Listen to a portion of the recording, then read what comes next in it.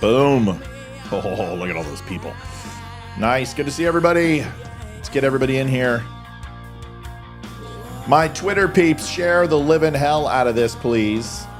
Looks like we are good to go on Wimkin. T-minus. About ready to go live on Wimkin till we hear the echo. Boom. Oh, look at all those people. There's the echo. All right, folks. Wimkin, we'll see you in a second. We're going to punch out of here and go. We've got you.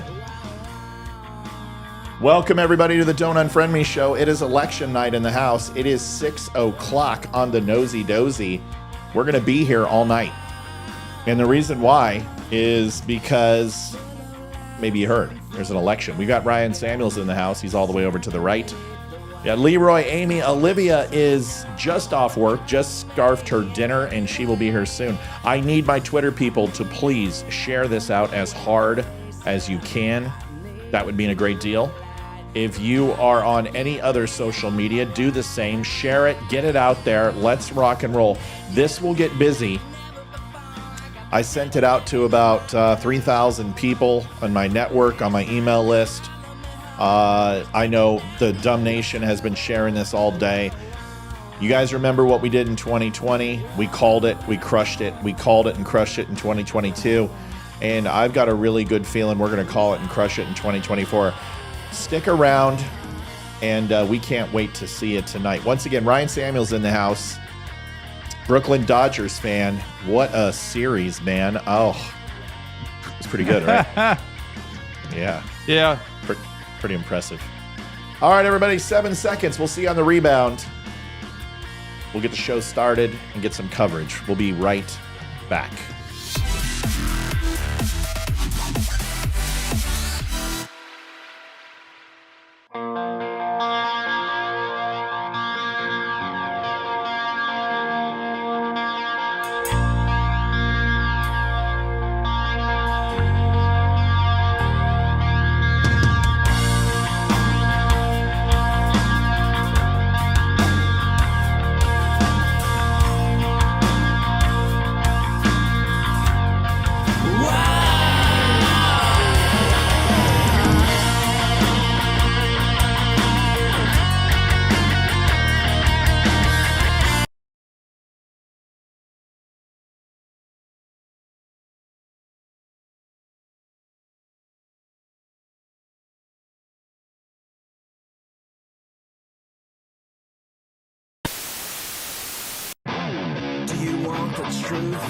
Are you tired of being so confused?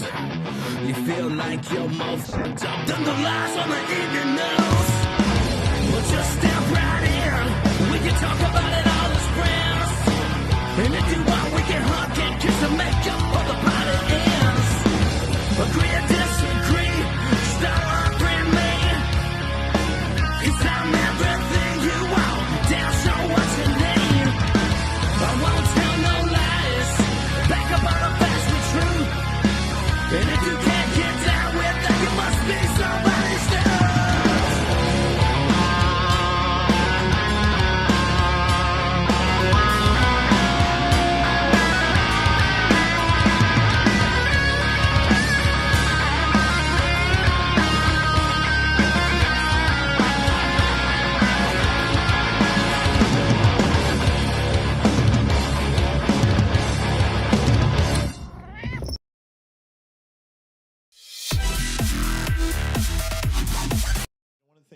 That I hear most often, that I always try to help people connect the dots, is what is past is prologue. And although Shakespeare, not my favorite, it's an interesting thing when you look at 1980 and the crack epidemic and what the United States government was involved in with the Contras. No kidding.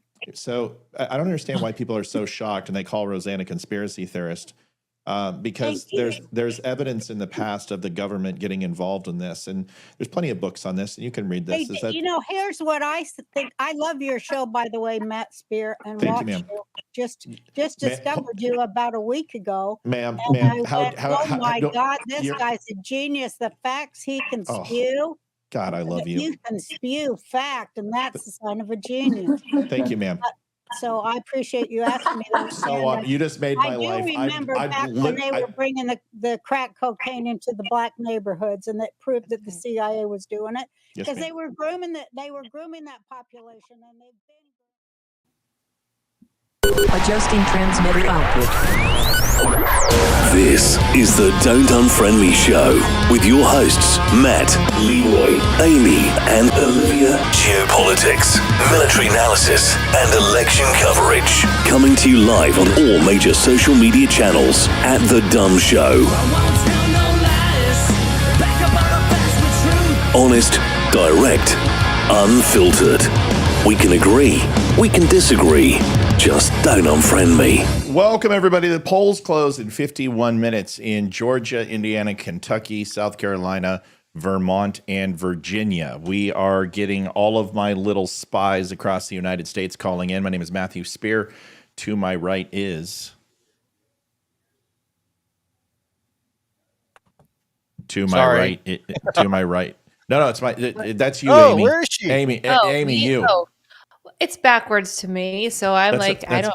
Well, but nobody's sitting in that other person's chair, so it's going to be hard for them to talk. Why I thought it was odd that you would just talk about an empty chair.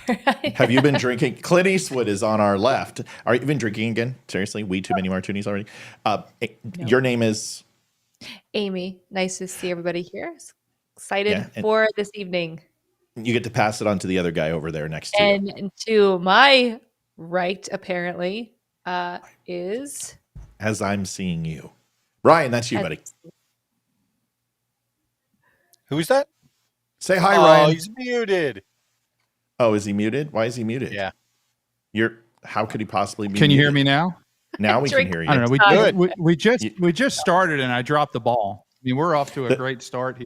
The Shure has a little touch button right here, and I do it all the time. So I grab the mic like this and I mute myself. So it's okay. Go ahead. Who are you again?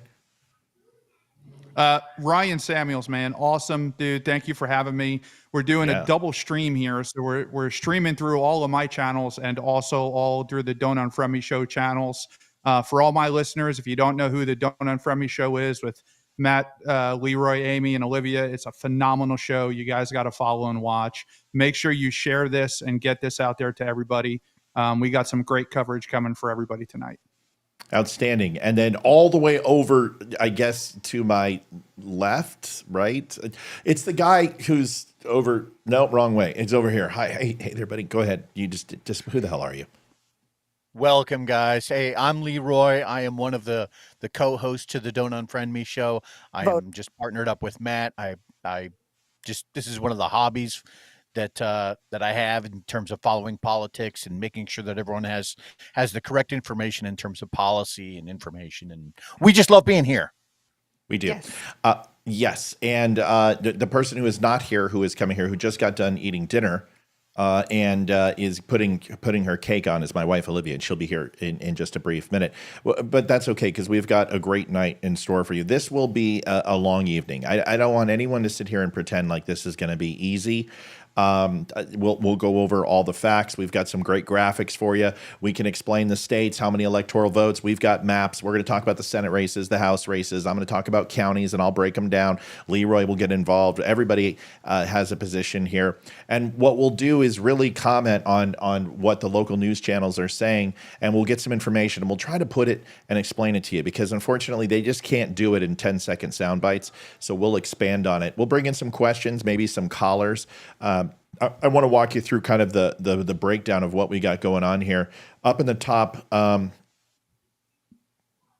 left, it's so difficult. Let's see. How would you look at this? It doesn't matter. Just go opposite of what I say. Top right-hand corner, you can see what the next closure will be. It'll count down in minutes.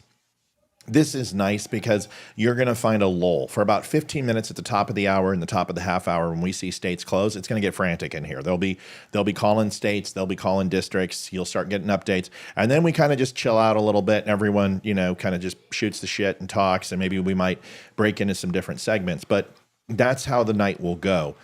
There will be some things that will excite us, and there will be some things that disappoint us. Right now, that will tell you when the closures are. If you take a look, there's a bar across, something I didn't have up before last year, but this will give us our current Senate updates when they call House seats, Senate seats, and then also the Electoral College.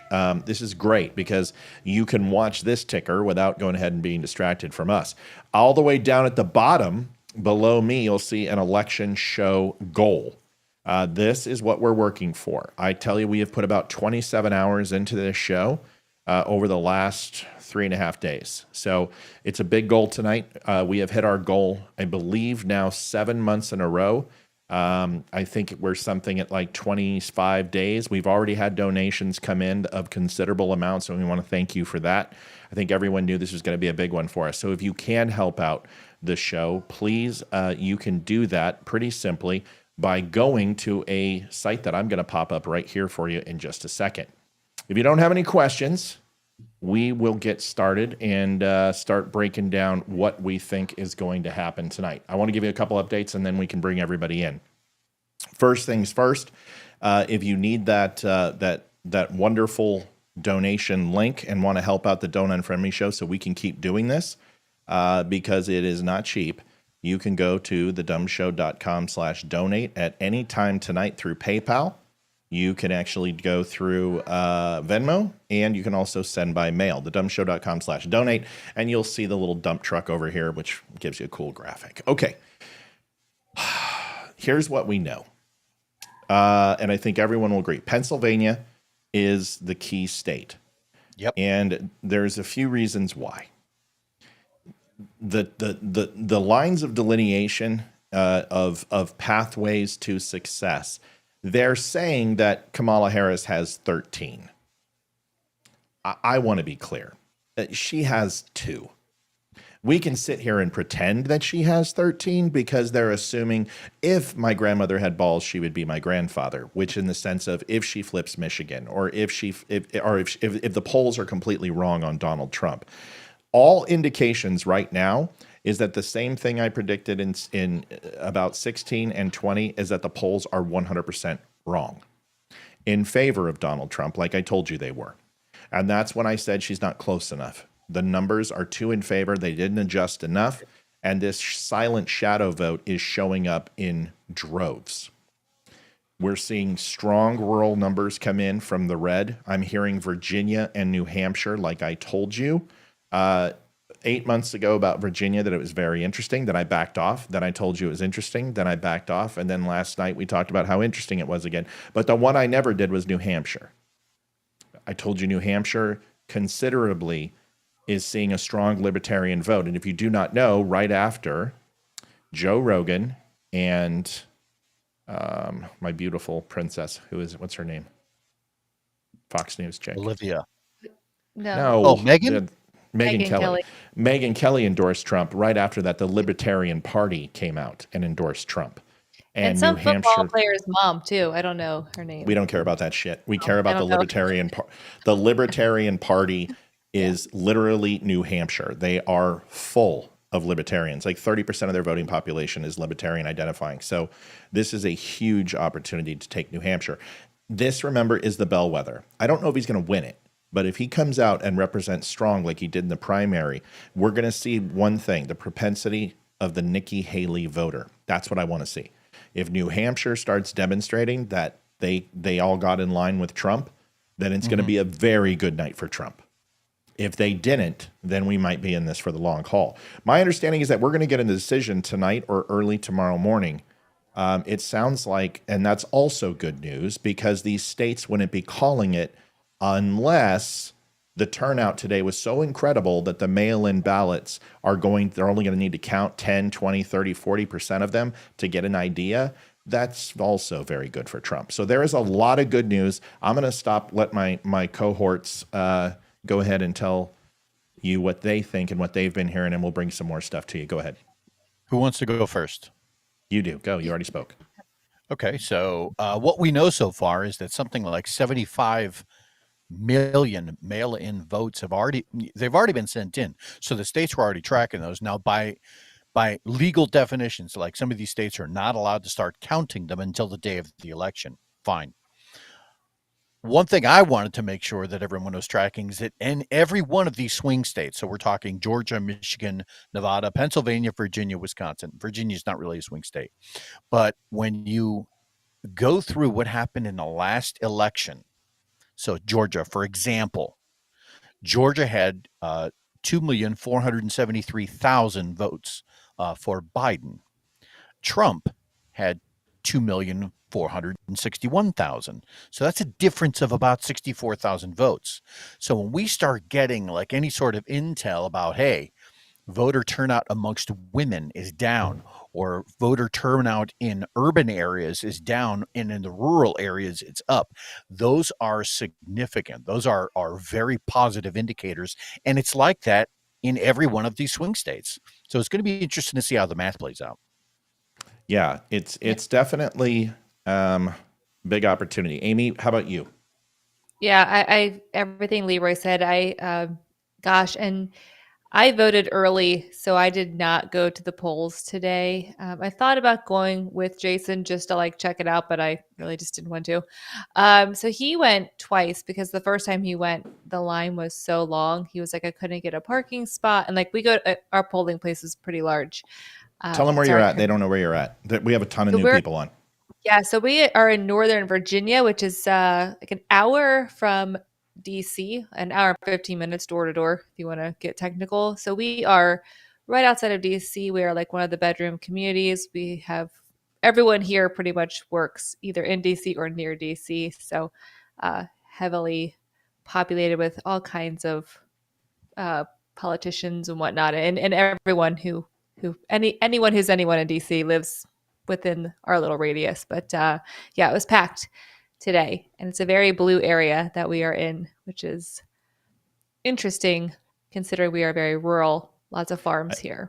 But yeah, and I'm hearing that Ashburn is absolutely showing up for Donald Trump. And I would love that. There's huge red. Like Loudoun County, is my understanding, is that everything I've heard is Virginia is high red turnout, low red turnout. And for blue, low turnout. Absolutely. I haven't heard one person say high blue turnout. It's my understanding that Loudoun County had like a 3-hour wait in a lot of its polls. And people were saying it was all Trump supporters. People who looked like Harris supporters were not Harris supporters. I mean, it's, and you want to kind of keep the scuttlebutt to zero, but it's kind of hard to do that because you trust people. And when you hear this, it's exciting news. Go ahead, Ames. Yeah, I mean, that's it. Jason did go back. He actually went back at lunchtime, and I was like, well, you're going to wait this time. But he said he walked right in. He said it was busy, but he didn't wait in line at all. He walked in, voted, no problems. So, yeah, I mean, I'm really hopeful. I have heard a lot of people today tell me that they're voting for Kamala Harris, which is what does that mean? Truly disappointing. What does a lot of people mean? I mean, pretty much all of my friends that I've spoke to today, not all of them, a lot of them that I spoke to today said they voted for Kamala Harris, and I was like, oh, such a dagger. But yeah, and have you heard? See, and that's anecdotal. Did they watch evidence. The show?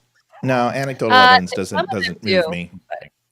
Anecdotal evidence doesn't move me. Like when I want to hear what polling stations are doing. Individuals, I don't care. I do. Yeah, they're like more in the southern part of the state too, so it's not here. You're going to get that too. Yeah. Mm-hmm. Yeah. Well, the thing is this: we're going to find out, and we're going to find out shortly. And you hope, like I don't mind hearing from single people as long as they're saying, when I was in line, I talked to like 25 people, and everybody was voting for Kamala Harris. That's going to give me a little information. But folks, what happens in one county doesn't dictate this race, so we might be hearing great things, and we could all of a sudden, this could all go to shit in less than an hour. So we're going to find out. Ryan, what's the scuttlebutt with you? What are you hearing? Did you say me? Yes, sir. I did. Okay. So as we all know, the polls. Ryan, you are coming in so hot, like super hot. I don't know what you changed, but you changed your audio. Go ahead, say it again. How about now? That's too low. Come up a little bit. How about now? That's better. Go for it. All right. So as we see in the polls, we see a neck and neck race, right? Now, the rumors and the things that I'm hearing, and everybody probably heard this before, is historically the polls have always underestimated Donald Trump. So this time they're afraid to basically do anything.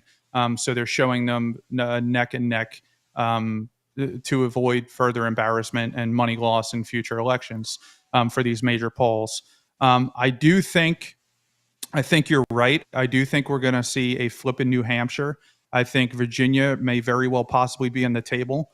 I think we're going to win North Carolina, Georgia, and Nevada, and possibly Wisconsin. I think things are looking very good for us. I think Wisconsin is very close, is closer than people think. So I think it's going to be a good night. But if the polls are true and they're not accurately reporting it, it could look like a landslide either way. So if Harris wins Wisconsin, Michigan, Pennsylvania, it could look like she blew it out of the water when she really just didn't. It was a couple thousand votes here and there. And the same thing with Trump.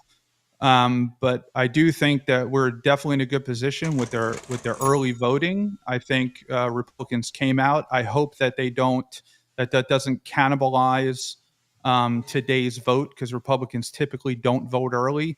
And I think the last stat that I saw that we're 50% of people already voted.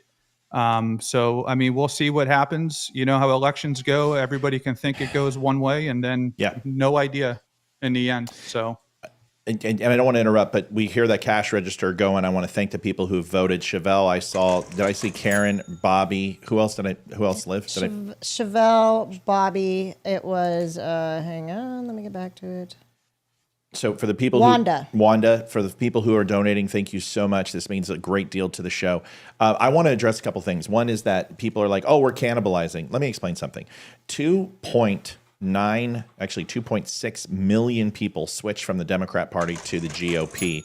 Thank you, Amy. And we'll hold the thank yous to the end, but Amy, thank you so much. So over the last 18 months, over the last 4 years, you have seen the GOP expand its voter base by almost 3 million. This is huge. What you're seeing here is it's not that the Republicans did an amazing job. Can anyone tell me the campaign that you saw? Thank you, Keith. Campaign that came out that said, we want you to mail or your vote in. We want you to vote early. Can anyone tell me a commercial that they saw that said that once? I can't. I don't think I saw one. You didn't, because Republicans didn't do that. What you're seeing is Democrats, independents, and people who vote early who have left are now voting early. This is the numbers that you're seeing. Deborah, thank you. This is you hear this new word, propensity. This is the overall type of voter you're seeing and their voting style and voting ways. Yes, people are very ready to vote. There's no doubt about it. People are excited about this. They understand the weight of this election. I think white people are pissed. I think white people have a reason to be pissed, and you're seeing them turn out in droves. But most importantly, I want you to consider, thank you, Frank, the demographics. Hispanics, Latinos, Jews are now breaking 50%. Do you guys don't understand this? They're breaking 50% for Trump. Jews. Yep. Yeah. Jews went with Biden like 87 to 13%. Even Hillary Clinton won the Jews. Jews are breaking for him. So you're seeing many demographics. This all comes down to this. Women are not showing up today like they should, which basically means every single vote that is counted today, thank you very much, Kev, seems like, from everything we're hearing, is going into the red column. So remember, we already chipped away at the mail-in lead. Now we're just putting icing on the cake. Kimberly, thank you. Everybody who's donating, thank you so much. We appreciate you.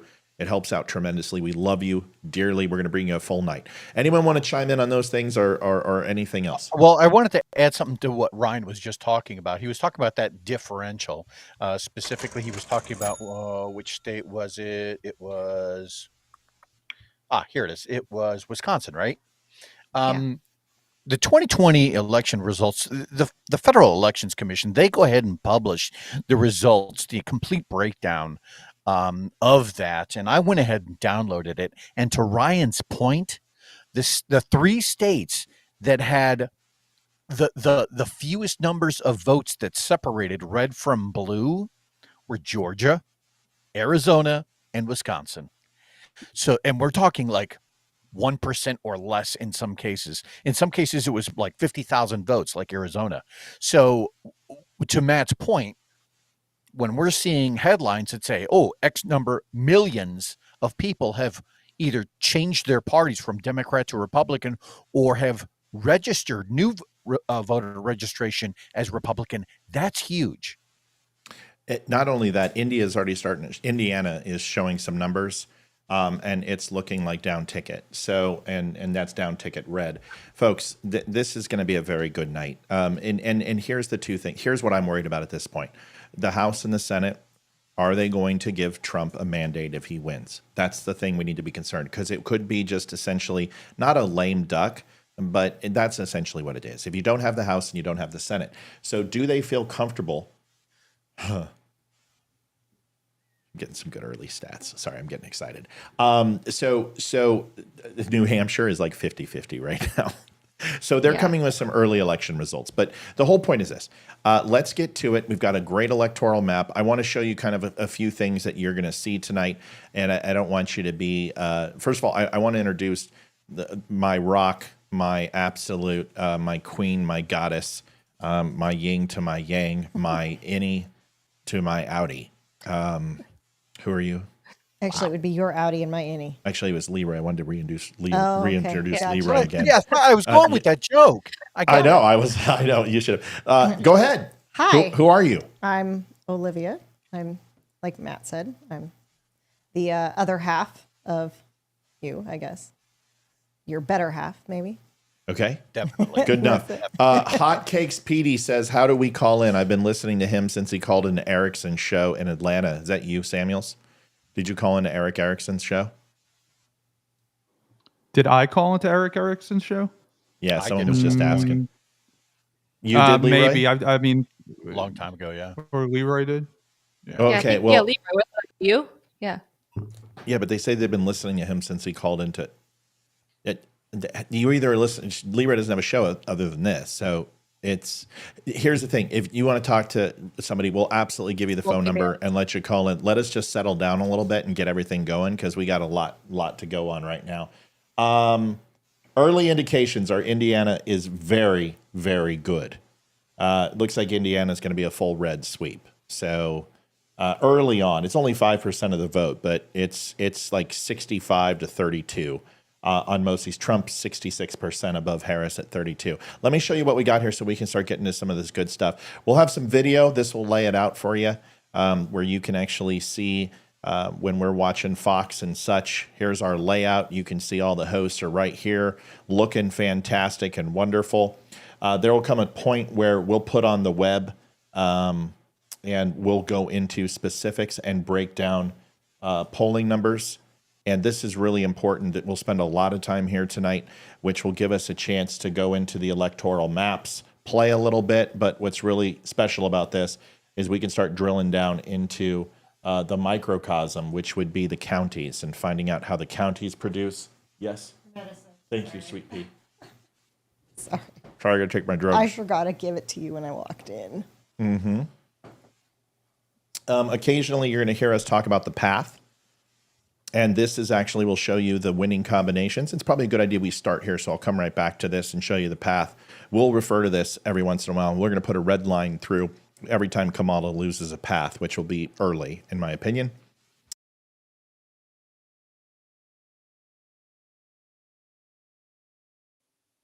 Muting. Can everyone hear me okay now? Yep, you sound fine. I can hear you. Yeah, no, I know to you, but it's muting for some reason. I got to change this. Somebody else talk real quick. Let's talk about anything. I don't care. I will say I did hear a lot of women who did not choose to vote, and no one that I know personally, but just hearing other people who know other people, they're not choosing to vote because they just genuinely have a disdain towards Donald Trump. But the Democratic Party has gone so far left, they cannot cast their vote for them either. And I think it's going to be a really rude awakening to the Democratic Party to see that they have lost a lot of their base because they're so left. And most of their people are fairly normal, not far left. So you seem very negative tonight. Like you think he's going to lose tonight. It sounds like, yeah, you're no, good so I don't far. think that at all. I Sounds like actually it. am like I said You're yesterday. like, come on, all my friends are voting for Harris, and now it's like everybody's everyone I talk to is like, they don't want to vote for Trump. They want to vote for anyone but. And I'm just like, gosh, Amy, this is Donald Trump you're voting for, aren't you? Are you a Harris fan? This is my third time I voted for him in every election that he has run in. We have to lie to people. We can't tell them the truth. So stop being honest. No, listen, this is good. I want that different perspective. Do you think she's going to overperform tonight? It sounds like you're setting yourself up for that. Am I wrong? No, I genuinely do not. So look, everyone knows I'm the holy roller Bible thumper of the group. So I genuinely believe that there is good and evil. And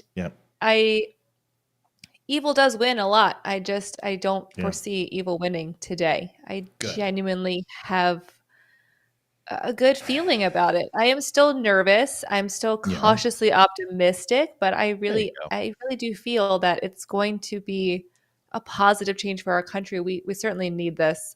We need this. Because I was going to say, kid, is that I rely on you for our God element. And if you're not feeling positive, I'm going to shit a purple Twinkie, because I care about your opinion. I care about everybody's. You wouldn't be on the panel if I didn't care about your opinion. So when I hear you are like, well, and I'm like, maybe there's something you're seeing.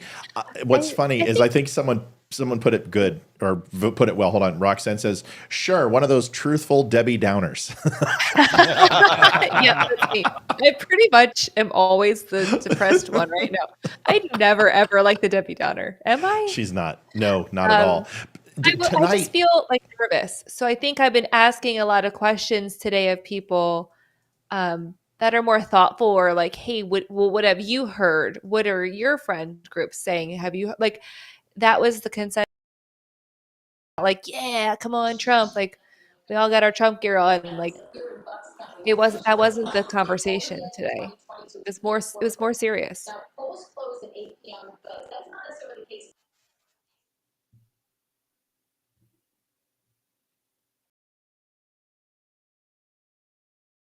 And I'm like, this is.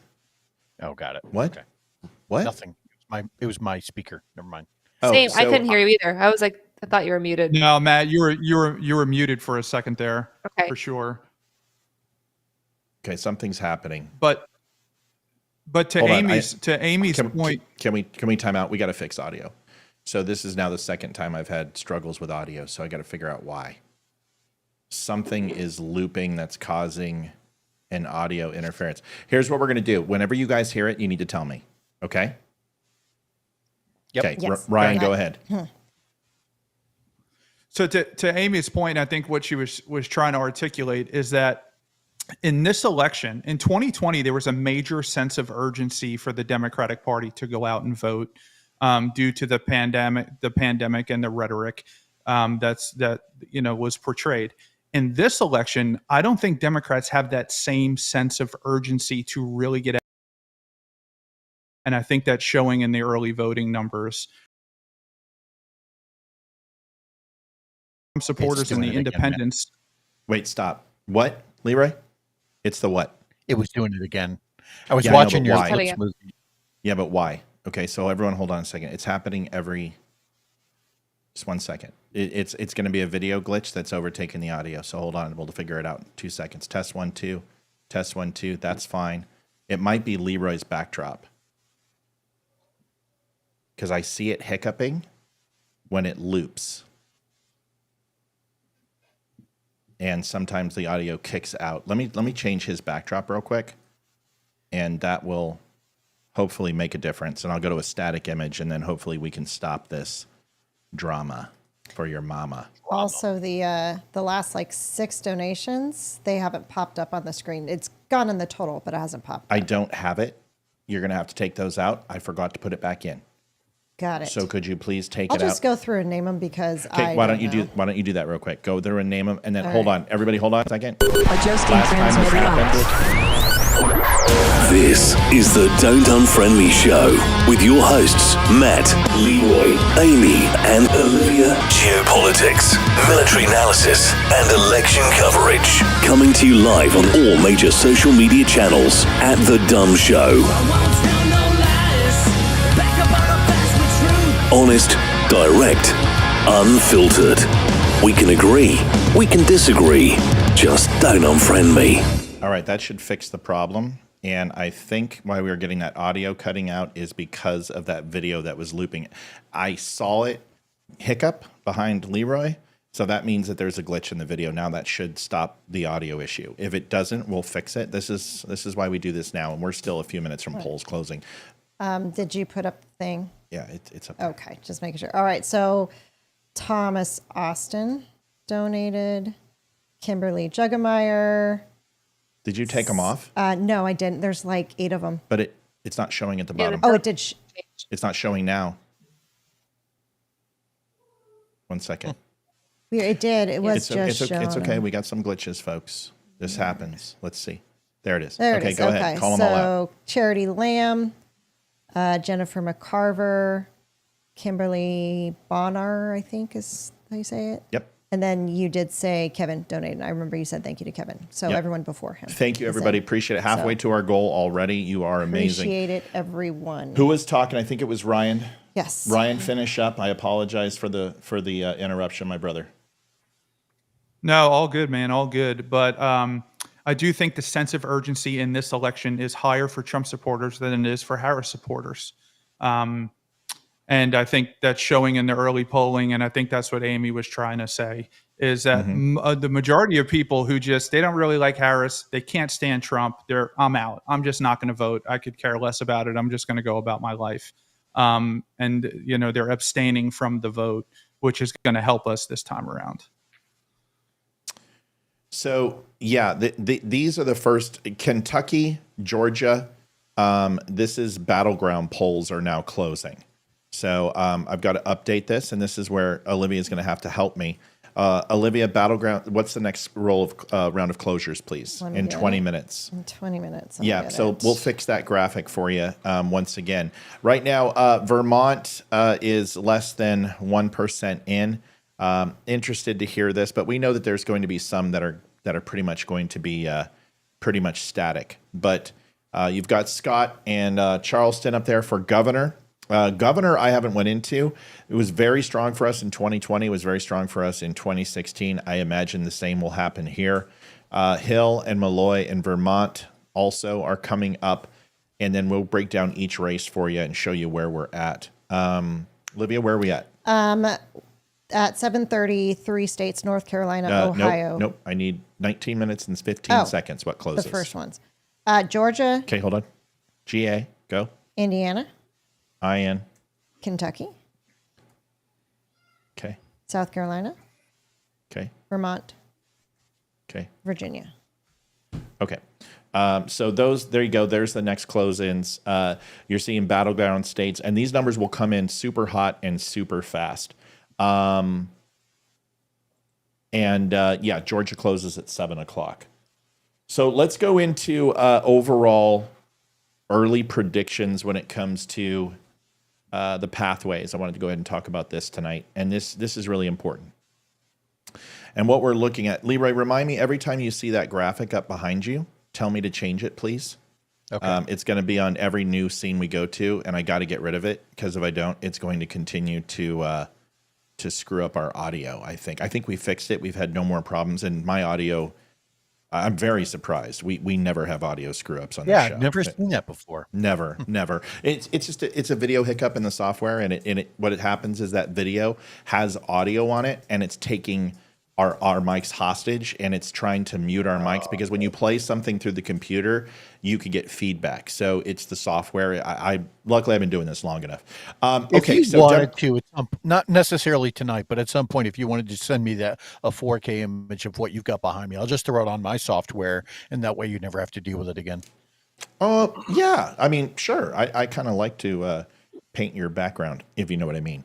All right, let's move on. You do. Now, Democrat Party winning combinations. These are the combinations, and I want to make sure I explain this to everybody.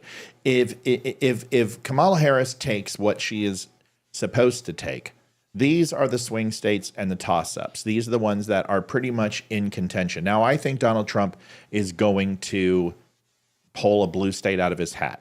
Now, for some reason, I just feel there's going to be an upset or two.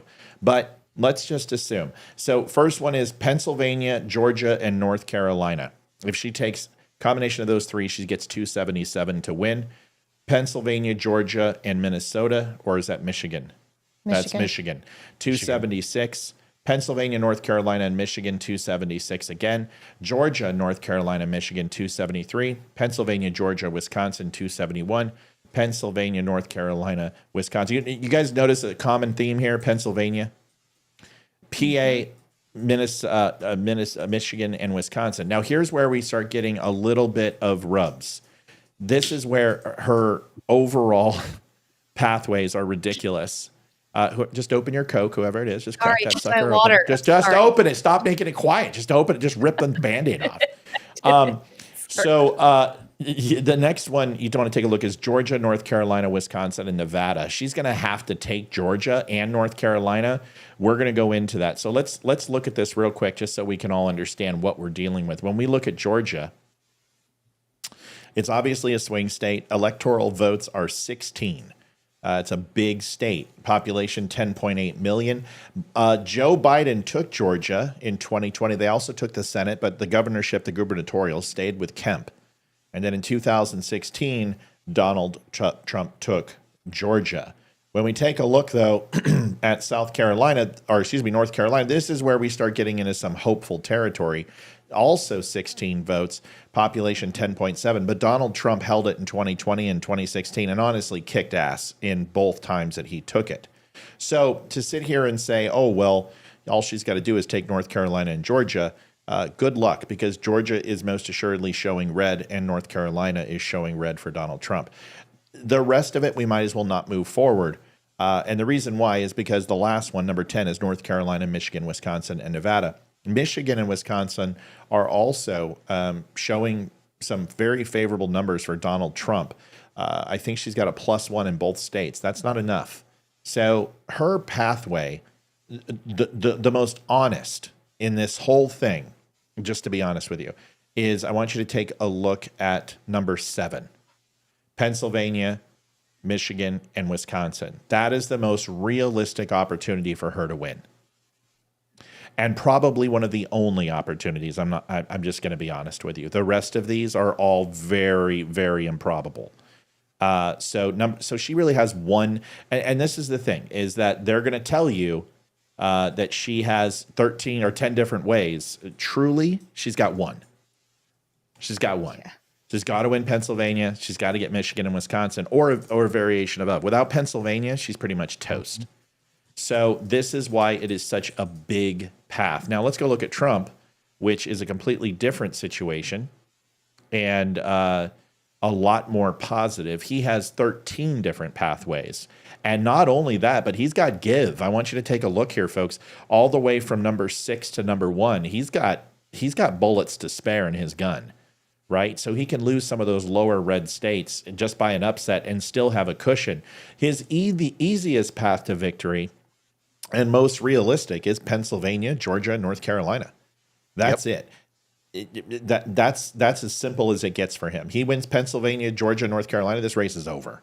And all of these look like they may come in. Pennsylvania is going to be 75% in. And when you're down almost 1.1 million votes for Democrats, there's a good chance that Pennsylvania is going to get called tonight. So Leeroy's going to owe me some money. What are you talking about? I didn't bet you. Yeah, you did. You told me that Arizona and Pennsylvania probably wouldn't be in tonight. Oh, yeah, you're right. I did. I remember saying that. But the good news is that I could be, the bad news is I could be wrong, right? So we're not sure. We're looking like it's going to be positive and a very big chance that they could. So this is where we're at. The likelihood of path for Donald Trump, he really has, I mean, just if we go back to this and just look at this one more time. there's nothing on here that's unrealistic. It's 3 state combinations. That is really good for him. Whether it's Pennsylvania, Georgia, North Carolina, but here he has outs. Georgia, North Carolina, and Michigan's a very real probability. Number 4. Number 7, Georgia, North Carolina, Wisconsin, as our good friend Ryan Samuels just said, with Wisconsin possibly being in play. Now, the nice thing about Wisconsin and Michigan, folks, is they don't declare party. So you really don't know who's voting. So the way you break down that is by district, and you look at the overall voting number by district. And if we start seeing heavy numbers coming out and they haven't counted the mail-in ballots yet, well, then we know that it's leaning red. If it's a lot of mail-in ballots or consistent with what they've reported as early voting, then we know that, once again, we're right there with them in the early voting quagmire. Let's take a look at something else. Georgia, Michigan, Wisconsin, number 9. Look at number 11, Pennsylvania, Georgia, Nevada. So he has outs. Now, Nevada is going to be an interesting one because we just don't know how they're going to do with their elections. Now, they've sworn up and down the Christmas tree that they've made enhancements. Pennsylvania is saying that they're going to be able to count faster than they've ever counted. Maricopa County are a bunch of shitbags, but we hope that Maricopa County won't be necessary and Arizona isn't even needed. That's what we really hope. We hope by 10 o'clock, we're like, you know what? We don't even need Arizona. Let's move on. So anybody else want to chime in here? Well, I was talking to my mom on the way home. Yep. And she was telling me she'd heard that a bunch of schools, colleges, high schools, and possibly some middle schools are closed tomorrow so people can have emotional support. Yeah. Like, I understand the colleges, the liberal colleges, but, people are going to be, so drastically upset by this. It's just, I was like, oh, Scream boy. too. Yeah. Yeah. I mean, it's a little interesting. By the way, I don't know if you guys just saw, but New Hampshire governor race is like 89% to 10% red. Now, it's early, but that's incredible. So New Hampshire, if this is the way it's going to go, where down ticket looks this way, folks, it's going to be a very good night for Donald Trump. It's early, but you can see, look at the scroll down here. New Hampshire's 50-50, less than 1%. Now, the reason why that is, if anybody can tell me, can anyone tell me why it's at 50%? Because there's not enough in to calculate, to tabulate. Yeah. Right? I mean, there's. Yeah, but if you look, it's only 3 votes and 3 votes on each side. So this is an interesting. Ryan, does anyone know about the county in New Hampshire and how they do this each year? Okay, Coos County. So, it's not Coos. I don't believe is the name because I don't know if I can say that word without getting a red flag because it's very nasty. But in New Hampshire, every year, there are 6 residents. Now, it's changed over the years. Sometimes there's been 11 and 7. And the county itself, at midnight, they go and vote. And it's only 6 people, but it is the first county that declares every single election. It's kind of a cool thing. And it's Dixville Notch is the name of the county. So Dixville Notch in 2016, just if everyone's interested. Okay. Dixville Notch went to Donald Trump. Dixville, actually, wait. Hold on. No, it did not. You know what? Let's just look it up and I'll show you. I apologize. Hey, the donation thing isn't up again. So Joanne Lutman, thank you very much. Thank you. It should have been. Didn't they televise one of their votes live? Yes, it wasn't the presidential one. They were sitting at a table. It was kind of adorable. Liv, Yes. don't put in any donations when the video screen's up. Only do it when we're on this screen. I did, and it still didn't pop up, you didn't. but I will make sure Sweetie from pie. now on. Hey, hun, no, you Yeah. didn't. Okay. No, you didn't, because it's right here, and I'm looking at it. So Okay. on this screen, do it. And on video, let me see if I can get this on real quick. If anybody wants to look up Dixville Notch 2016, I would appreciate it and help us out here. Whenever we're stuck on something, that helps keep the show moving forward because I can't do all of it by myself. 5-1 in 2020 for Biden. Okay, 5-1 2020 Biden. So 6 people voted. Where was it in 2016? That I don't know. Did you look it up, or did No, one of the... Mel put it up on chat. Yeah, I knew 2020. I did not know 2016. I wanted to say it was for Trump, but it very well could have went for Clinton. I just want to find out where. I'm looking right now. Yeah, just let me know. 2016, 5-1 in 2020, and if someone could find that as fast as humanly possible. I'm looking up right now. I don't know if this is accurate, but according to the BBC, it says that Dixville Notch delivers a 3-3 tie in the first. That was 4 hours ago. That's what I just said, though. 4-2 for Hillary. Yeah, 4-2. That's right. That's what I thought it was. So 4-2 Hillary, in 5-1 for Biden, and then this year it's tied 3-3. That's why it's 50-50 in New Hampshire. This is why you don't ask me to look things up. Yeah, so it's 50-50. So in New Hampshire, they don't have any other counties counted except for Dixville Notch, but they actually counted at 12:01 midnight last night. And they do a pretty decent job. To see that they have split is ridiculous. Like, that is usually predominantly Democrat. They went with Kennedy. I know they went with Clinton. I'm pretty confident they went with Obama both times. So to see it split is also a good indicator. These type of things you should watch for. These type of things you should see. Any donations, imagine Olivia? what the 6 people in that county, what their living circumstances like. Like, if you're the only 6 people in the county, I am just picturing, like, you have some money. You don't necessarily have to work, 60, 80 hours a week like the rest of us. And so maybe they have a little more downtime to invest into their, looking into politics and kind of getting more used to their political system.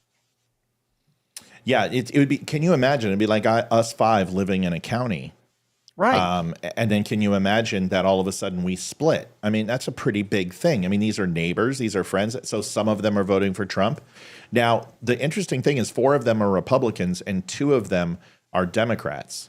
So that's interesting, right? So that means 1 Republican went for Kamala Harris, or how would that work out? So it was 4-2, and it's 3-3. Yeah. So one jump sides over to Kamala. So it's interesting. I mean, it's just something to think about. But this is a tradition. One of the wives didn't tell her husband who she was voting for. I'm sure she didn't. Like any good liberal shouldn't. Have you seen those commercials? So that's for those commercials we saw the other night where they actually took effect. That was the one vote that's going to be affected throughout the entire voting process. Yeah. Let me rewind this real quick just so you can see it. What we're talking about here. If you take a look at Fox, Kentucky, look at that, Kentucky folks. Kentucky might turn blue, my ass. So take a look. Harris 3, Trump 3 in New Hampshire. That's the Dixville Notch last night vote. So this is interesting to see that split. Is pretty cool. Just something to think about. So when we take a look at that, here's just to walk through the rest of this and then we'll be done. So let's just say Alabama. We don't want to jinx anything, but if Alabama comes in and we declare it, you will see that we will go ahead and declare Alabama as the winner for Donald Trump. And we will keep that up there and we'll try to give you some updates as soon as they come in. The kids are going to help us a little bit too and make sure that we stay on top of the changes in the overall race. We got about 4 minutes till the first polls close. What you can expect is that you will see numbers come in fairly quickly, and we should get some answers fairly quickly about where the country is voting. You'll also get some exit polls. You can see also, if you take a look on the right-hand side, the battleground states in this little window, you can start seeing some of the Senate races that are coming up. We'll go into these later in the night. Maybe. New Hampshire Governor Ayotte and versus Craig. She's getting just shellacked, but once again, that's just from the Dixville Notch poll. So anything you see in New Hampshire right now, everyone needs to breathe because those are just 6 people in one county. Indiana looks very favorable for red right now. Okay. Comments and questions from anybody? we're available. Who's got questions? I have a question. Yeah. What's your What question? was I don't know what I sent the other day, and I was like, "Is this accurate?" They were advertising it during like a car race. What? I don't Remember know. they had like a winner up I forget which company. I think it was, I don't know if it was CNN or Fox. I have no idea. But I sent it to you guys asking, is this real? I haven't fact checked this yet.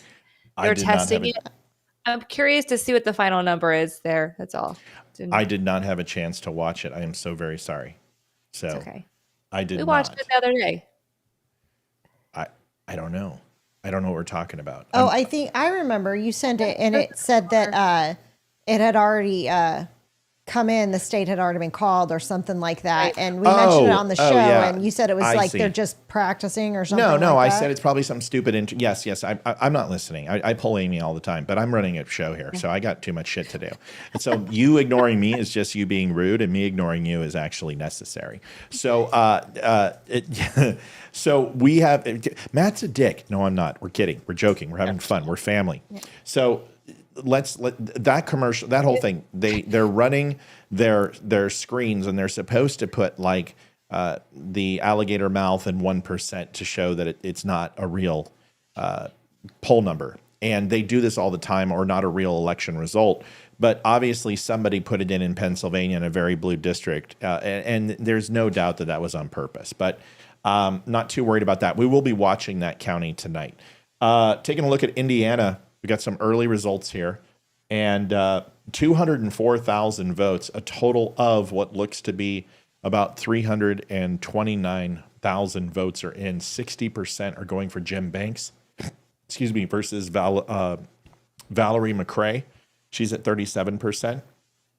It's a fairly small sample size because it's only about 11% of the vote, and there's 2.7 million votes coming in. But you can take a look at some of these counties are fairly close, but they are going predominantly heavy red in these rural counties. Now, once Indianapolis comes in, which hasn't even scratched the surface, we're going to see a different tale. You'll see that these surrounding counties are Indianapolis, and those are most assuredly going to be blue. But all these rural areas will come in fairly red, and that's what we're seeing right here. So, so far, this Senate race is what we expected. He is expected to win. Whether he does or not, obviously, we will see in the short future. You know what's interesting is Indiana having Eric Holcomb is the governor there, right? And he's a Republican, so it's already a kind of a red lead state. And so now we're seeing kind of these early numbers that are coming in that are pretty favorable for Trump. I went ahead and looked up from the last election, and the split between them, what separated the Democrats from the Republicans was like 60,000 votes. That's it. Not a lot. So it'll be interesting to see how that transpires as the counties continue to fill in what they've got. Yeah. And that's Amy's absolutely right. She says 4 of the 92 counties are blue. That's right. That's why I told you those 4 little areas around Indianapolis, most assuredly. This is kind of insight that I study these maps. I study the districts. We'll break them down together, and we'll be able to go ahead and make some predictions. Matt and guest, how's the House and Senate breaking down? I realize it's early. I will say what my thoughts are. Ryan will give you his. Ryan, why don't you go ahead and go first, and then I will tell you what I think. House and Senate, buddy. So I'm looking at. I think we're gonna take the House. I think we're gonna have. I think we're gonna take about maybe 52, possibly 54 seats. I'm actually on Daily Wire looking at theirs. I know that you're looking at NBC and all that.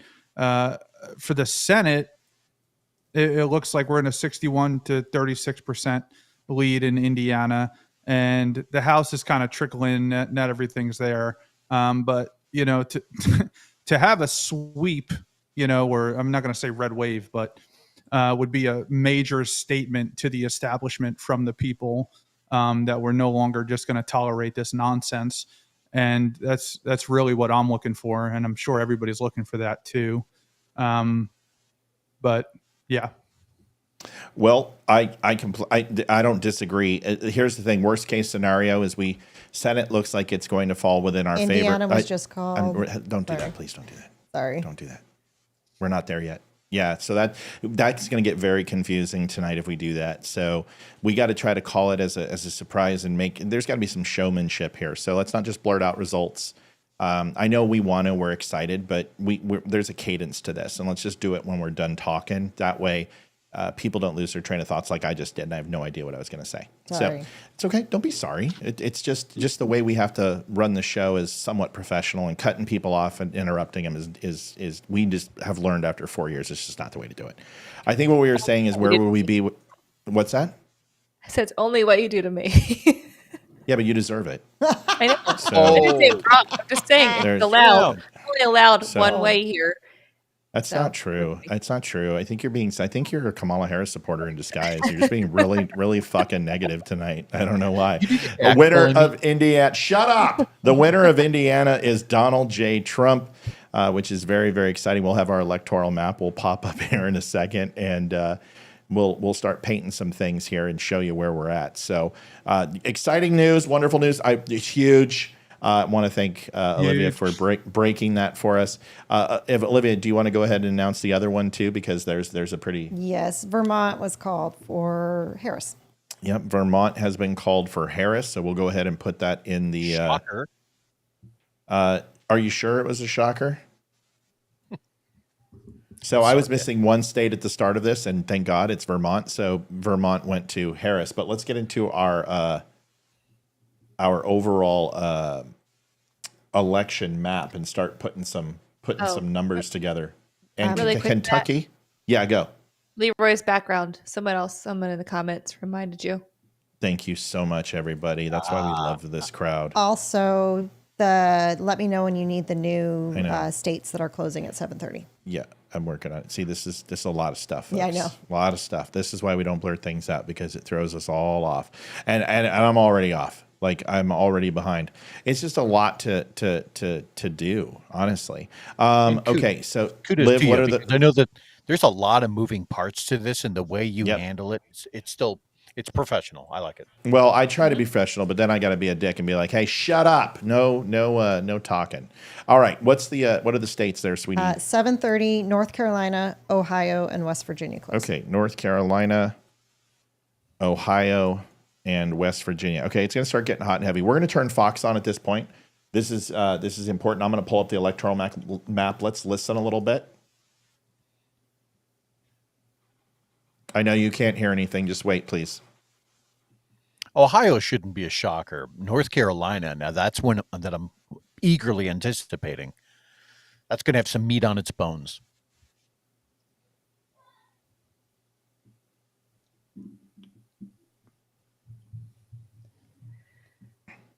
Reporting as well. So we expect him to do quite well in Florida. Let me move away from this because what I wanted to show you in a moment here is we're just getting... Okay, I gotta try to fix this. This isn't good. I have to do a full reset in order for this to work. A flavor right now. God damn it. God damn fucking audio. Oh, fuck. We have to shut it down. Just hold on a second. You guys talk amongst yourselves. I gotta fix this. Real quick, while we're talking about North Carolina, the urban turnout Carolina, as compared to 2020, what was expected was when you compare the two, urban turnout was down by more than 175,000 votes. Female turnout in North Carolina was down by more than 154,000 votes.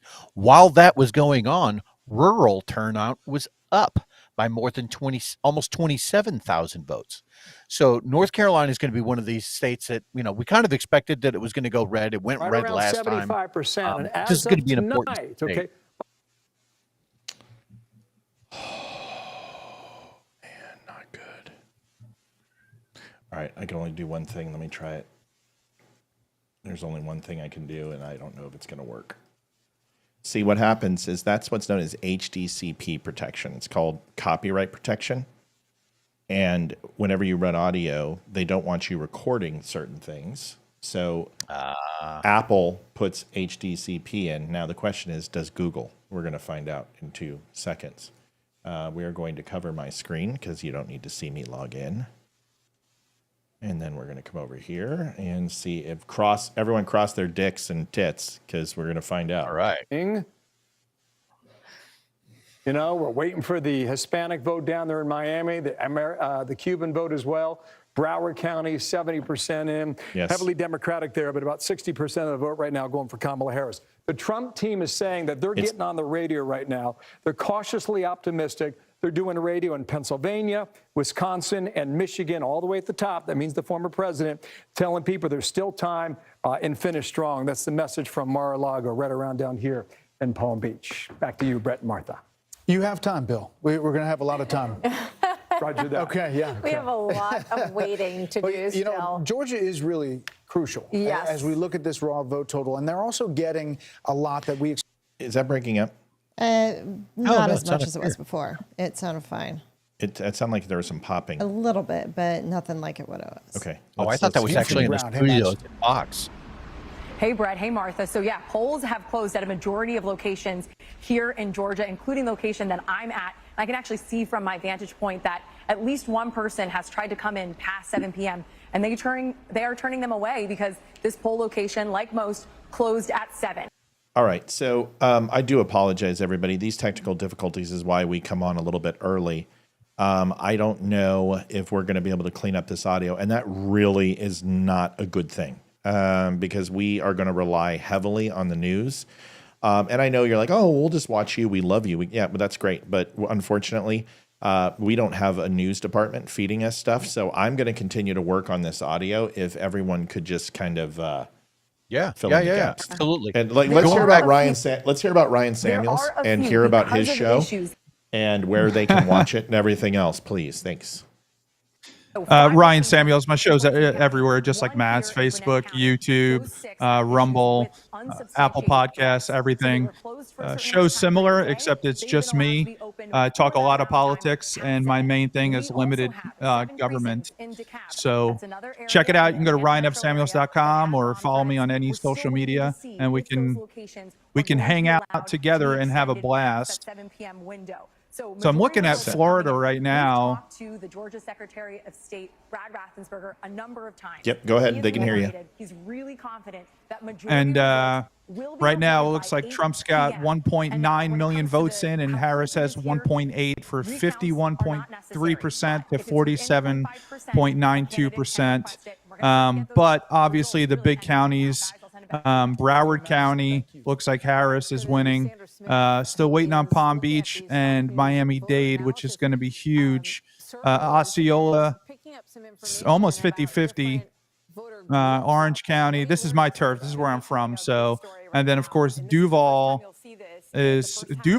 man, that's my home. You boys and girls better vote Trump. So they're literally neck and neck, 50-50, 175,000 votes for Harris, 172,000 for Trump. We definitely need Florida because that's already in the plan. So, but a lot of the state hasn't come in yet. So we're talking Polk County, Highlands, Marion County, Levi County, Dixie County, all the good old boy counties. So they're going to pull through, and we're going to win Florida, I think. I don't see Florida flipping in any way, shape, or form. So let's just go ahead and call it right now. It looks like Indiana and has went to Donald Trump. 3 votes in Vermont has went to Harris. Nothing surprising. And Kentucky looks like it has went to Donald Trump, if I'm not mistaken. Yes. Any other? Okay, good. So that's all within the parameters of what we expected thus far. Any surprises from anybody? Florida doesn't shock me. The rural counties are going to come in last, of course, and you're going to see a huge. It's just like Texas. You're going to see a massive switch in Florida because those rurals usually, like I said, come in last. Any other comments on that? I will say I just keep refreshing the page, and Donald Trump is now over 2 million votes, and Kamala Harris still has 1.86. So he is pulling ahead in Florida. Oh my God, can you stop, please? Connect to my AirPhone. Predominantly Jewish. Sorry. Hey, tell the kids, shut that TV off out there, please.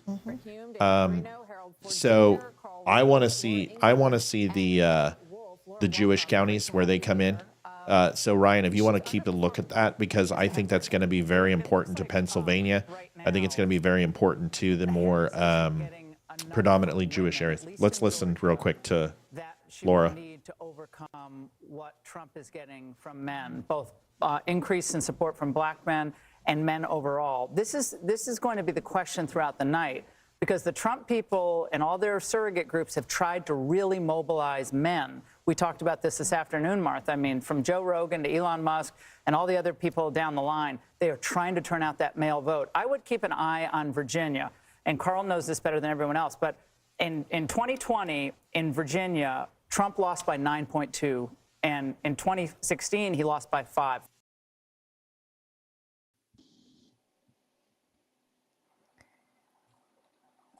Yeah. Just wait. No audio right now, guys. That could be a bellwether of something to come. Also in New Hampshire, where I spent 4 long winters. Yes. See what happens in New Hampshire. That was very. Do you see? Fox says this shit to me all the time. Nobody was saying New Hampshire was a bellwether. Not one person said New Hampshire was a bellwether. Ever. So I used those words specifically last night. Specifically, watch New Hampshire, watch Virginia as a bellwether, and watch where the votes come out. It just, you know what? It's just too much of a coincidence, man. Come to you Fox as well. News. The state of Georgia, Biden flipped Georgia for the first time since 1992, largely because of the black electorate. Looking at those numbers right now, it doesn't seem like she's delivering that same kind of power. Yeah, those numbers seem soft, although I would tell you I was predicting North Carolina over Georgia for the vice president, because I think Stein will be like plus 15 versus Robinson. And the governors, and I think that may help the vice president. But these are soft numbers, and I thought with Warnock and Ossoff, 2 senators that are popular, we would have maybe seen, a better turnout. So I'm hoping this is just the early voting. Yeah, not all the data obviously is in yet. Carl, what's your read on it? Well, first of all, we're looking at half of the problem. The problem is that we're looking at is what's the division of the black vote by men and women, Trump versus Harris. The other thing we need to look at is turnout.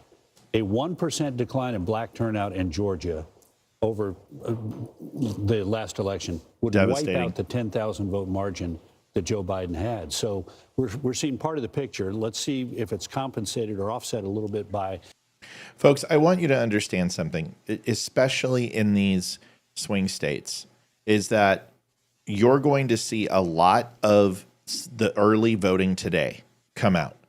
And these big cities have a lot more early votes at the beginning count of a state because their systems are more advanced. They've been counting throughout the day. They upload. They do hourly, sometimes 15-minute uploads.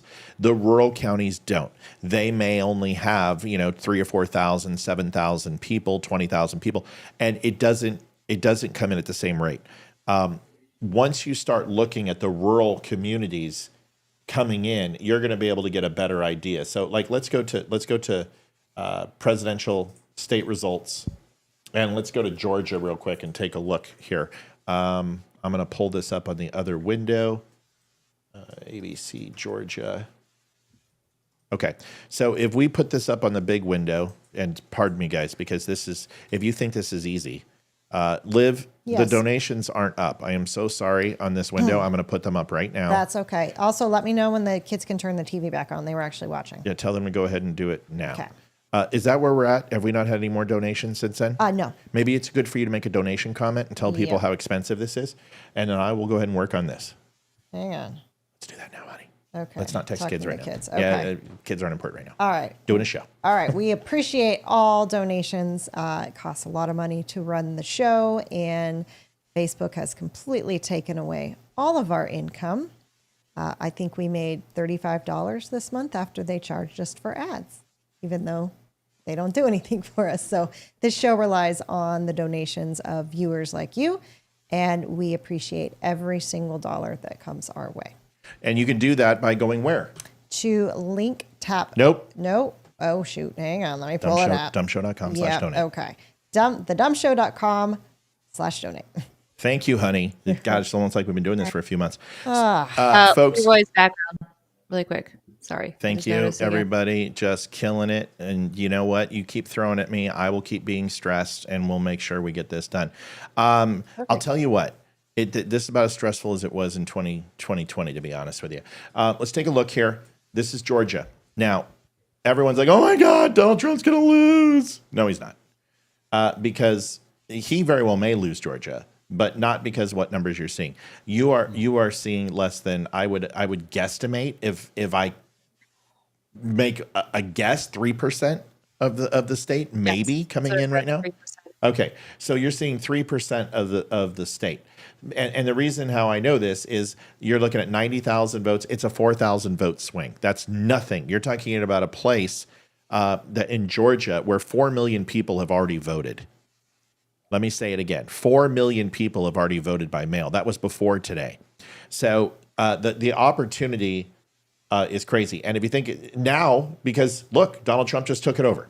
He's at 51%. She's at 48%. It's over. Call it. Call the state. Call us. No, you can't because we're not even remotely close. So the good news is I want everyone to breathe. I want everyone to relax because these areas right here, Burke County, Gwinnett, Douglas, Fayette, Rockdale, and don't forget DeKalb is a huge Democrat stronghold. So is Fulton. So is Cobb. And so is Henry. You guys remember these from 2020. We talked about these. So you're going to see this area and also some outliers. This is Richmond is going to be fine. Jenkins is fine. Screven, I think Jefferson also goes blue. So these are the two predominant areas. And you'll see that these are going to be switching back and forth all night. So everyone breathe and relax. We're going to be okay. It'll be interesting to see how Georgia plays out and whether or not the Democrats' message on abortion has really gained any traction in that state. Georgia has the 4th highest abortion state in the nation. And when you take that into account and start bouncing that off of the vote, it'll be interesting to see how that plays out with Fulton being the biggest county. Yes. Fucking yes. What's wrong? What? What's up? Nothing. I'm getting validation. It's low. It's nothing, but you got, let me show you. I'm like, okay, there's two different games here being played. There's checkers and then there's chess. I'm over here playing chess in my head because I think I know what's going to happen. I'm trying to stay out of it. I'm not trying to sway. I don't want to get hopes up.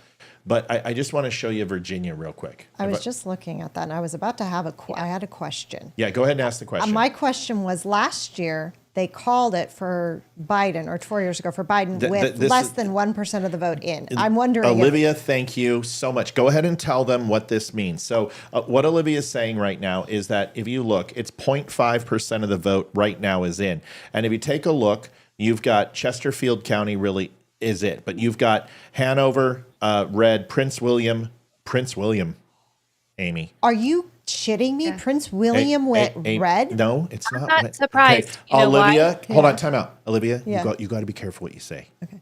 It did not go red. Okay. So let's not say things because then people are going to get really excited, and we don't want to lie to people. Okay, no, it did not go red at all, but it's 1.9%. What you said was profound, Liv. Do you know why it was profound? No. Because this time in 2020, Virginia was already called. Yeah, that's what I remember it was less than 1% Virginia had called for Biden. And that's why I was going to ask is where are they at with the vote? Right. And if it hasn't been called for Harris at less than 1%, then that's a positive thing, I guess. It's a positive for now. We don't have a lot of blue in yet and understand that that's a huge part of it. But there is a fairly large county here, and they're also showing numbers that we haven't seen. So if you take a look, it's 14,000 to 10,000 votes. That's really nothing. There is so much more to go. My point is that I was expecting Virginia to do a 2020, and it didn't happen. So the longer we keep Virginia off the map, the better. Amy, go ahead with what you were going to say, hun. I was just talking specifically about Prince William County. I'm not surprised to see them more red. There has been a huge we have military all over the place, but I guess they have like a new something or other is going on. They have brought in even more military recently in the last couple of years. I mean, I've helped tons of people out there. So where is Fairfax County on that map? Just out of curiosity. Right, I will It show doesn't you always in go two. blue. Yep, I will show you in 2 seconds right after I address what Amy just said. The reason why Virginia, there's 2 reasons Virginia goes blue. One is that the military broke with Joe Biden in 2020. And in 2016, Donald Trump didn't win Virginia. Hillary Clinton did. And they also broke with her. We're seeing a shift. Go ahead, Amy. no, you're absolutely right. And I again, most of our military, not all of them, most of the military that I have worked with and that I know personally are all very conservative Donald Trump supporters. So.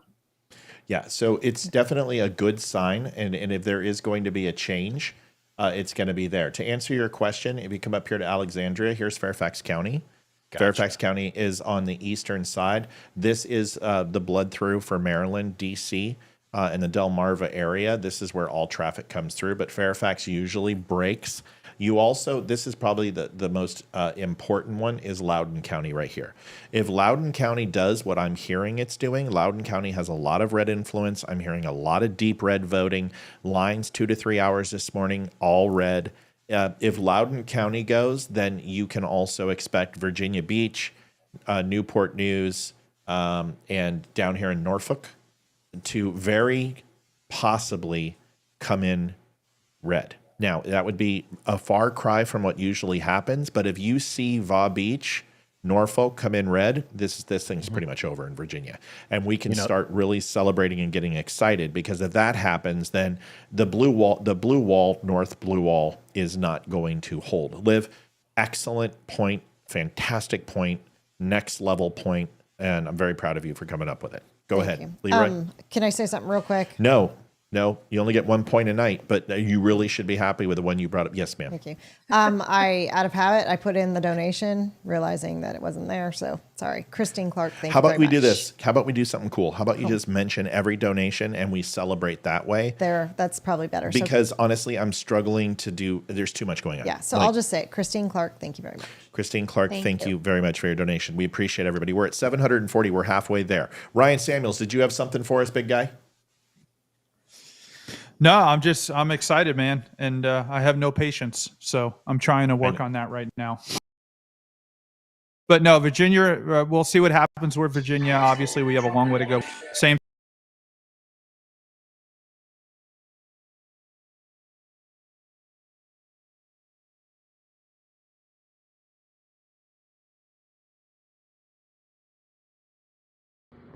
Yeah. Yeah. Okay, just hold. Any input you put in is slowing down the system rates.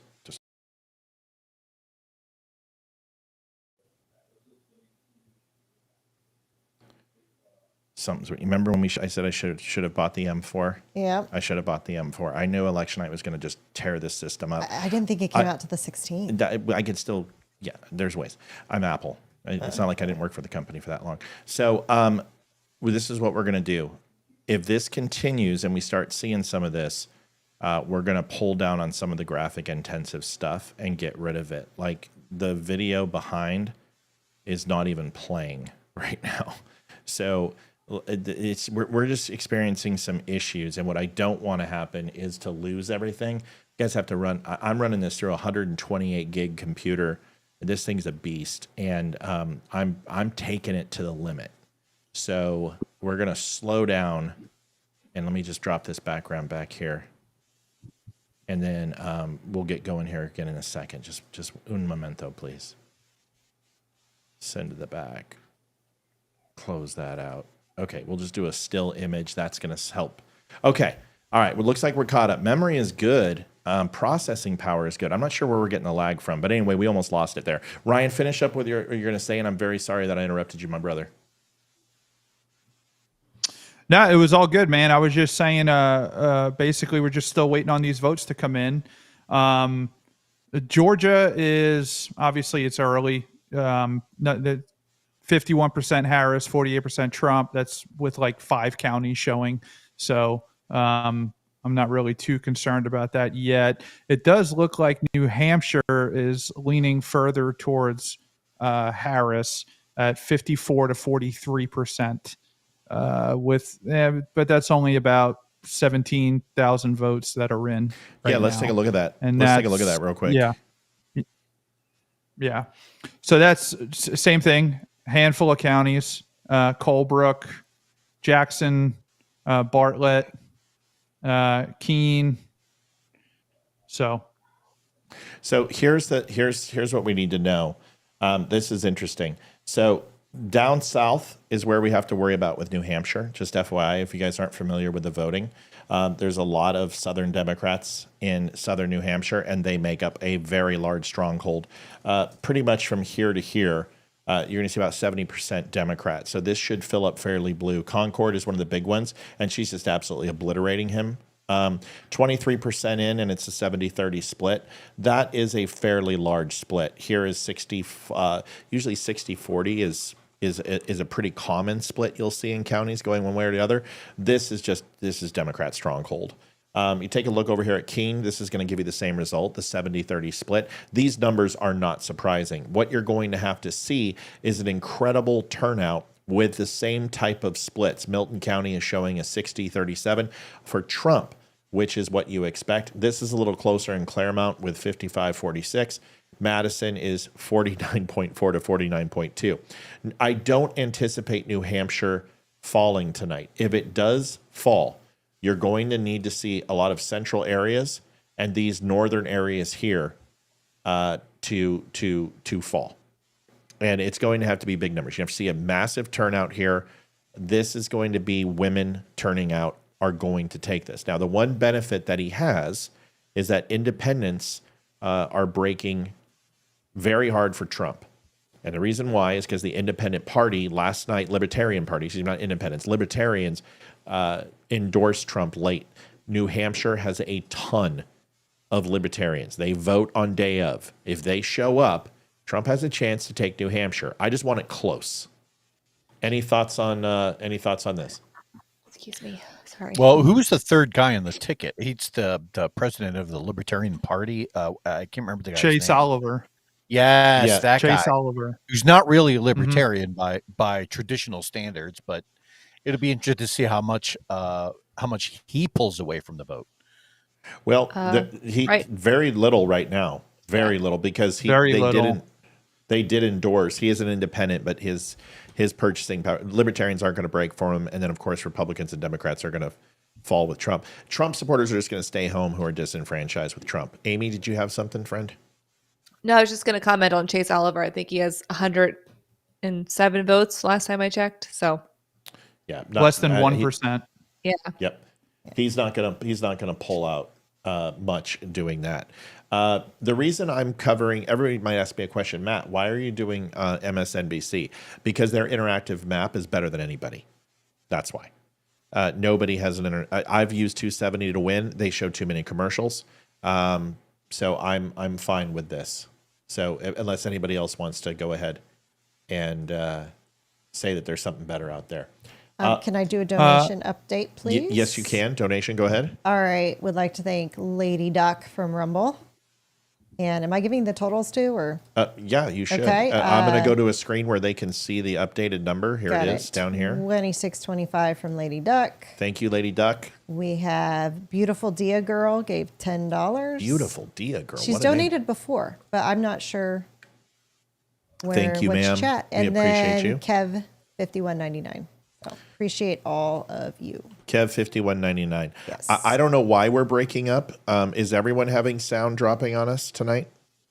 Are the kids watching live? I told them they could turn it back on. I'm not sure. Could you go grab the kids? Yes. And ask them to come here? Yeah, I'll just text All them. right, so let's take a look here. Daniel Webster. This looks pretty good. 250,000 votes, 55% in, is the incumbent for the 11th congressional district, has been projected the winner. That is wonderful for the House, just FYI. And you can see that his district is right outside of Orlando. So that is good for him. And any other breaking news? I'm looking real quick. Yes. There's another state called. Which state would that be? Yeah, West Virginia. West Virginia. Yep. That's red, right? Yep.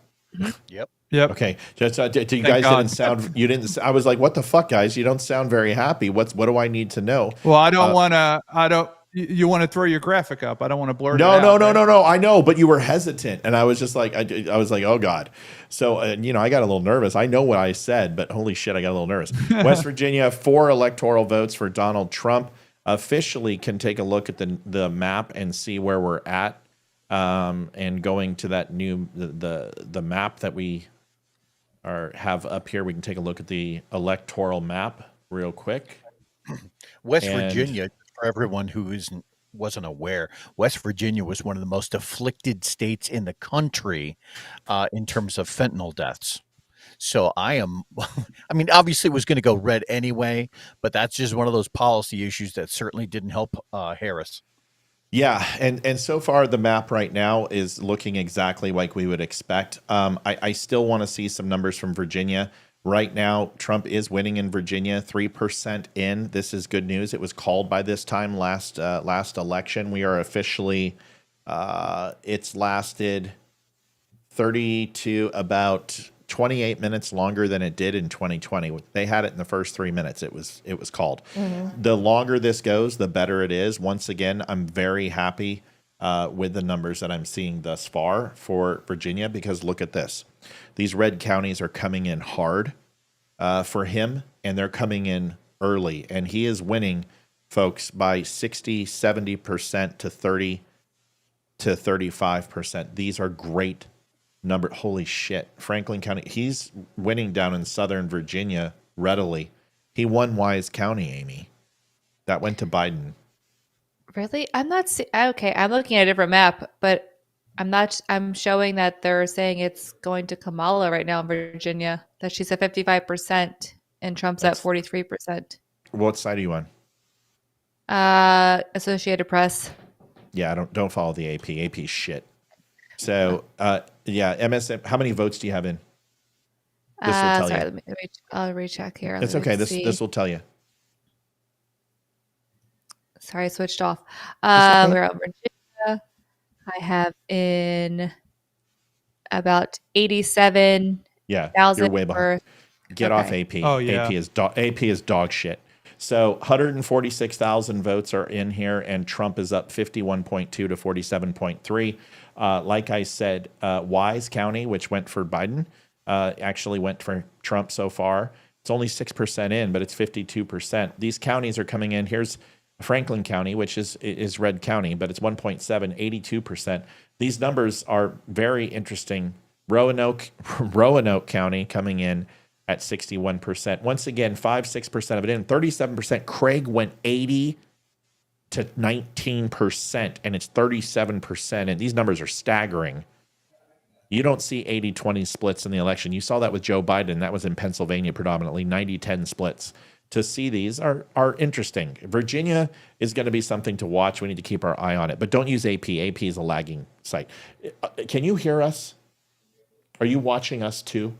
No. Will you do me a favor, please, and put it on your phone and hear if our audio is breaking up for me? Just give me a sample of like 5-10 minutes. Thank you so much. So yeah, AP is not the best. Montgomery County right now is these are drastic. Here's what I'm noticing in Virginia. Maybe you guys can add some into this and let me know if I'm seeing things that are smoke screens or not. But what I'm seeing in Virginia is drastic differences. Maddie, thank you for the donation. What I'm seeing is these 70-30, 60-40 style splits, and that is good news because that means the rural counties are showing up and they're decimating Harris. Mm-hmm. We didn't see that in 20. A lot of the rural counties were somewhat close and actually like 65-35 splits. Trump didn't have huge leads. He needs those huge leads, which is going to be great on the popular vote. Thank you, Laura. So what I'm seeing early is that it looks like not only are the counties for Trump showing up, but they're showing up in massive numbers. That is good. Is anyone reading that differently than me? Ryan, what are your thoughts? Leeroy, whoever. Oh, well, it makes a lot of sense. Go ahead, Ryan. No, go ahead. It makes a lot of sense when you consider like the number one industries in Virginia is agricultural and manufacturing. So a lot of these people who are hit the hardest in the pocketbook are now seeing the disparity, between a red 4 years and a blue 4 years, and they're voting with their pocketbook. Makes sense. If audio is breaking up on YouTube, that's your internet connection. The stream is going everywhere. I mean, we're streaming right now. How many sites do you have, Samuels? Come on. Like Samuels, 9. So, and I'm streaming to 6. So we're streaming right now to 15 sites out of my box. So you guys don't understand. I've got video graphics going on. I've got videos playing within videos. I've got about 26 windows open right now. So this computer is a beast, and there's no lag in our video. Whatever it was, we fixed. So it's just these little things, these little idiosyncrasies. But if you have any problem with your audio, it's probably you and not us. We've been doing this for quite a while. We're pretty good at it. Looks like Florida is going to approve marijuana. Hell yeah. Oof. Does anybody want to hear something? Well, sense. Hey. You want to hear something funny? Want to hear something cool? Yeah. What? We just flipped the seat in West Virginia. Senate. Republican Jim Justice wins U.S. Senate race in West Virginia. Nice. Huge. Matt, sorry, go ahead. Matt, we need to take a look at Georgia. If you could pull that up. Yeah, and let's let me go see into if it. you see what I'm saying. Yeah. Holy shit. Oh, yeah. Yeah, let's look at the counties, though. All right, so Burke County, that's one of the first ones. Burke is what we have to go to. So let's do that. Let me pull this up. All right, talk to me, man. I'm assuming you want to go to Burke County? Yeah, I just want to look at Georgia and its reporting. It looks like Fulton County. Are you showing Fulton County reported? Let me look. I'm getting because right now I have Fulton County reported. I have Burke County reported. I have Fayette, Douglas, Talbot, Bibb. These are all the blue counties, and I'm still seeing a 58.4% for Trump and 41.1% for Harris. Now I don't. We still have. How many votes do you have in for Fulton? Hold on. Because I'm Fulton, not showing any. Hold on. Oh, not Fulton. Yeah, Fulton's not reporting. Let me tell you what I got. I'll just tell you right now. Let's just skim it. Let me just tell you what she's winning. Okay, and I'll tell you how big she's winning. Burke County is probably one of the biggest counties. That's a huge one to watch. But listen, it's only 72 to 27 right now. If that went like, I think it was 85-15 for Biden. Folks, don't ask me how I know these things. I just remember. So my son does it with hockey stats. So I believe Biden crushed in Burke. And he picked up a lot of votes. So the fact that he's within that 70-30 split, this looks like a normal election. No more bullshit in COVID where people are posting 90-10 splits. Take a look in Clark, only 1.4 in. There's that 70-30 split again. 57-47. He's actually got some decent ground that he's making up in Gwinnett. That should.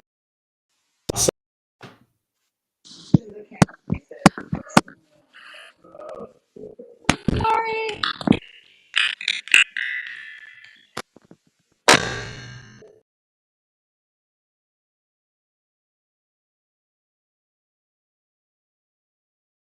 Rockdale, which is coming in, that's 75-25. That's a big split. 60-40 in Fayette. Fayette's huge. If he can keep that narrow, 36% in, that's a good thing. Down here in Talbot, you got 6.2% of the votes. It's very, very small. That will go to her. That's insignificant. Once again, insignificant here. Randolph is a 50-50 split, 70% in. That's good. That's a toss-up. I think Randolph went to Biden, if I'm not mistaken, last time. This is where we need to be celebrating. Is we take a look up in here, small rural counties. But here's the big one. Catoosa is 47% in. He's just fucking obliterating her, 76 to 25%. 82% to 17 with 4.7 in. Small county, not that big of a deal. But once we start going south, you're going to see these increase. Here's Pickens. Pickens is at 80% in, and he's crushing her, 83.2 to 16. Rural counties are showing White men are showing up, folks. Yeah. And I dare to say with numbers like that, white women are showing up for Trump. Let's drop it down. I know I'm talking a lot, but I want to get all this information out. Let's go to Green. Green is a predominant Republican area, 67% to 32%, almost 10,000 votes in, breaking for Trump. Here's another small county. This is a good one. McDuffie County, 70% in. That's that 70-30 split, which is up against that Warren, which is a small one. You've got Glasscock, decent, couple thousand votes there. So this is a big one. Baldwin is 75% in. That's running 51 to 47. Biden was very tight in Baldwin. So to see him have a 4-point gap is nice. It looks like he's overperforming in Georgia. And right now it's a 62.7% to 36.8% race. It's way too early to call, but 13% is in. If this is going to fall, the way this is going, I think we can see this falling between 35 and 40% in, that they're going to call it Donald Trump. That's what I'm predicting. Yeah. I don't know if anyone else sees anything different. No, that makes no. perfect. I agree. And obviously the biggest ones are the big liberal counties, which seem to already be in the equation. And it appears that Trump is still ahead. Chatham County is starting to come in now. That's Savannah. It's looking Harris, but it's only about 6,000 votes. Obviously, they're counting mail-in votes, right? Probably first or whatever. So we'll see what comes in behind that. And everybody listening, we still have a very long way to go. We're talking about Georgia, and there's only 9% of the vote in, right? So and 4 million votes are mail-in ballots. So, right, that's huge. So we have a long way to go. But we're sticking with it. But can I say something real quick? Coming in? Yeah, I'll check it in a second. But Camden, I mean, this is a huge county, and he right now early. What I'm saying is that if he continues these 70-30 splits in these rural areas, you're going to see an early call on Georgia, probably 75 to 85% in. You could see Georgia call tonight based upon what we're seeing. It really depends on mail-in ballots, and this is where we're going to start getting some exit polls. And what people don't understand is that I was trying to explain it to Hayden. She's like, "Why do they call it early?" And I'm like, well, because if they look at day of voting, which is pretty much instantaneous counts, they can look at that number. Then they can look at the way the mail-in ballots are breaking. And once they have enough big enough sample size, they can say, well, there's not enough mail-in ballots to make a difference. That is when they call. Now, Virginia did this last year, and they called Fairfax, they called Loudoun, they called Va Beach and Norfolk literally in 30 seconds because they had counted mail-in ballots beforehand, and there was no way that Trump was going to be able to make up the deficit. So they called it quickly. This is not happening. These calls are very slow, which means they want to get it right, or there's enough disparity that they feel that they can't call these. So the longer we go into this, the better. And Loudoun's blue right now. I would say Loudoun's blue right now, which is, I don't know. I guess I expect that from our county. But Virginia Beach, it just updated. I got to find it. I just refreshed. It just switched. It looked like it was leaning towards Trump now. But I want to make sure we understand when we look at this. Here's something you guys need to consider. 1% of the vote, Jill Stein. This is not good for Kamala Harris. If you see her get 1 to 3% of the vote, you might as well kiss this goodbye. That means women are breaking with Jill Stein, and that is going to hit her hard. She just took 1% in Virginia. This is very good. Look at this. 1% of the vote going Jill Stein, over 10,000 votes in Virginia. This is excellent. Now, Virginia is breaking for Kamala Harris right now, but that's because all these blue counties are coming in. Loudoun's 92%, but look at the split, guys. I don't care. That went for Biden like 75-25. It's 57 to 40%. I don't care that that's happening. I'm excited that that's so low. That is not all these rural counties need to come in, folks. There is so much left on the table. The amount of votes that they have in right now is 17%. You're going to see this fluctuate. Let's hold on to it. Let's look at Carolina. Which one do you want to look at? North Carolina? Yeah, I just see that votes are starting to come in for North Carolina. Again, very low, only 2% in I'm seeing. But we need to look at the counties. Yeah, this is shit. But once again, Jill Stein getting some votes. Not that big of a deal in North Carolina. But you're seeing 31 to 67. This is early reporting. North Carolina is a very strong. They are counting mail-ins and day of at the same time. North Carolina has promised that they will actually have a result tonight. So I completely expect this. By the way, he just moved up, and now we're seeing fluctuations. So this is way too early. Only 2% are in. This is a massive state. You've got 5.6 million votes remaining in North Carolina. So you might want to grab a Snickers bar because this state is freaking huge. Yeah. Last election, there was 5,524,000 votes. So this isn't even remotely close to coming in yet. We're starting to hit our stride. See now everyone's the moment we go to a state, everyone should be looking up stuff, grabbing the web, getting information and facts, and just this is the way the show should be. It should be constant information. This is the way it's going. I know, but we're hitting our stride now. It took us an hour to get into it. We forgot. It's been 4 years. Liv, what do we got? 2 things. One, we forgot to put up which states close at 8. There's like 15. Okay. How about this? How about you just give them to me? List them. And just give me the abbreviations. Go. What's Alabama? AL? Oh my God. AL. CT. DC. DC's not a state. It says DC. It's a district. I know. I'm just kidding. Go ahead.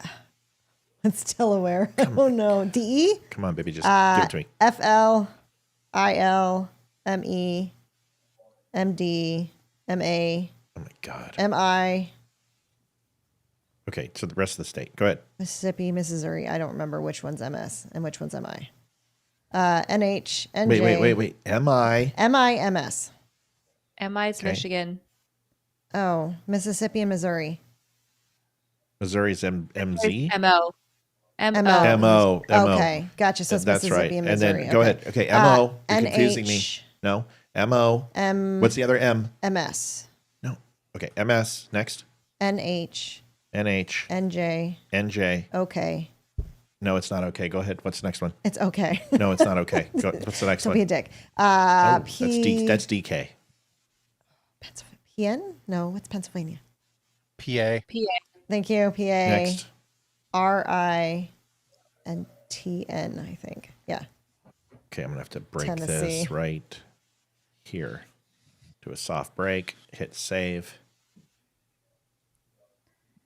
Okay, there's our close in. That's our next closes. Okay, good enough. All right. Also, one more thing. Lord. I guess Wisconsin is saying that they will not be called until early tomorrow morning, possibly 1 to 3. I guess several of the machine doors were left open and the seals were broken. And these particular machines need the doors to be closed in order for ballots to be counted. Wait a second. They're not calling the entire state. Wait, I want to make sure they're not saying a county. You're saying Wisconsin is saying, make sure, because this is really important, Livy, that the entire state has called that they are not releasing their results. Christine, help me look that one up. Yeah, I don't want to hear anything like that unless we confirm it. From now on, if there's news like that, everyone hold it, get into a text bubble. Do not say it on air unless we know. I don't want to do that. That does not sound right to me. Unless it's like Madison, I don't believe it. Ryan, what do you think? Leeroy, Amy? No, I don't think it's going to be the whole state. It's going to be obviously restricted to the county where that occurred. Unless it's a manufacturer defect and it's happening to a certain brand of voting machine, right? They have to check and verify. It appears that we have another state. Oh, never mind. Incorrect. Okay. Ohio votes are starting to come in. Yeah, sorry. I'm flipping through like 10 pages trying to keep up with everything. So yeah, and I want to make sure people are very, very calm is that these early results, it's going to change, it's going to tighten, it's going to narrow. So I don't like to hear that about Wisconsin. That makes me very upset because Wisconsin is a huge piece of this puzzle. That frustrates me very much. Think about how that plays out in Wisconsin too, because likely what happened is it was a single polling location that probably discovered it and then radioed out or called to the other polling locations and said, hey, check this. And so they may the entire have state. Right. It's possible. No, it is. It is. No, it is. It's Milwaukee. So I just got a text. If it's Milwaukee, that's the whole state. You can't call Wisconsin without Milwaukee or Madison. You just can't. I mean, you're talking. I mean, guys, if we let's go into this. So if you come in here and go to, let's go to all counties. Hold on. So I got the Milwaukee Journal is reporting it. Milwaukee rerunning more than 30,000 ballots over error delaying results.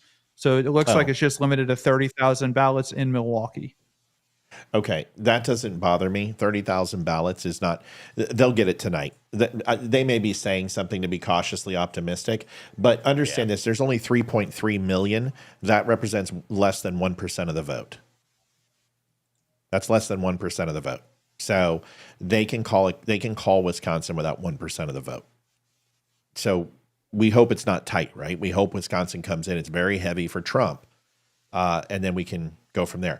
By the way, folks, 50 is our half demarcation line. If you take a look right above Amy's head, beautiful head, beautiful, huge, beautiful. You take a look there, 29 seats for Democrats, 40 for Republicans.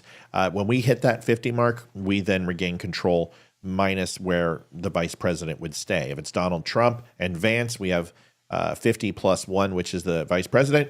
If it's KAMALA, you have Tim Tampon Walls, the deciding vote. So what we want to see here is 51 Republicans. You see 51 Republicans, we retain full control of the Senate, and we want to see the House fall and get to that 218 mark. 218 is our sweet spot. That's the demarcation line for ownership. So when you see these fill up, that's what you want to see. Everyone makes sense? Great. Update on donations. Yes. Got 15 from Darla Hurst. So thank you, Darla. Folks, we appreciate the donations. Just to give you a quick one, we are on election night. Welcome to election night 2024. We are asking everyone, if you have the ability, please help us out. Don't Unfriend Me show is 100% funded. You might be like, wow, these guys are professional and they're so good. We're not, by the way, we suck. But we try hard. And trying hard is important. So if you don't mind, if you could help us out, we would appreciate it with a donation to the Don't Unfriend Me show. You can go to thedumshow.com/donate. I'll be putting up a graphic here shortly where you can donate and help us continue to provide these wonderful, wonderful coverage that you're receiving. If you can go through PayPal, you can actually go through Venmo and also mail as well, if you would be so kind. Anything else that I missed, Liv? No. All right, I got to play the song. I'm sorry. Adjusting transmitter output. This is the Don't Unfriend. All right, we'll just turn that down. I had to get the graphic from the other page. And you can see it right there, thedumshow.com/donate. We do appreciate it, folks. It helps out and it keeps us going. All right, any other news that we've got going on right now? Call it out. Anything you guys see out there? Let's go back to Georgia. We now have 20% of the vote in. And Let me get there though. See. Yep, I'm So waiting. I'm waiting. You say, I'm waiting. Matt, I do got that, and then we wait, and I get to it so we can talk about it. Georgia, there it is, my brother. Holy shit.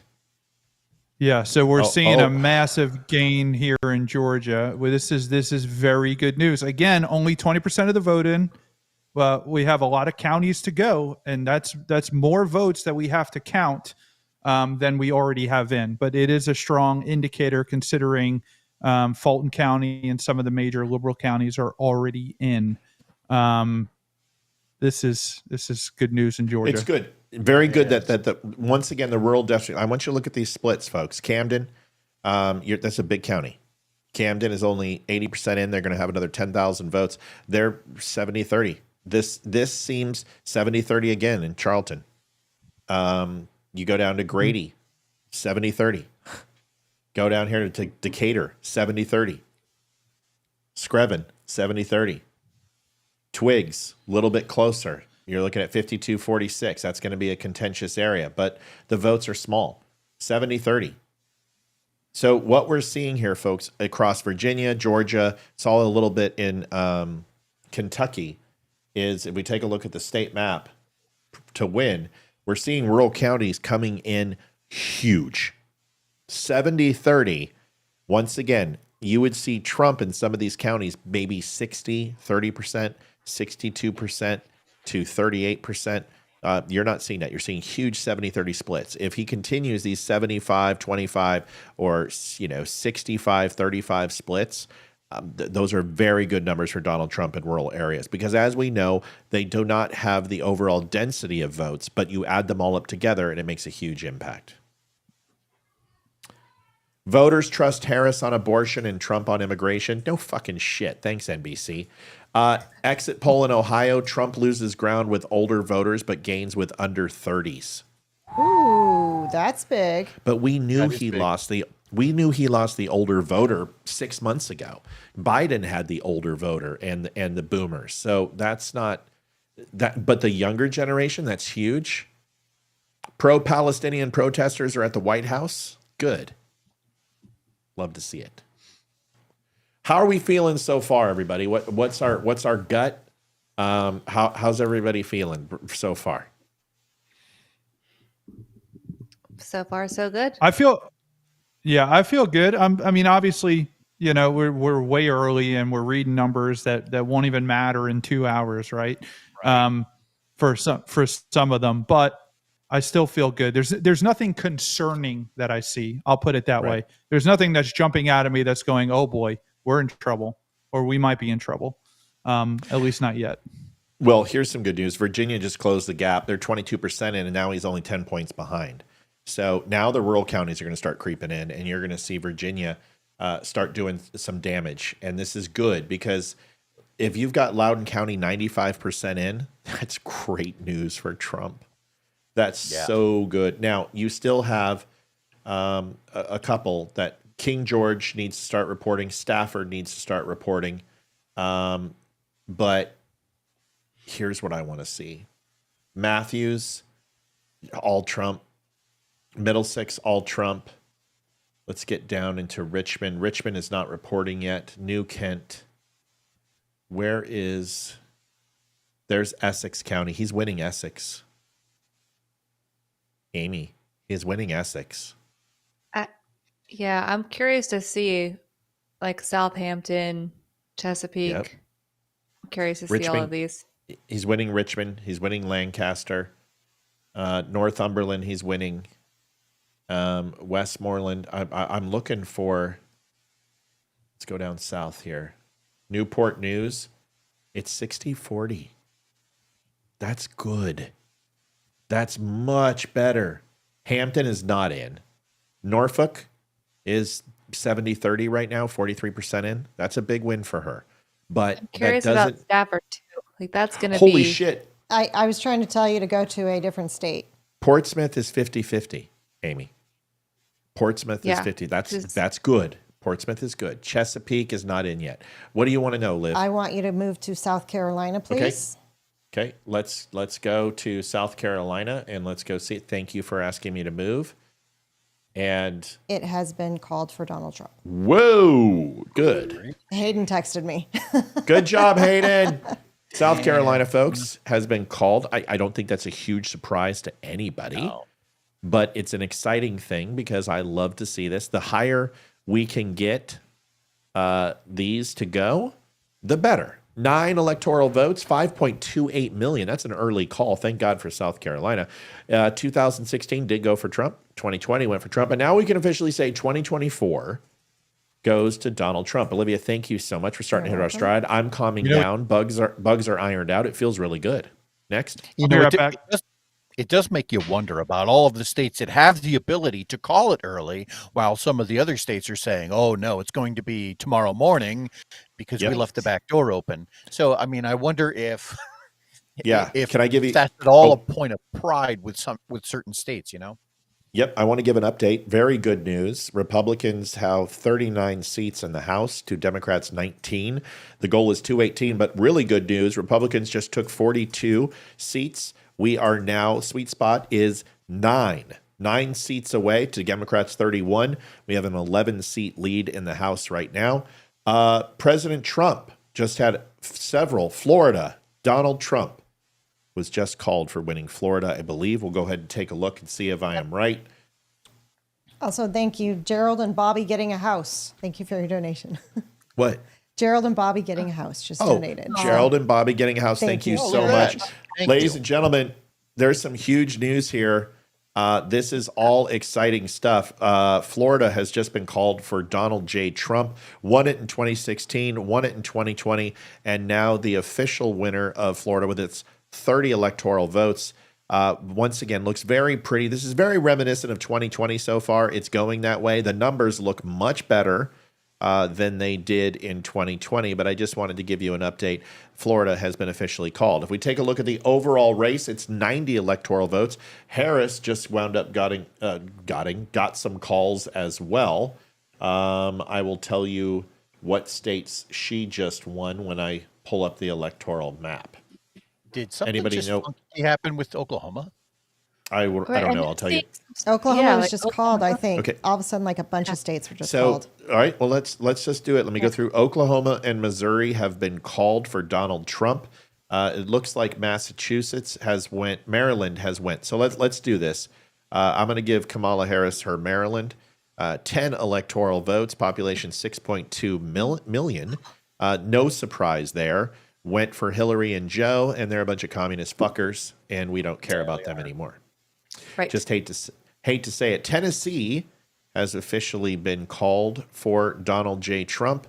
Tennessee comes in with 11 electoral votes, population 7 million. 2020 he took it, and 2016 looks very, very good, and on the same pathway. Taking a look, another exciting thing, Alabama, Roll Tide, has officially gone back into Donald Trump's corner. 9 electoral votes, 5.04 million, and it went with him in 20 and 2016. Once again, we said Florida, and now Oklahoma has also followed suit. And they are in, and people were a little worried that Oklahoma might go somewhere else, 4.2 million. But no, they have went with Donald J. Trump is declared winner. I'm not done yet. And then after that, we will go back to your comment in just 1 second when I get done announcing everybody there, Leeroy. Trump has won Missouri, and we have seen 10 electoral votes, 6.17 million. He won it in 2020 and won it in 2016. No huge surprises here, but the fact that he is winning them decisively is a pretty big thing. So once again, quick update: Missouri, Alabama, Oklahoma, and Tennessee all go to Donald Trump. Maryland goes to her, and it looks like Massachusetts has also come in with their 11 electoral votes. I got to put that in, and then we're going to go to Leeroy right after this update. 90 to 27 is where we're at right now. Winner for Massachusetts, no big surprise again, is Kamala Harris. Leeroy, you had something to say. What is it? Well, for everyone who's really anticipating this, the state of Pennsylvania looks like they just started reporting, and right now there's about 183,000 votes in. It's really only the county of Pittsburgh. However, yeah, exactly. So that's going to be deep blue anyway. And obviously it's showing 133,680 for Harris, 72%. And only 26% for Trump. Now we just wait for the rest of the state to start filling in. We also got some more calls one too. second. We also don't care about. Wait 1 second with the updates. Okay, let's talk. Let's finish talking about what we're talking about. Then we can do the updates real quick. I know you're excited. We're hitting our stride. We're killing it. Pittsburgh and Philadelphia, though, I want to see the turnout number. Right? Mm-hmm. They've got about 275,000 votes to make up. And they need 1 million people in Philadelphia County to show up. Or, excuse me,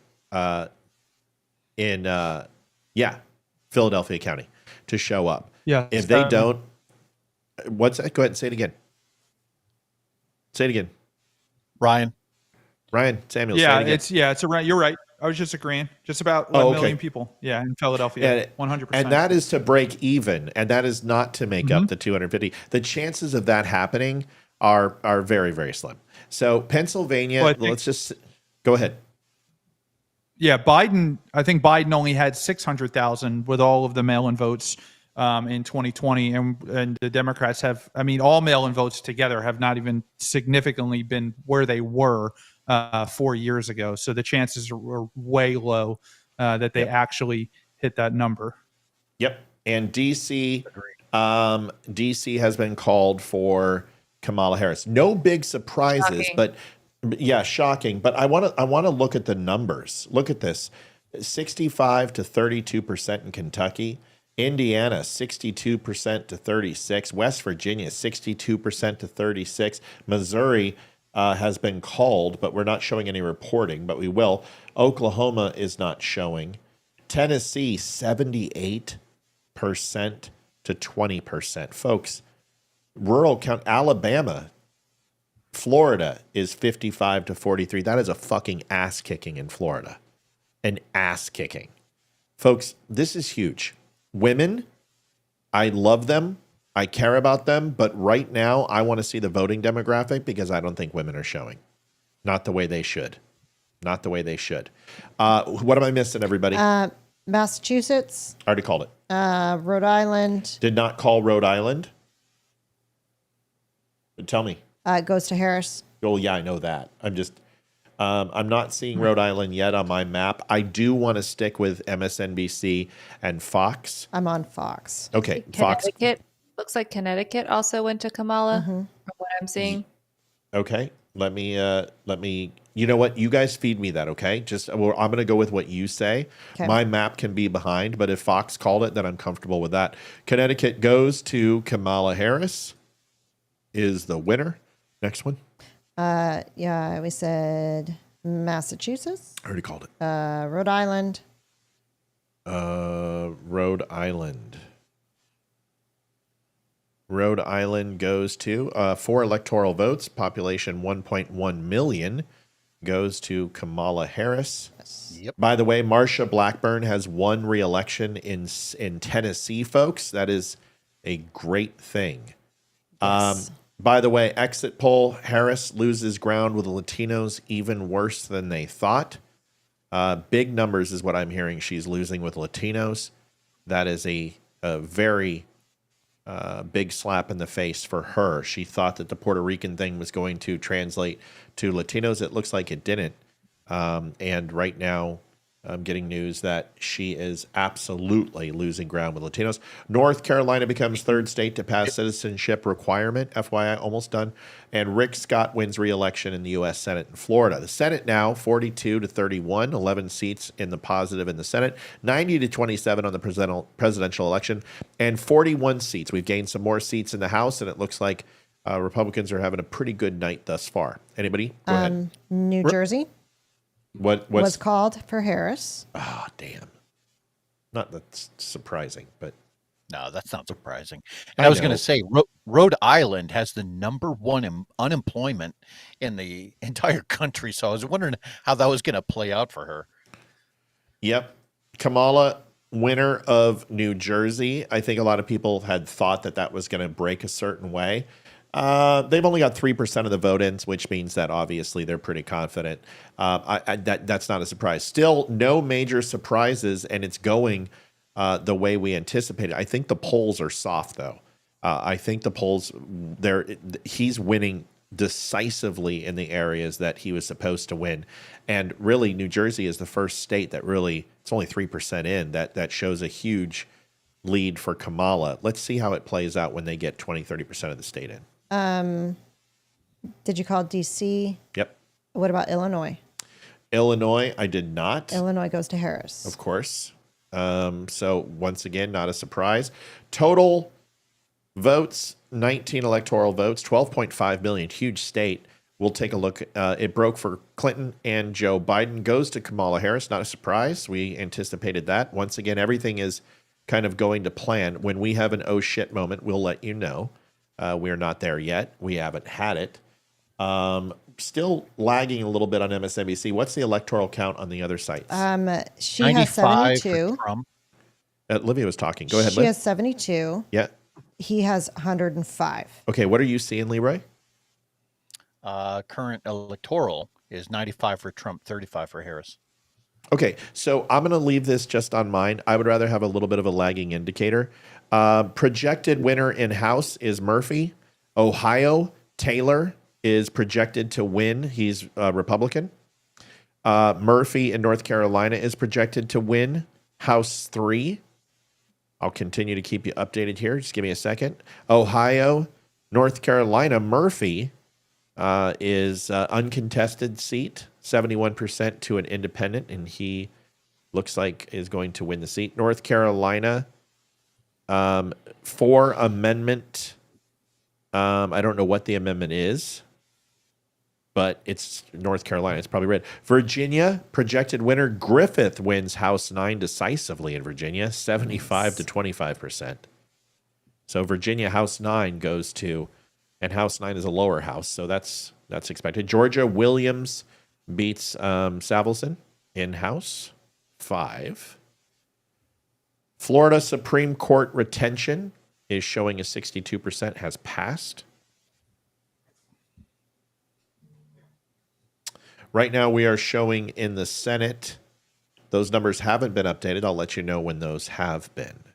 All right, anybody got some new news? Update on donations. Don Bradley gave us 15. Thank you, Don. And then I'm putting it in right now. We just got it. Miss Amy Stamcombe gave us $10. Thank you so much, y'all. We can't tell you how much. We've raised $951 for the Don't Unfriend Me show. That will be going into all the expenses that we are accruing streaming to 16 different sites. We don't care. We love having Ryan Samuels here. He is an amazing dude, and I've missed the shit out of him, and I can't believe you had a lot going on. You had a new baby. How old's the baby now? He'll be 2 in January. Oh my gosh. Really? I know. I remember when he was just I know. born. Insane. Holy cow. I know. Time goes fast. Yeah, the mailman must be proud. Okay. By the way, the people who are like, hey, wouldn't it be crazy if Trump took California? Let's be transparent here. I don't imagine this is going. I don't think New York. I think these grandiose things. I don't know. I don't buy into them. Me saying New Hampshire as a possibility also is it's very close, folks. It's 11%, and right now it's 54-45. That's about a 10% swing. But remember, a lot of blues. Concord is already coming in. Those are very large. Yeah, so I'm seeing New Hampshire. Yeah, you're right. It's a 10% swing, but it's only 8,000 votes apart. Right. So it's closer than, like, 10% sounds really high, but with the amount of votes that are in, it's only 8,000. So you get another county comes in, 10,000 for Trump. I mean, it's a tie. We're in the ball game. The libertarian vote is important. The only thing that makes me nervous about the libertarian vote is the abortion issue, because sometimes, a lot of the time, they seem to side on the other side of that. But yeah. Georgia is going right the way we want. He is winning Georgia by 10%. He is almost up 300,000 votes in Georgia. It's 44% in. Is a very good number for Trump. I do expect this to tighten a little bit. I don't expect it to continue this way. Georgia, at this time, Trump was in the lead. And then, of course, we know what happened. But this looks very good early. Stein is not showing a big number. Virginia has tightened even more, 30% in, and now he is only down about 6% in that vote. Still a large number within the margin of error, but Stein is taking a good 1%. Go ahead, Amy. I was gonna say, are you able to pull up Pennsylvania just to get a look? Yep. Not they're surprising. Showing, I think, 5% in, 3% in, something like that. 6. So I've got 6. Yeah, 418,000 votes, but it's Pittsburgh. I mean, you can't. Right. Yeah. Yeah, he doesn't have anything in yet. So you have Allegheny, Warren. I'm looking. Nothing else really. Yeah, this is way too early. Northampton is a big win for her, and so is Bucks. So these are two big counties, and they're making. Yeah, it's just so early. Yeah, Pennsylvania is going to be very early. Yeah. Trying to see if anything else. Poll closing for Kansas at 9 for Nebraska. South Dakota is closing. North Dakota. Montana is later at 10. So basically the divide is right here through the Rocky Mountains. You've got everything west of the Rockies pretty much closing at 10 o'clock and 11 o'clock on the West Coast. So our next big is pretty much down the Rust Belt. all the way down to Texas. Texas, I want to see where we're at. I'm really interested to see how that goes. I think Texas is a huge indication of where we're going to go for the House and the Senate. Go ahead. So Texas is reporting on the Daily Wire. Right now, they have 20% in, 1.2 million votes to Donald Trump and 1 million to Kamala Harris, a 10-point swing, 54% to 44% in Texas right now. Yep, that's what I expect. It'll tighten it, but it'll be very much like Georgia. Texas will show some tightening, but I'm really interested. Truly, I don't care about the Trump thing. I don't think it's going to Kamala Harris. I'm very interested in the Ted Cruz and what is his name? Bellin or Jellin or whatever. Nellin. I don't remember the guy's name. Jellin? It's here. I'll tell you. It's while you're doing that. Oh, it's Colin Allrod, I think is what his name is. Let me look. Go ahead though, Leeroy. Real quick while you're doing that, a quick update in Ohio. 35% of the state is reporting. Now here's what's interesting. All of the deep blue counties have already been called. And so when you're looking at Ohio, they have 1,090,000 for Kamala. Trump only has 1,020,000, but the rest of the state has to come in. There's 88 counties, and the rest of it's all going to go red. So that's let's look no at surprises that. there. Let's look at that. District 1, it looks like it's Greg Landsman is going to pull that out right now so far. David Taylor won. Joyce Betty looks like. Jim Jordan, he's an incumbent. He looks safe, which is great. Bob Latta looks safe. Michael Rulli looks safe. Max Miller is a neck-and-neck tie for District 7. They called Warren Davidson in District 8. He won that pretty decisively. Marcy Kaptur is winning against Derek Martin. Mike Turner, 52% versus Amy Cox. Looks good for him. Chantel Brown won District 11 decisively. That's got to be... Yeah, that's got to be just blue stronghold, especially with the number of votes. Troy Balderson was called. Emily Sykes. David Joyce looks decent. Mike Carey is even. Let's go to the presidential results real quick. Look at Ohio and see what we can see. Let me know when I will in a second. Yeah, just wait for that big pause. It's coming. I know you guys. Well, there's Columbus. no pauses with you. None. Yes, there is. Well, it's called news. And if you want to do this, I'm just saying there's no pauses. Yes, there is. As soon as I'm done doing this, I'll say, hey, guys, do you have anything you want to add? Okay. Leeroy, do you need to be put in timeout or are you going to be okay? Absolutely. I need timeout. All right. So go timeout. Why don't you go take another shot of whiskey? 40% in on Columbus, Delaware, in Ohio. Yeah, he's right. A lot of these deep blue counties are coming in, and there are a lot of underreported rural areas in Ohio. Interesting. She's doing fine, but he's already climbed.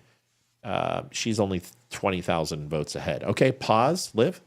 So I was going to update on polls when they close. Yes, ma'am. There's only one that closes at 8:30, and it's Arkansas. Okay. There's a ton that close at 9, though. Okay, so let's just do Arkansas, and that's at 8:30, right? Mm-hmm. Okay, so this will lower this, AK, and then we'll do 9 o'clock after this closes. Cool? All right, who's got some new news? Anything updated? It looks like MSNBC's trying to get updated. They're a little bit behind. Anybody have any updates? Looks like Michigan started reporting. I don't know if that's on your map. Interesting. Not much, though. Just Oakland County and Washtenaw. So obviously those are Harris. Liberal carry right out the suburbs of Detroit is kind of where we're looking. So obviously those are going to lean a little left. As we've said, the bigger counties, bigger budgets, more personnel to count votes and get them out quicker than the rural areas. You start pushing up to northern Michigan, where the hunting and the fishing and all those type of conservative people are. You're going to see a swing. There's only 2 counties reporting in Michigan right now, but they have started reporting, so that's something that we need to keep an eye on. Yep, and that's good because it's not 9 o'clock yet, but they're reporting early. Ladies and gentlemen, Josh Stein, we lost one of the gubernatorial challenges, is Mark Robinson is out in North Carolina. You know that he had supposedly the white supremacist comments about the Ku Klux Klan and Nazis and all that stuff. Leeroy, just to let you know when he plugs back in. Let's let Leeroy get it plugged in. Leeroy, Mark Robinson has been outed as a possibility for North Carolina. Josh Stein has won that seat. They were hoping that that was going to be something that Mark Robinson could come back from, but his comments about the Klan and Hitler, it looks like they didn't believe him. And honestly, good. He kind of was a douche plow. And you know what? I don't like losing a gubernatorial seat, but I'll take it. There's a lot of blue counties in North Carolina right now. I'm not liking that. Yeah, I was just looking at that too. Well, let's go ahead and take a look at previous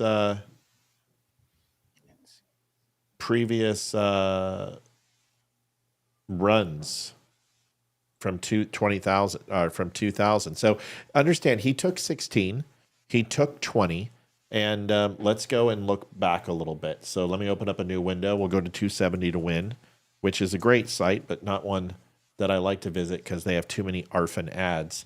But let's go and look at electoral votes 2020, and we'll take a look at North Carolina. Boom, boom, boom, boom. And let's see if I can get presidential. Here we go. Fucking ads every time. It's interesting. You know what it is? It's the deep blue counties that I think have reported, and all the red ones are must be still tabulating because they only have like 500,000 votes in. But let's look at it, right? And in 2020, the state showed 5,500,000 votes. So they still have a long way to go. It's just of course they do. It's still showing a lot of blue, and it just made me a little nervous for a second there. Yeah, so we're only 11% in. Yeah. In North Carolina. Yeah, and if we take a look, we can go to drop down to North Carolina. I'm not very concerned with North Carolina. There's just a lot of early voting. They do a very good job, and they start counting their mail-in ballots the day of election. So they're going to get a lot. You're going to see these huge amount of numbers come in as these stations pull in. 10.7 million. Trump took it in 2020, 2016, North Carolina. I'll get some breakdown stats for us here in just a second, and we can dive into state by state here in just a second. Can we go to Georgia? Yep, 1 second. Let me just hit North Carolina here. Yep. Wait 1 second. I'm not ready yet. Oh yeah, you're good. Sorry. No, don't be. What? 2-minute break. Oh, go! Please do. I got to go too. I've had to go since 5 o'clock, and I haven't had a chance. Go ahead. What are we going to, buddy? Georgia. Okay. What am I looking at with Georgia? Hold on. I'm looking at president, right? Yep. Okay. Not a Senate race. Okay. Oh yeah. Look at that. All right. Yeah. Trump is dominating with 50% of the vote in, 55.4% to 44%. That's with Fulton County, all of the suburbs of Atlanta in, and some of the more liberal counties like Burke and Chatham, which is Savannah and Liberty County. The rest of this map is all rural Georgia. This is farmland. This is gun nuts. This is God country. So it's looking very good in Georgia. In fact, I wouldn't be surprised if they do call it soon.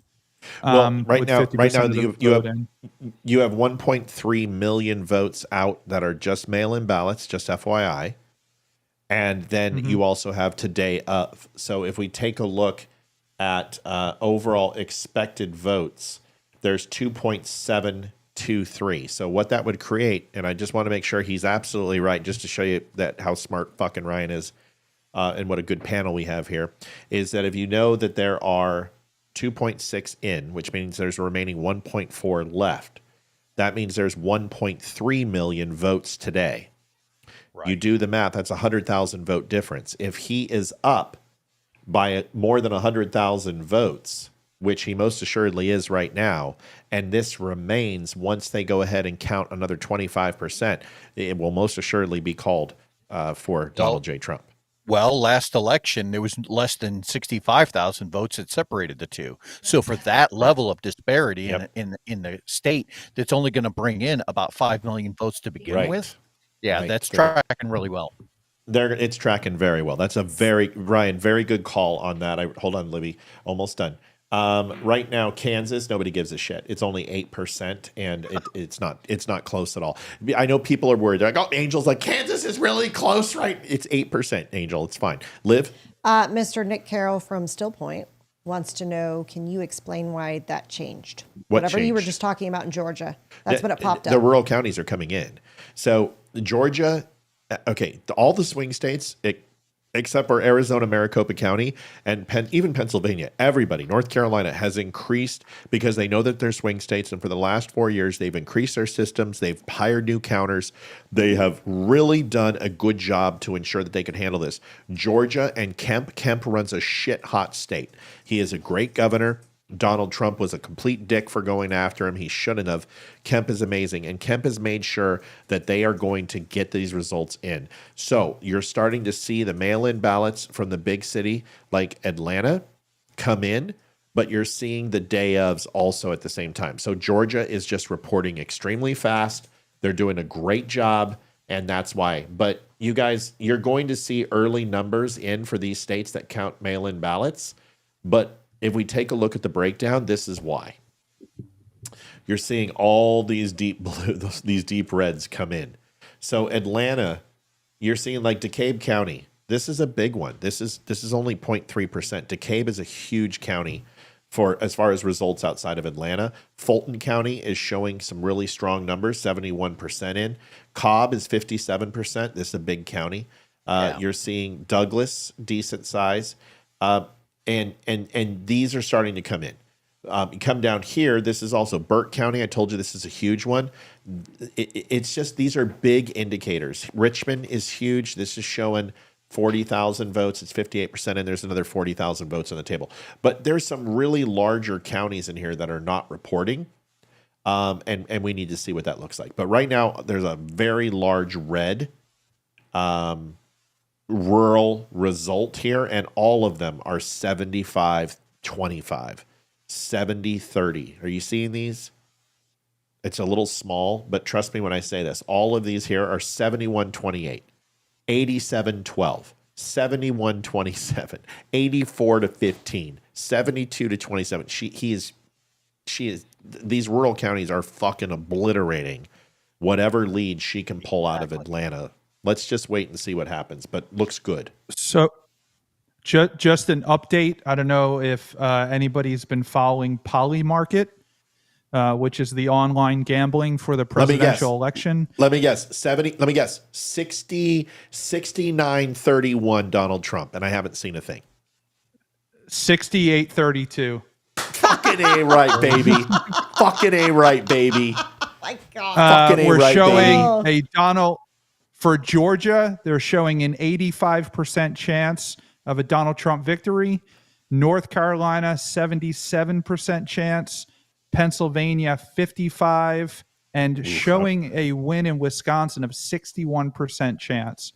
But they still have Virginia at 90% Harris. So I wonder how accurate this is. But I tend to look at these markets too. When you get people actually putting their money on it and they don't have a political bias, I kind of feel like you get a little bit more of an accurate portrayal, right? Where somebody who really studied the actual numbers. Let me tell you why. Okay, and Amy's gonna love this. I'm gonna blow this up. See if I can get this higher. Amy, tell them why that's important. Sorry, I was just... Here, let me blow it up. Let me blow it up, sister. No, let me blow it up. Virginia? No, tell them why that's important. Yeah, for Virginia. For Hung Cal and Tim Kaine? Yeah.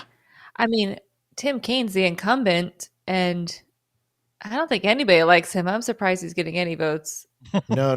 That's not, okay. So anyway, let me do it. I don't know. Sorry, I was half listening because I was looking up something else. It's okay. It's cool. Hung Cal is not the most popular candidate in the world. His funding from the GOP, he did not get a lot of money.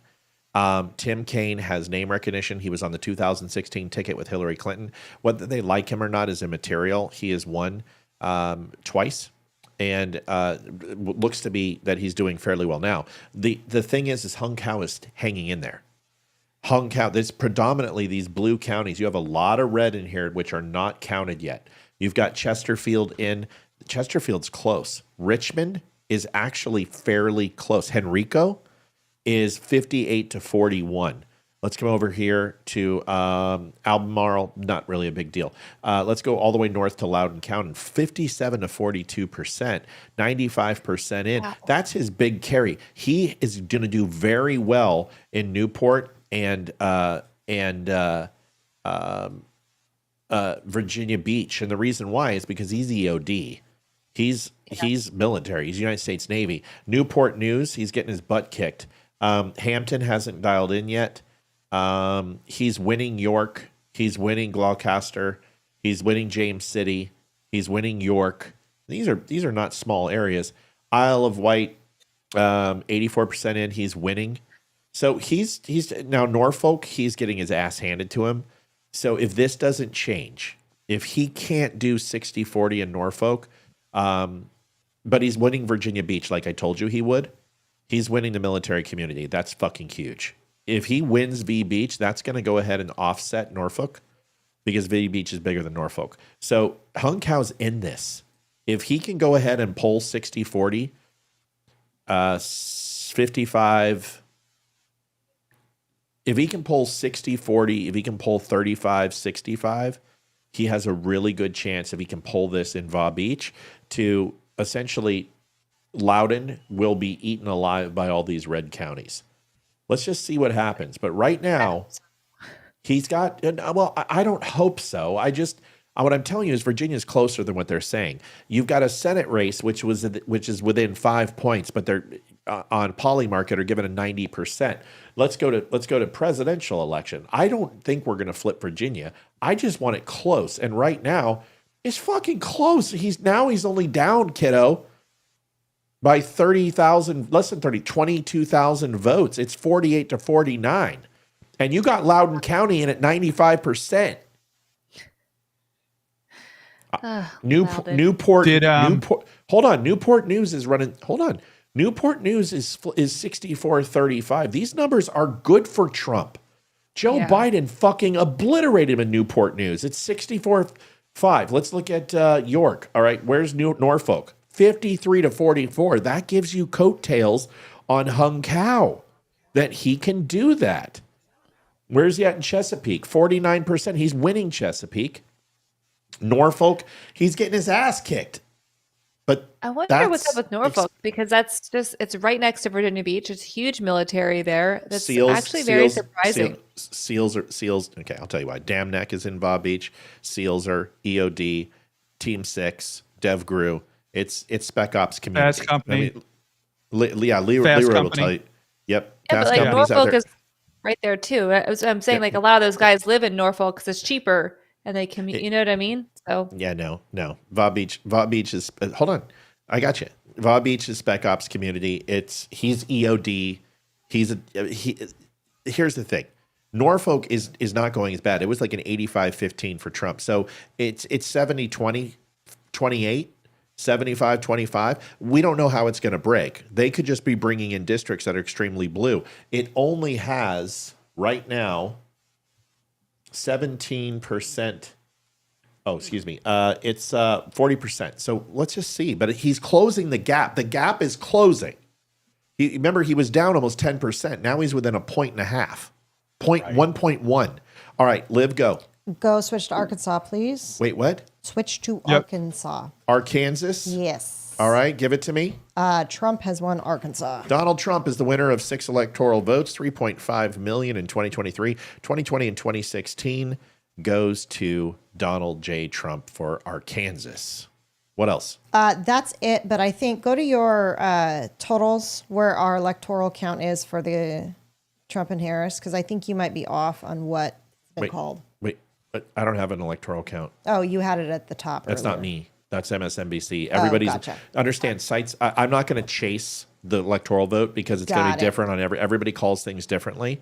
So right now I'm just going to leave this where it's at because this is fine. Right. Okay. Just got an update in Virginia. 80,000 votes came in. Donald Trump, she has a 1.2% lead in Virginia. Got some news. Kamala Harris won Delaware. Delaware goes to Kamala Harris. Surprising. She hasn't won anything good yet. That's not surprising. Oh, well, we're reporting that. Okay, I'm sorry. Not sorry. When I hear that, I'm like, no, it's not. But you know what? Delaware should hate Joe Biden. He hasn't done anything for him, but they don't. All right, so she won Delaware. Let's go look at the numbers in Delaware and see how it went. Not that we give a shit, but we kind of care. That's not that bad. It's a 56 to 42 split, 48% in. Senate, Lisa Blunt Rochester. Oh, she has to be the first African American, I would assume. Delaware hasn't had a black senator, so that's the first black senator. So Delaware has firmly embraced liberalism. But yes, Matt Meyer, they're all blue, so fuck them. You know, what do you expect? They have nice beaches, but that's really about it. It's such a liberal state. Detroit voters rush to fix last-minute issues. Interesting. I don't know what that means. Just looking at that. Yeah. I'm trying to find that. That popped up on my screen too. They're waiting in line to be able to register to vote. Yeah. That's that shit pisses me off, man. I don't know. That, you know what? Let them do it because that means they're scared of Michigan. And if they're scared of Michigan, good. Folks, if you have not had a chance, it's only 5% in, so yes, sir. But it's currently showing 40% for Trump. Right. The Don't Unfriend Me show, folks. We are 100% funded by who? You. We are at 1,044.39. Great night. Thank you so much. Listen, we want to crush this goal. This sets us up to continue to do great stuff like this. We have good friends here, good family members, people we love to death. Love Amy, Leeroy, Ryan Samuels, Olivia. This is what we do. We come on here and we give you some great stuff. I asked Imani Felder to be here tonight. He's on a cruise, so he couldn't. He said, I would love to, but I can't. So, yep, he's on a cruise tonight. And I'm like, dude, you're not even going to cover the election? He's like, nope, I'm going on a cruise. And I said, well, good for you. Don't forget Yenny, and I do have donation updates. They've been added, but they didn't pop up. That's fine. Let me go ahead and finish this. So thedumbshow.com/donate, you can go ahead and stop by PayPal, Venmo, or mail in if you want to. If you're better with a check or a money order or just cash or whatever you want to do. We get it. We have grandmothers. We understand. Sometimes you don't want to go ahead and use the credit cards. You can donate anything you want. And listen, folks, we don't want anyone who can't. If you can, we appreciate you, love you, and thank you so much. If you can't, we also understand. But if you'd like to, thedumbshow.com, you'll keep it free, keep it up here, and keep us broadcasting. We're going to be here with you all night. I'm not going anywhere. Livy, give us some updates. The Kevster donated $51.99. Thank you, Kev. Kev Meister, Kevarino. Annie Putnam, $21.10. Thank you, Annie. And Lauren Arnzen. $10. Thank you, Lauren. Thank you. Got some new donators in there. I want to say thank you to everyone for donating. We got 253 people on, and that's not one more. Hold on one more second. That's not even close. YouTube, we've got 60 on. We've got 128 on Facebook. We've got 70 on Twitter, a couple hundred on Wimkin. And so all in network is probably close to 300-400 people on watching. That's good. It will get bigger the later we get into the night. Ryan Samuels network, how are your guys doing? Are they enjoying the show and watching? It looks pretty good. Yeah, man. Thank you, everybody, for tuning in. And let me just say, it really is an honor to have all of you guys tune into us and not the big networks. We've talked about this on my show a lot, and I know Matt has talked about it too on the Don't Unfriend Me show. We're seeing a major shift from mainstream media to independent media, and your support means the world to us. Just sitting on and viewing and watching and engaging helps us more than you know. So Thanks everyone for tuning in. We're going to be here all night. I'm staying on all night too. And it's going to be a good time. So thank you. I think they just called Illinois. Let me go look at it. Yeah. Real quick. Yep. And after we get Ryan, I know. Listen, hey, let's do the. Remember the one finger thing? Just put that thing up there.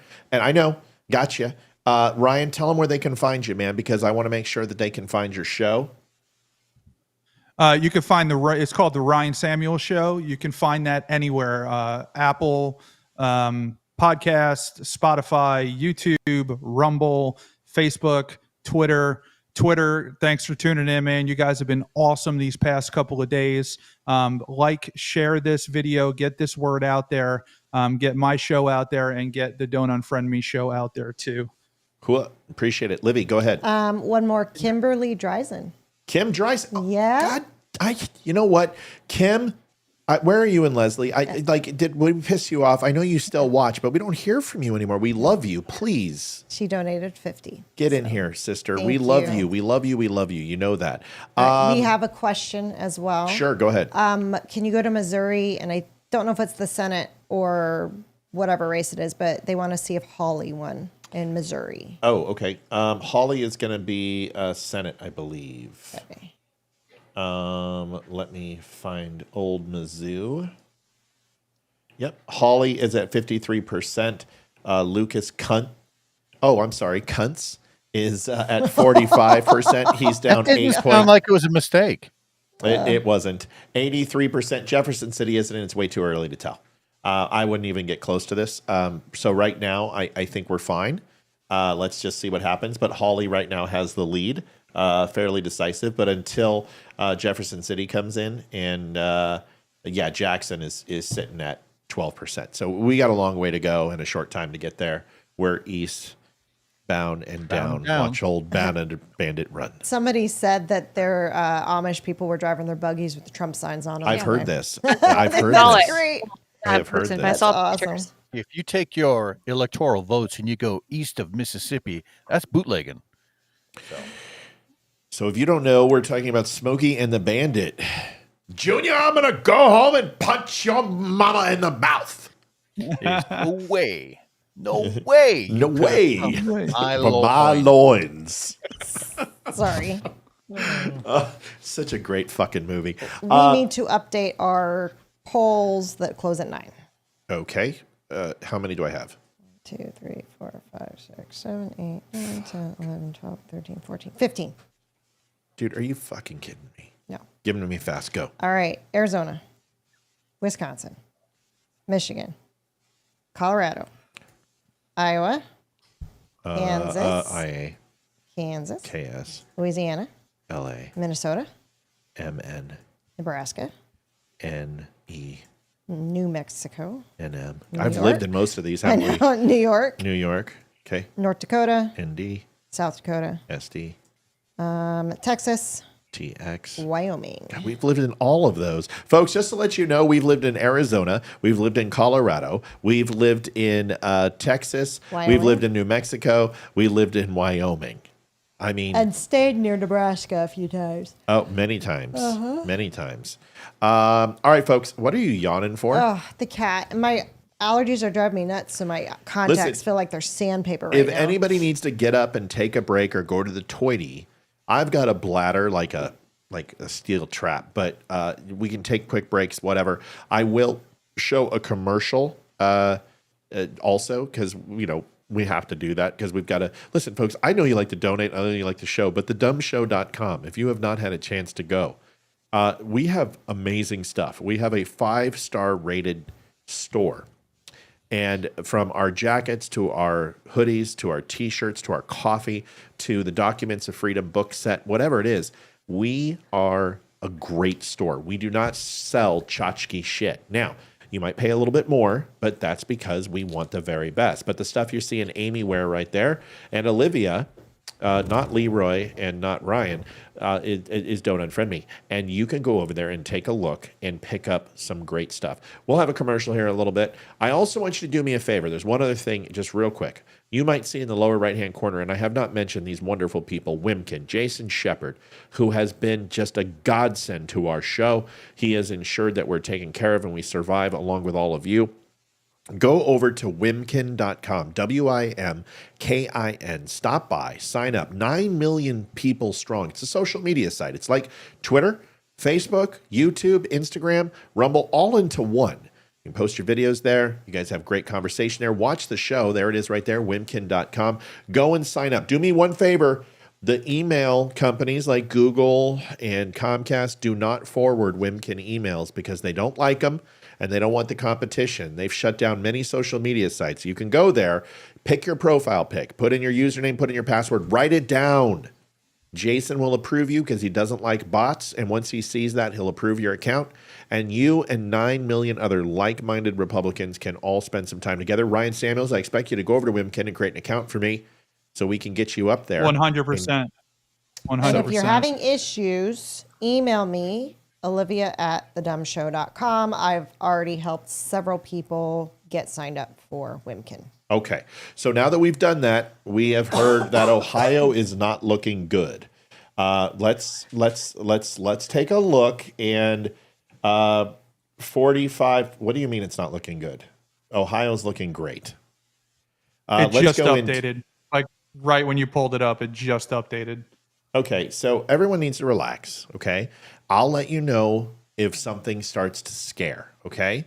Let's look at what's going on in Ohio. Now, Leeroy's going to be able Leeroy's going to be able to give us a very clear indicator, but let's go ahead and assume right now you have got 2.7 million votes out there. There are a little over 600,000 votes remaining. Right now, it is 1.29 million to 1.391 million. 100,000 votes for Trump. He's winning 51.5 to 47.7. That looks very good. Let me blow this up in the big window for you. Yeah. I'm almost done. And yes, I will give it to you, Leeroy. 1 second. Let me finish.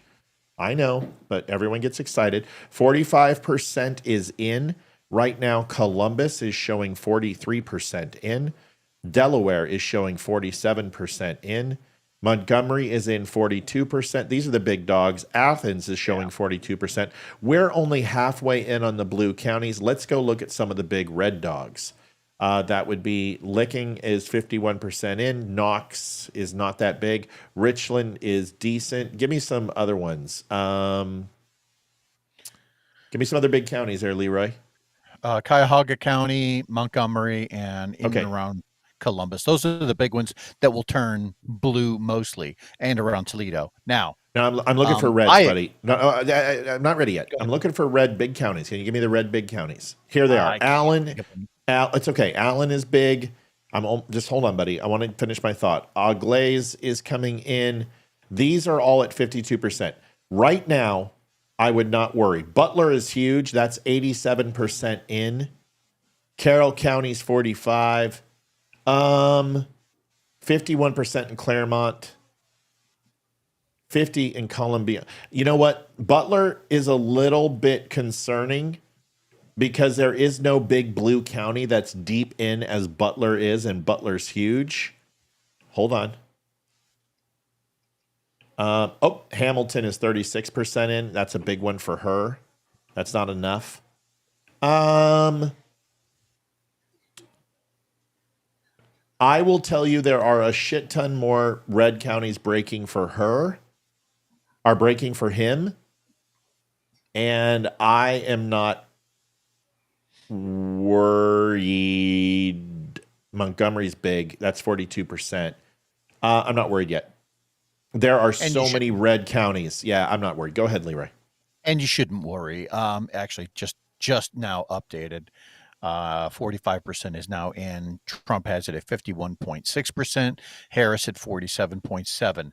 Last election cycle, it went red by more than 8%. So I don't expect that that's going to change this time, given Kamala Harris's popularity in the state is not good.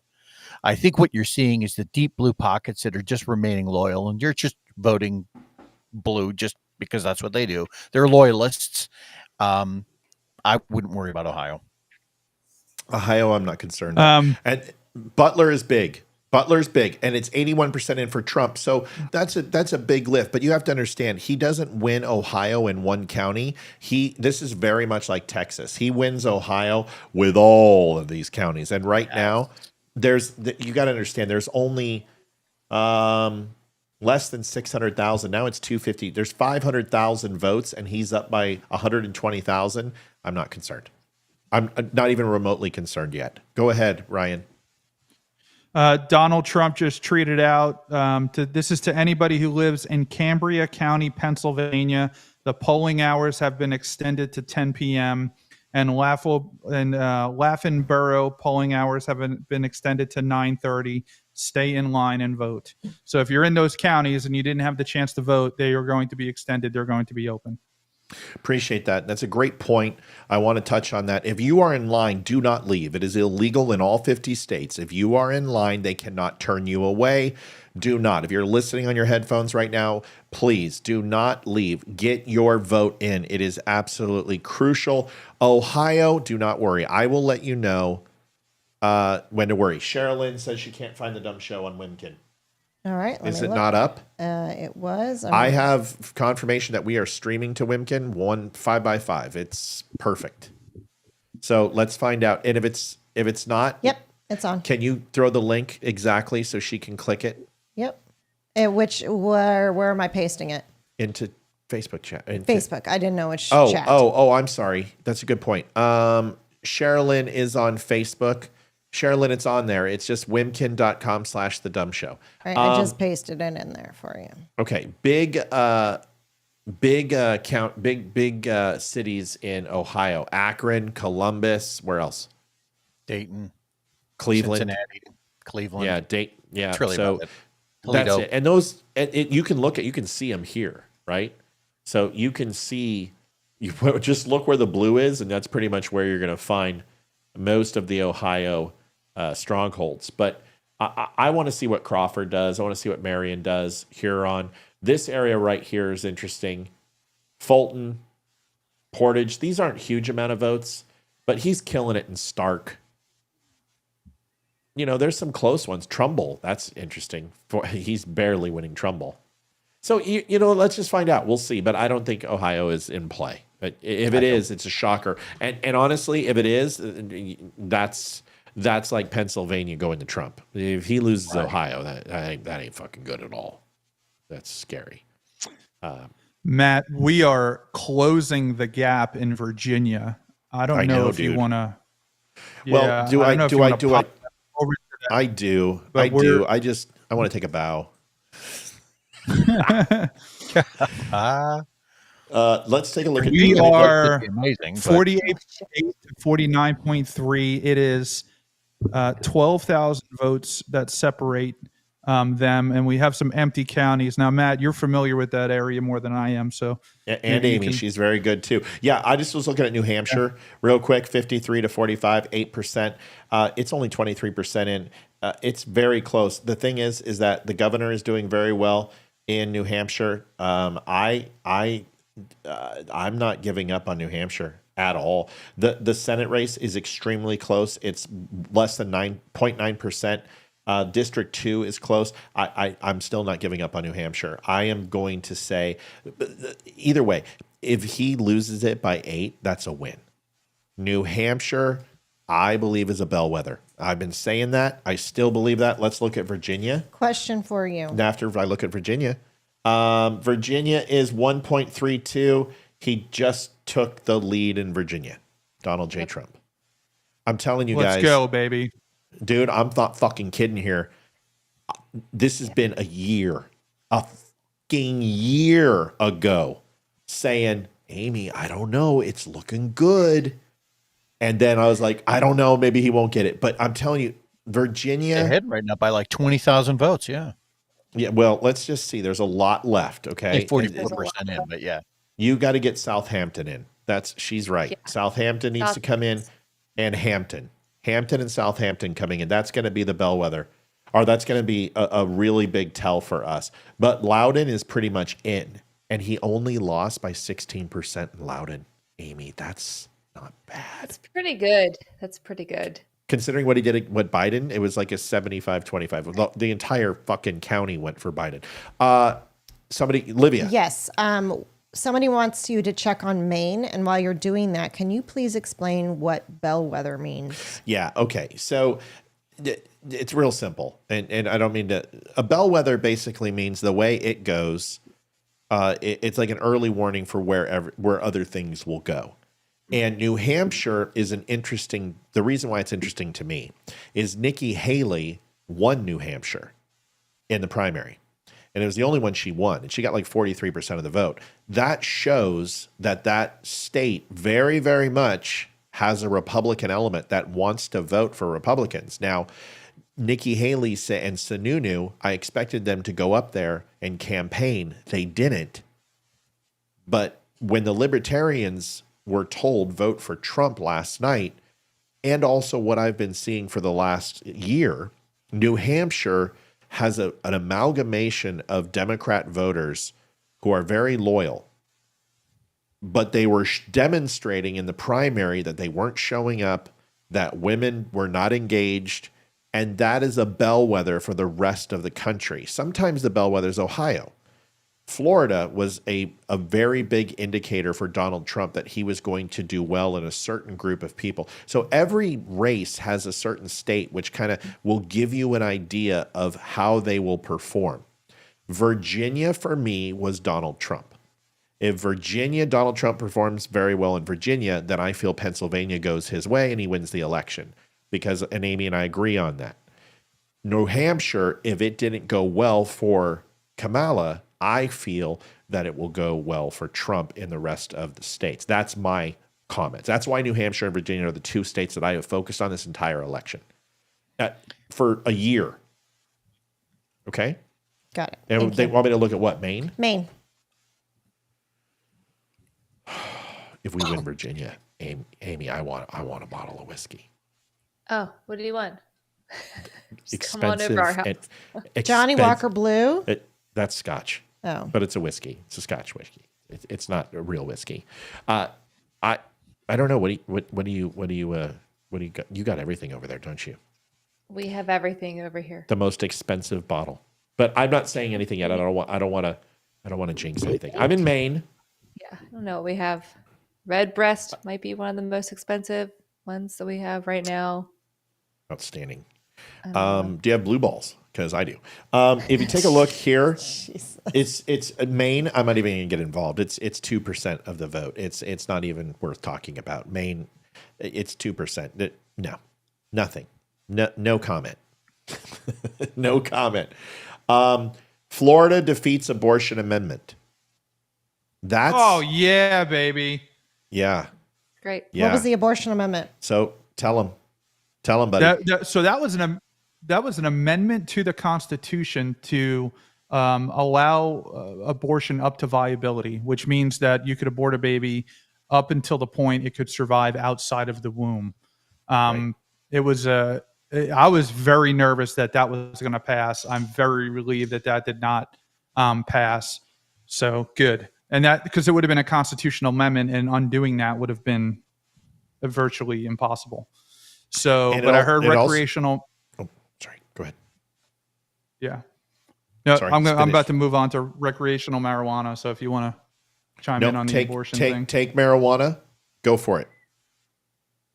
So the recreational marijuana law passed, and that's great, dude. I'm a libertarian, right? But I usually vote Republican because the libertarian vote doesn't necessarily go anywhere. But I think that what you do with your own body is your business, right? I don't care. The problem with this recreational marijuana is that it was lobbied by the farms and the dispensaries so that they have 100% immunity for anything that happens ever under any circumstance. And on top of that, they now have monopolized the entire industry. So even when it was medical, in Florida, if you wanted to open a dispensary, you had to own a farm. You had to own a marijuana farm. And in order to own a marijuana farm, you need like a $10 million permit or something. Now, these are laws that were already lobbied by these big corporations that own all of it. I'm all about it. I just want free market access to it, right? I want the market to decide what's good, what's bad, and what not. I knew there's a reason I like Ryan. Ryan and I think a lot alike on that front. Yeah, you're both gay. Everything you just said was just, you were just reading my mind. You guys, why do you think I like you two? Because you guys are very similar in your approach. Where Damani and I are very similar in the way we think. You two are. That's the reason why you're bookends, because you guys have very similar thought patterns, and I appreciate you both very much. You both have very good opinions. Let me know when they make cocaine. Ohio, the lead is opening up for Trump. Hayden just shouted. Yep. We just Hayden. had a bunch of states called. So Okay, hold on a second. I got to find out why my child is. Because a bunch of states were just called. I know. Can you hold on, please? Yeah. Hayden. I want her to deliver the news. Okay.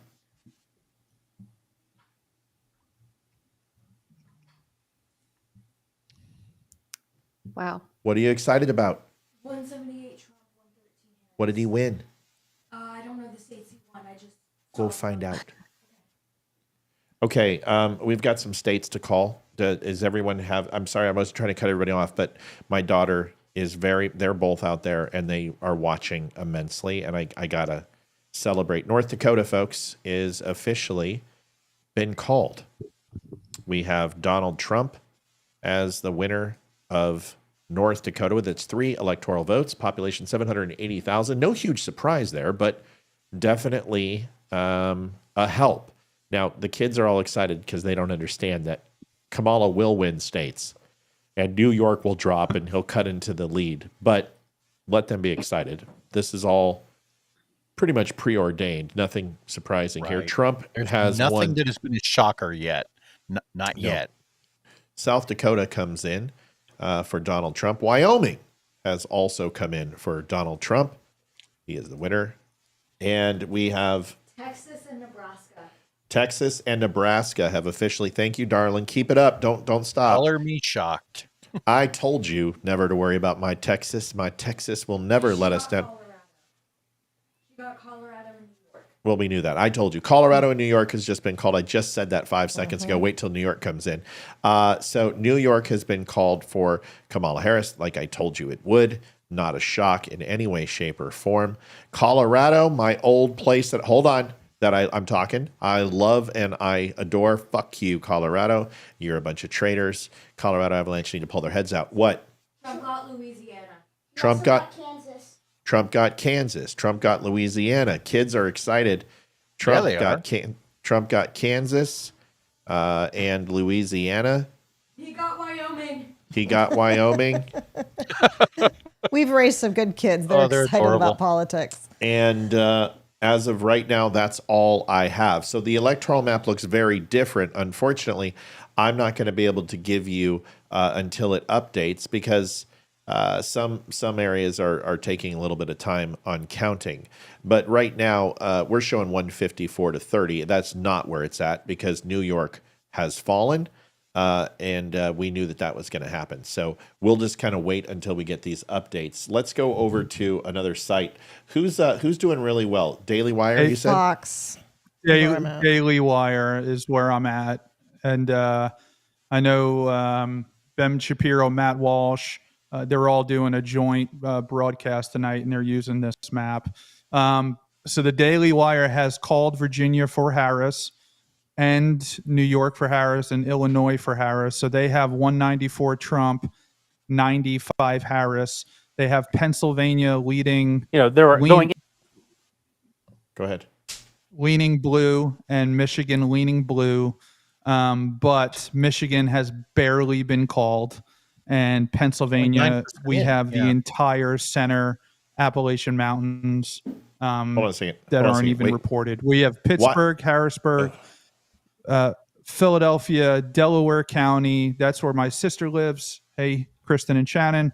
In Philly, those are all going to be left, right? Chester has not reported. Chester's going to go left.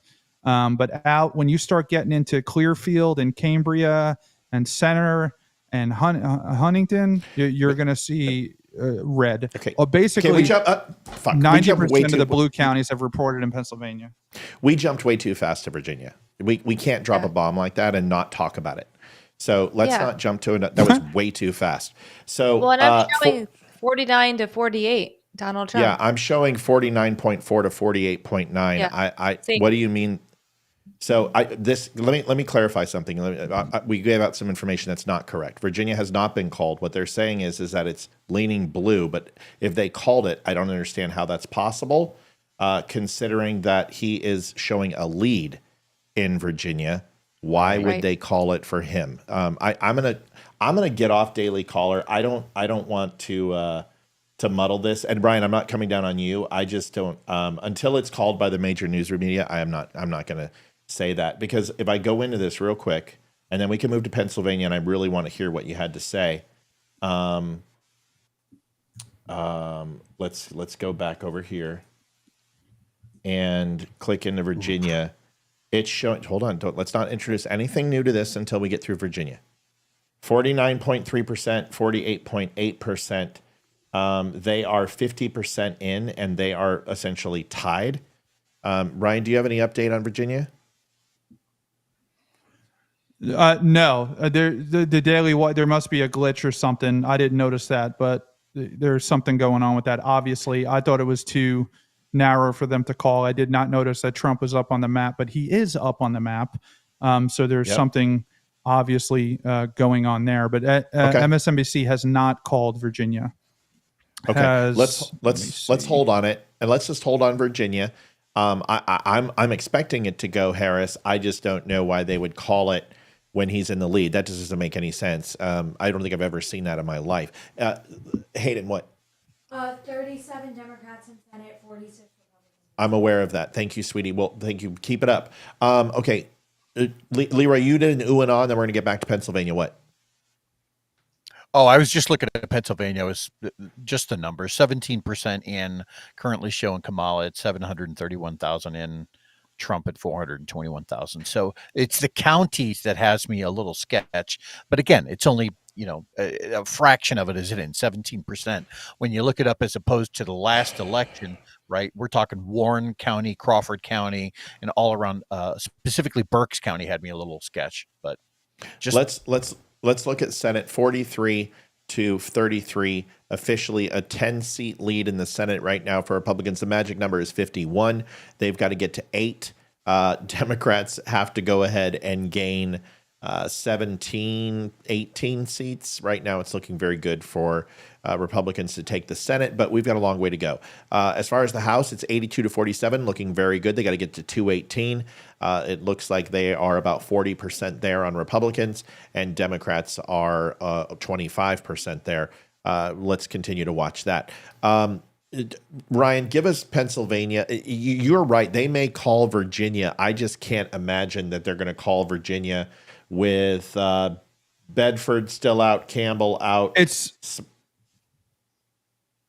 It's too close.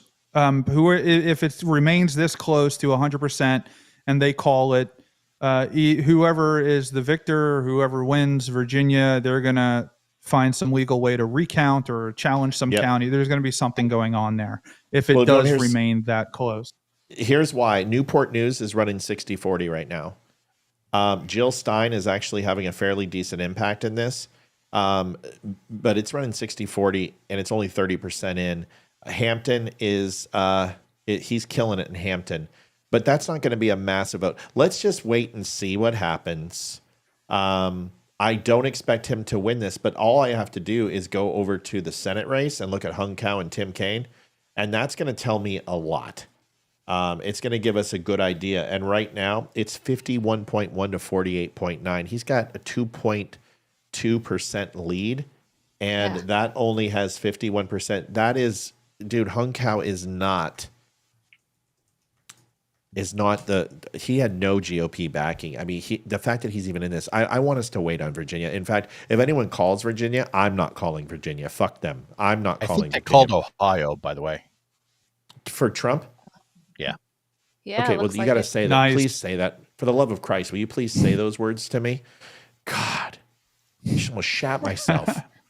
So it looks like Ohio's been called. I'm like, no. I expected it to go for Trump. I didn't have any doubt. but I understand that. But I listen, dude. I'm just waiting for the shoe to drop. Right, one of these states is going to go the wrong way, and we just don't want it to be on the good guy. So Ohio has been called for Donald Trump. Who called that, please? So I can just put it in the old moniker or on the old head. I'm looking at AP. Oh, I don't trust AP. Fox has not called it. Yeah, I'm not calling until Fox or MSNBC can't do it, buddy. When you want to update new polls? New polls closing. I really don't. Yeah. I mean, I can just say there's only 3 at 10 o'clock. Okay. So it's going to be California. No. Nevada, Montana. Oh, Utah. that's right. I forgot. We're missing a time zone. Nevada, Montana, and Utah. Big fish, little fish, and white fish. All right. Right now, it's 113 to 178 is the electoral. Projected winner, Moore wins Alabama, that's interesting. Moore wins Alabama. That puts us in the House and the Senate 85 to 51. They've gained a little bit in the House, but we're pulling there. 44, we gained one in the Senate to their 33. We're up by 11. And they still haven't updated Harris. MSNBC is not calling New York.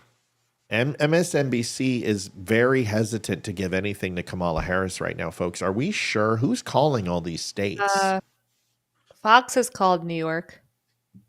Okay. I'm just weird that MSNBC has not. I mean, that's not Daily very... Wire called New York. Let's see. NBC. Let me check them. Oh, yeah. He's getting his ass kicked in New York. There's no reason for them not to call it. I mean, he's down... Right. They say too early to call, 18% of the votes and 70 to 30. I told you he wasn't going to win New York. All this, see, this is why you don't listen to anyone but this show. We're never going to lie to you. We're never going to steer you wrong. I told you what states you needed to consider, and those are the ones that we're actually looking at as, there might be something here. What else we got? Anybody else, anything? A poly market update. They're now showing... Oh, and again, for those that are just tuning in, poly market is a gambling forecast for the election where you can place a bet on the election.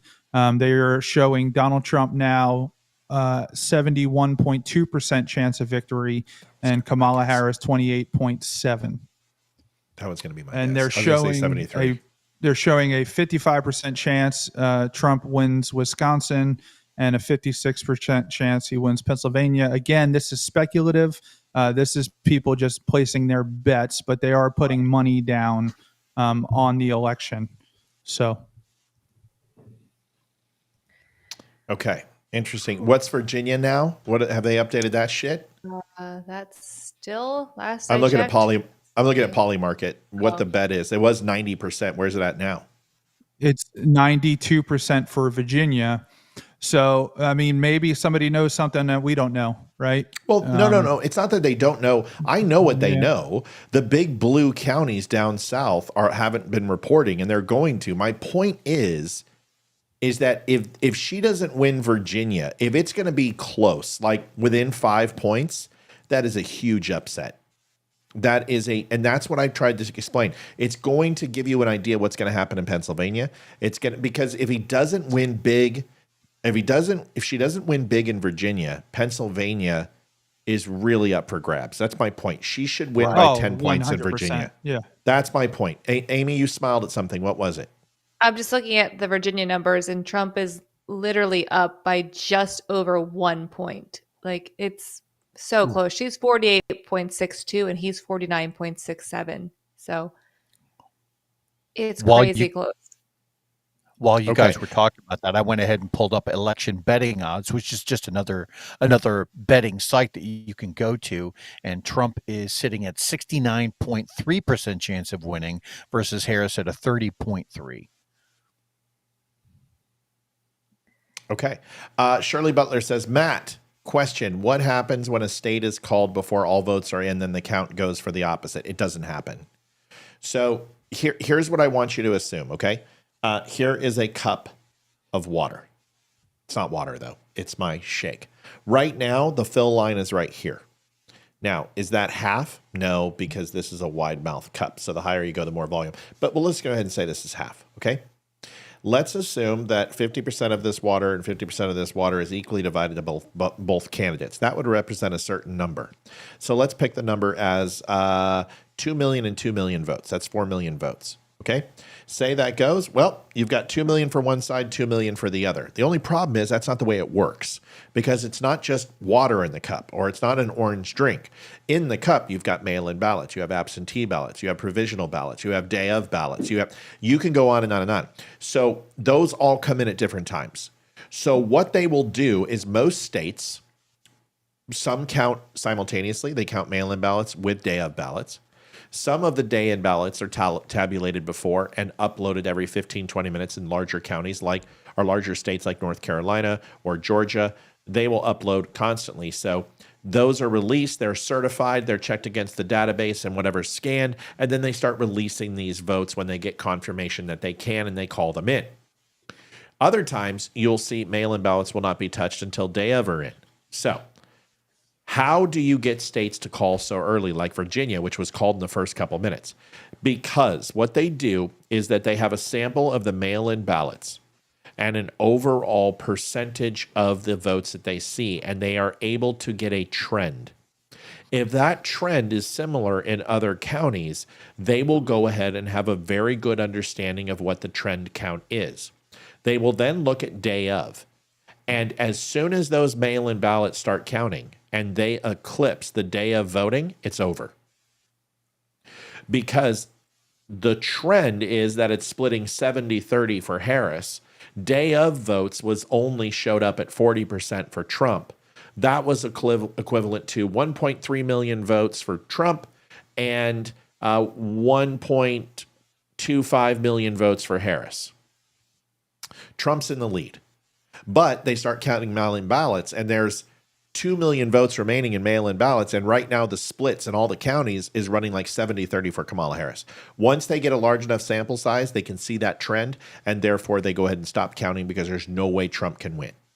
That is what happens when you get an early call. Now, they have called states and had to retract. That happens because then the trend changes, but that will happen on occasion. Most news stations, what happened, like with Hanging Chad and what happened in 2016 and what happened in 2020, is that you saw them call certain states and none of them walked back. They had an overcorrection and they were afraid to call states in 2020. 2016, they learned from 2012 and 2008, where Fox called things early. So every station kind of got gun shy in 16 and didn't make any of those mistakes. But they called things early in 8, they called things early in 12, they called things early in 4, and it became a trend of who wanted to get to first, not who wanted to be right. When that happens, usually the news station will make a retraction. That's all. 3 different comments in our chat just said that Fox just called Ohio for Trump. Yes. Oh, I thought we already established that. Okay. Yeah. Trump won Ohio. So we're official now. Yeah. Okay. In other news, just to put a pin in this, Wisconsin has started reporting. Oh, yeah. So only news. 2% in, nothing to look at, but just know that we can jump back to that anytime. He's up 60% to 38. It's over. Fucking over. Right. No, it's not over. I wish it. Listen, here's what you want. You want Wisconsin to just be an absolute blowout for Trump. You want to see a 60-38 split, 2% going to Jill Stein and Twat Waffle Independent, whoever he is. And then this election's over. You just break the blue wall. Just break into Wisconsin and end this fucking thing. That's what I want. There is going to be a flip here. Something's going to happen shortly that is going to be a shock to our system. If this will be the first time ever that 2 elections in a row, go almost the exact same way. That is really unheard of. And something is going to crack here. And when it does, it's going to be big. And it's probably going to be Pennsylvania. Yep. It's probably going to be Wisconsin. It might be Virginia or North Carolina. We haven't checked on North Carolina in a while. Let's go into North Carolina and see. Somebody said check Senate races right now. Whoa, talking over each other. Can't hear you. Ladies first. I said someone said to check the Senate races. Okay, we will. When you're done. We will. Leeroy, what were you going to say? Oh, I was just going to say, I was just looking at North Carolina too. Oh, that looks good for Trump. 2.5% disparity right now with half of the reporting already in. It looks like it's very much going the way that Joe Biden and Trump went. It's within, what, 30,000 votes? Right. Now, back in 2020, Democrats won that state by more than 81,000 votes. So to see this level of disparity this early on is a good sign. It's a very good chance Trump will win this. Yeah, and it looks like the available counties are the rural counties as well. It looks like Raleigh came in, Charlotte came in, and those are going to be your blue counties. And yeah. Yeah, I want to make a correction. Joe Biden didn't win North Carolina in 2020. Oh. It was Trump. No, you're right. You're right. It was Trump who won that by 81,000. My bad. My point is that we're seeing a very similar trend here. It's okay. Is 40,000, 54,000 votes right now, disparity. This is going the way of Biden, and that's good. I'll take a trend. Ryan, what did you say, brother? I didn't say anything. You didn't say I was handsome and devilishly good looking? No, that was I me. heard that. Yes. Yes, but I thought that those were words that did need to be said. That's a good point. All right, let's get into races to watch, and that's what I really want to focus on is races to watch. Moreno in Ohio is winning versus Brown. Maryland, also Brooks, is winning over Hogan. Good. Fuck Hogan. What a douche. Fucking Trump hating cock nozzle. Pennsylvania has had a ton of ads that hit within the last month here in Ohio, and everyone has been trying to get Sherrod Brown out. Sherrod Brown has been in the spot, I think, for three cycles, and the ads that are being played against him were pretty brutal. So I expected to go Bernie Moreno. Pennsylvania, Casey and McCormick, 40% to 57%. It's really early. It's 22%, but that doesn't bode well for Pennsylvania. Arizona, Gallego and Lake. This is an interesting one. When these start reporting, I've already told you about Lake.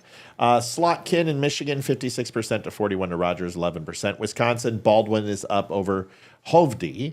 Tester and Sheehy hasn't been reporting. I expect that Sheehy, I hope he pulls it out. Brown and Rosen in Nevada. All ones to watch right now. We can tell you that Connecticut, Delaware, Massachusetts, and Rhode Island have all been called for Democrats and Republicans. Florida, Indiana, Mississippi, North Dakota, Tennessee, West Virginia, and an independent one in Vermont. And independent holds in Nebraska. It's not contested. So we'll let you know the rest of the races. But right now, if we take a look at the total, 44 seats for Republicans, 33 seats for Democrats. Right now, they are 7 away, and the Republicans 7 away from having a majority in the Senate. Looks pretty damn good, considering that they need 18 Democrat seats. Now, please understand, there's a lot going on in New York. There's some state races and Senate races that are both going to be close. We hope that those go our way. Let's go take a look at those, actually. Take a look at the House, and we will go into good old New York. Stefanik looks very good at 55%. Looks like she is holding fast against Paula Collins, a challenger. That's very, very good news for the state. So Stefanik is looking good. Let's take a look at Senate in New York. Forget about it. Gillibrand, I know I even got my you heard it. My accent came through. Gillibrand is winning versus Sapriacano. Hopefully he'll put a hit out on her shortly. But as of right now, this is where we're at. We'll keep you up to date with what happens with the rest. Check governors. Somebody said New Hampshire went Republican governor. Oh, really? Yeah, check. Do you want to say it again? Someone said that What? New Hampshire voted the Republican Where governor. was that, though? New Hampshire. Was that New Hampshire? Yes. Is that New Hampshire? I'm sorry, The one where that I said could was be that? I think it was New Hampshire, Ryan. I think that I said that was going to be a bellwether. 51.5% for Kelly Ayotte versus Joyce Craig. Right now, looks to be about a 10,000 vote lead, which is actually huge in New Hampshire. A lot to be called. It's only about 30%, but that bodes very well. Let's go back to the state results. We'll go into New Hampshire. And Donald Trump is down about 6.7. 31% of the vote is in. It's only 17,000 votes. So it's not that big. House districts are both, one of them's Russell Prescott looks decent against Pappas. Pappas and him are very, very close. Maggie Goodlander, 17% in versus Tang Williams. She is a Asian in New Hampshire, which is probably the only one.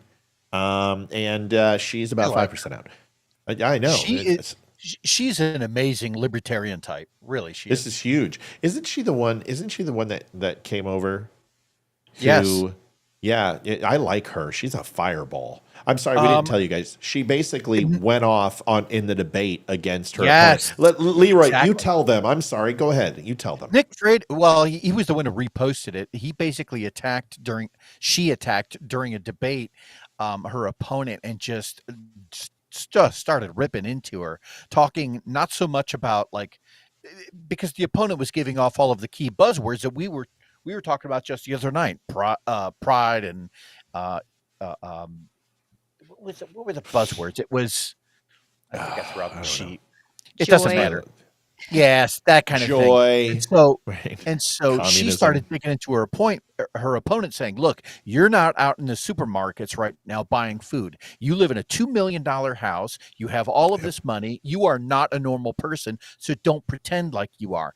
And the opponent was just standing there shocked. It was amazing. Ladies and gentlemen, Trump wins North Carolina. Oh, let's go. And Ted Cruz won his Senate race, as I told you he would in Texas. So fuck all y'all who challenge the master. Dude, I'm 100% so far in this fucking election. What? Fox is not called North Carolina. Three people just said North Carolina. Hold on. 3 people just said North Carolina went. What, honey? Could you please go to Ohio? Round in the middle and then high in the middle and round at both ends? Mm-hmm. Yes. Ohio. Right. Oh, yes. And put Donald Trump as the winner. Holy fuck, he crushed her. He fucking annihilated her. 54% to 44. 10%. Yeah. 10%. Bernie Moreno looks like he's going to pull it out. Also, Nebraska. I don't know if you called that We one. did. We called Nebraska, our Okay, beautiful daughter. Sure. So, okay, who called North Carolina? Because I'm seeing it in chat. Everyone said that North Carolina was called. I haven't seen it on Fox yet. I'm updating. All right, let me know. The Daily Wire has called it.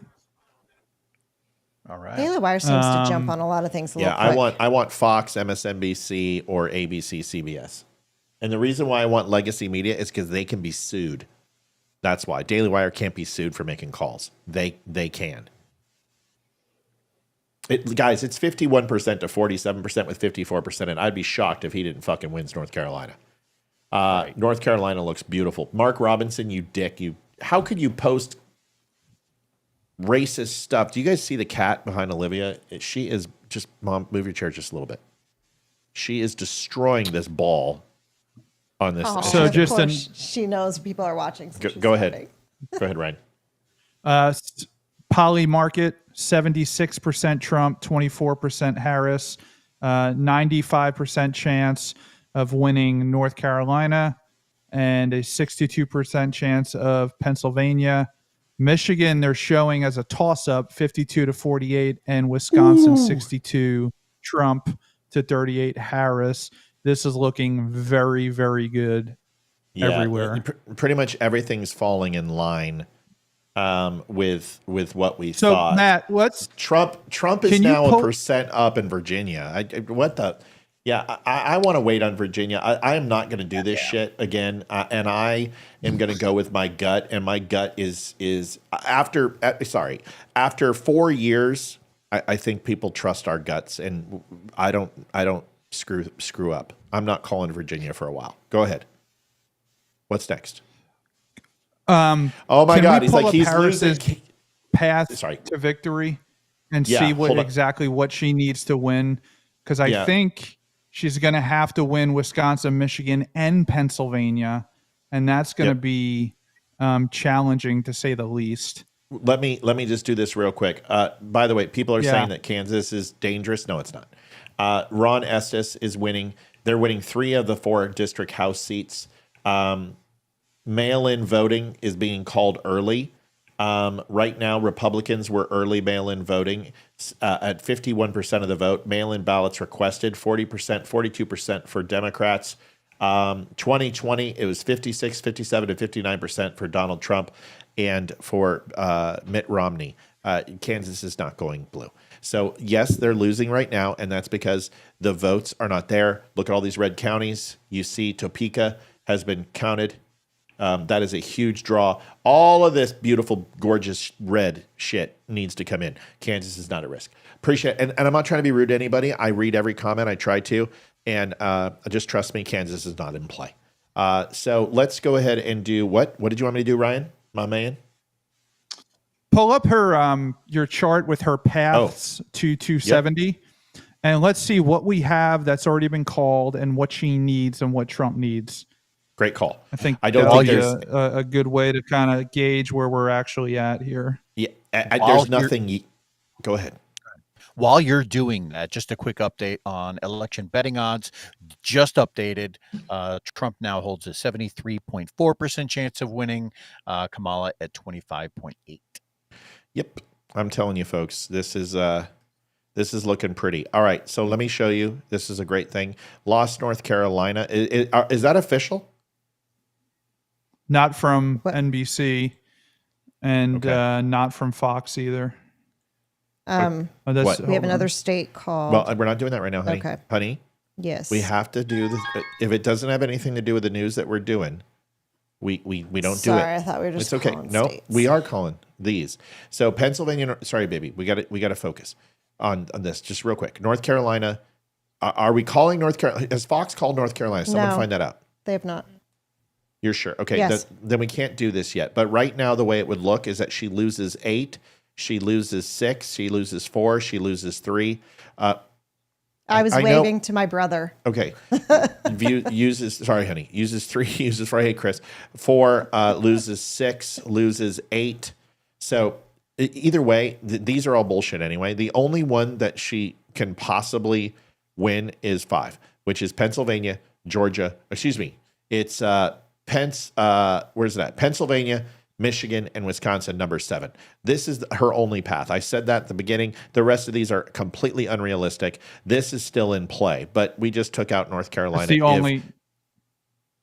Go ahead. Yeah, North Carolina, we now have a little bit over 50% of the vote and 58% of the vote in, and it's a 4-point swing. I'm not going to call it Trump, yet. Trump and Harris. No, I'm not saying to call it. I'm just saying that's where we're at. So totally aware that you're not saying that, was totally saying I'm just not going to call it. That's all. I'm with you. Yeah. You and I both agree. But once again, every single path is open for Donald Trump. He now has 13 paths to 270. Kamala Harris probably realistically still only has 1, but we're going to go ahead and pretend and play the game that she's down to like 6 or 7. But that's where we're at. Liv, you had something to say. Amy, did you have something to say? No, I'm just looking. Have we talked about Georgia in a while? I mean, they have 75% in, but yep, they haven't called it. So let's do that in just 1 second. Remember what I said? I think 75% is what it's going to take to call Georgia. Let's do that in a second. Liv, you had some news? Go to New Hampshire, please. It's been called for Harris. New Hampshire has been called. Let me find out what the numbers are. That would look to be good. I want to find out what the final numbers are. Who called it? Fox. All right. I trust that. I'll take it. I want to find out what the final numbers were. Can you find that out for me? Yes. I'm assuming that it's not completely. Let me look. New Hampshire won the last one by like more than 7%. That's not a shocker. Looks like 54%, 54.14% Harris, 44.81% Trump. Okay, so that's still within 10%. Remember what I said is I wanted to see where that falls. What percent of votes are in? For New Hampshire, I'm looking at 38.96% in. Yeah, almost 54 to 44. To me, that's really interesting considering 31% in and Kelly Ayotte is winning this big. This just might be repudiation for Donald Trump. That means that the Nikki Haley voters did not show up for Trump. I think that's what we're going to find because Kelly Ayotte is doing fairly well. Well, we're going to find out, but New Hampshire officially is called, and so there we are. I still believe that if he finishes within 7 to 8%, that is going to be a very, very, very good indication of where he's going to be in Wisconsin, Michigan, and especially Pennsylvania. We're going to find out. Oh, nope, not Trump. It is Kamala Harris. Kamala Harris wins New Hampshire as of right now. What else do we got? Everyone's saying go to Minnesota. I'll go to Minnesota after I go to Georgia. Minnesota. Because everybody wanted to see Georgia. Georgia, he is up. A shit ton. 5.5 points. Yeah. 75% in. Oh yeah, this is going to be called any day, any minute now. Right now, folks, just to let you know, there are 1.3 million votes remaining. They have officially eclipsed the 4 million mail-in. The only thing available now would be day of votes. Now, understand, I don't know that. What I'm saying is 4 million something early votes took place. They could be all mail-in ballots, but I don't believe that. I believe that it's probably going to be a decent split. If we go down here and look and take a look at mail-in ballots requested, 35% for Republicans, 56% for 344,000 requested. 4 million were sent in, but look at this, folks. What does that say to you? Read this. What does it say? More Republicans did mail-in ballots. More Republicans did mail-in ballots, and if all those have been counted, Georgia is going to go to who? Georgia's going to go. Yeah, I know. I saw it. Thank you. Yep. Thanks. So here, thank you, sweetie.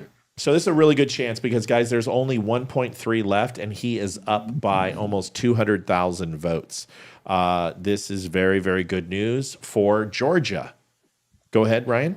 So I believe if Trump wins Georgia, Harris has to win Minnesota, Wisconsin, Michigan, and Pennsylvania. That's her only option to win. There's also Nevada and Arizona. You know what? This is a great time to do this. But I think if Trump wins one of these, it doesn't matter what happens in Arizona or Nevada. He hits 270. Yep. How about we take a look and we put that theory to the test, because I think that would be a great thing to do real quick. Something we love to do anyway. Let me go to interactive map election. I hate 270 to win. They have ruined their thing. I know. Okay. So they've ruined it. It used to be the best. Google's actually fantastic. I gotta give them credit. I used this last year. So they have not called Virginia. Donald Trump is now up 1.7% in Virginia. He's up in New Mexico right now, which cracks me up. Do you guys understand that they've actually, Google has it leaning red in Virginia? Hold on. Well, that's AP. That's an AP map. I understand. I'm just. So does Fox. Fox has Virginia leading red. Folks, do you understand what I'm trying to tell you here? If this happens, what I've been trying to tell you for a year, if this fucking happens, you don't need Pennsylvania. This election's over. Let's do the map. Let's do this real quick. Yeah. I'm not calling. Our prediction map again. Can we go back and do that? We're going to do it right now. So let me reset the map. Math is so hard for me. So no. Don't worry about it. Just, me too, Amy. Me too. All right. So okay, here we go. So this has been called so far. Here it is. Let's everyone just slow down, okay? We're going to do this together. Maine, we're going to go ahead and put that in blue for Maine. New Hampshire is blue. Connecticut is going to be blue. New Jersey, going to be blue. We're going to go down to Illinois is going to be blue. We're going to give Minnesota blue. We're going to give Washington blue. We're going to give, and I want you to hold on Oregon and Washington. I'm telling you, I was seeing things there about 6 weeks ago, and I'm still interested. Blue here. You're hopeful there? In Oregon, Oregon. Yeah. A lot of rural people are sick of the rents. Washington, I think, is 2 elections away from going red. I think Oregon has a good chance of being really close, not going red, but really close. I think it's not going to be necessary, I don't think, but yeah. I'm telling you, man. Oregon, they're not happy. Giving Hawaii to Kamala and Trump, Alaska. All right, let's go ahead and fill in the rest of the map. Idaho goes red. Utah goes red. Colorado goes blue. New Mexico goes blue. Kansas goes red. Nebraska goes red. Montana goes red. Iowa goes, I haven't checked it. She was down. Has anyone checked Iowa? Let me look. Yeah. Iowa's leaning blue, but it's only has 15% of the votes counted. Okay. And I'm gonna it's like 3 counties. So now if Iowa goes, that's completely different. That's going to offset Virginia. But let's just go ahead and say, here's where we're at. Okay. Georgia looks like it's going to go red. North Carolina looks like it's going to go red. That leaves Virginia, Pennsylvania, Ohio, Michigan. Ohio goes red. Michigan, Wisconsin, Colorado goes blue. And then we have Nevada, which we don't know. Let's go ahead. that's a toss up. Yeah. We're gonna leave it great. It's not gonna be a toss up, but we're gonna make some calls right now. All right, let's go to the most obvious. Okay, who feels on this map Arizona's gonna go red? Yeah, I do. Everybody? Yeah, I do. Leeroy? Yeah, 100%. I think it will too. Okay, so that's what I need. I need everyone to get involved. So I agree. Arizona goes red. Who thinks Nevada's going to go red? I don't know. I mean, based off of what we're seeing across the country with Virginia and even these blue states, I mean, Trump is almost, it's not, there's no, I'm not seeing any blowouts. I think it's entirely possible he wins Nevada. It is I completely possible. agree. Less than 35,000 votes separated them last time. And in this case, Kamala is less popular than she ever was in. And Latinos have broken with Trump, and the border is the second biggest topic, along with the economy. Abortion is a big topic, but it's only 11% of the electorate. Nevada has a good chance, but we're not going to call that yet. All right, so let's go to Wisconsin. Where does it go? I think Kamala's going to get Wisconsin. Brian? Okay, let's just do this. Let's give her Wisconsin and Michigan. Hold on. Let's just give her Wisconsin and Michigan. Okay? Let's give Trump Nevada. Now it's 265 to 236. So now it comes down to Pennsylvania and Virginia. She wins Pennsylvania. She has to win Pennsylvania and Virginia, and she is going to be there. I need to go ahead and do Nebraska. So Nebraska is going to be... Nebraska's been called the whole thing for Trump. What? Wait, what? Yeah, Nebraska. No, wait, what? Yes, the whole thing's Trump. That's a fucking huge upset. Wow. He gained one. That's fucking huge. All three areas went to Trump. Oh my God. That breaks. Usually one electoral vote in Nebraska goes to Democrats. That is huge. That is huge. Now, I know it doesn't seem huge. I know it's only one electoral vote, but folks, that's big. That is big. That's very big. So Maine, did Trump get one in Maine? Have they called Maine yet? No. So we're going to give him his one.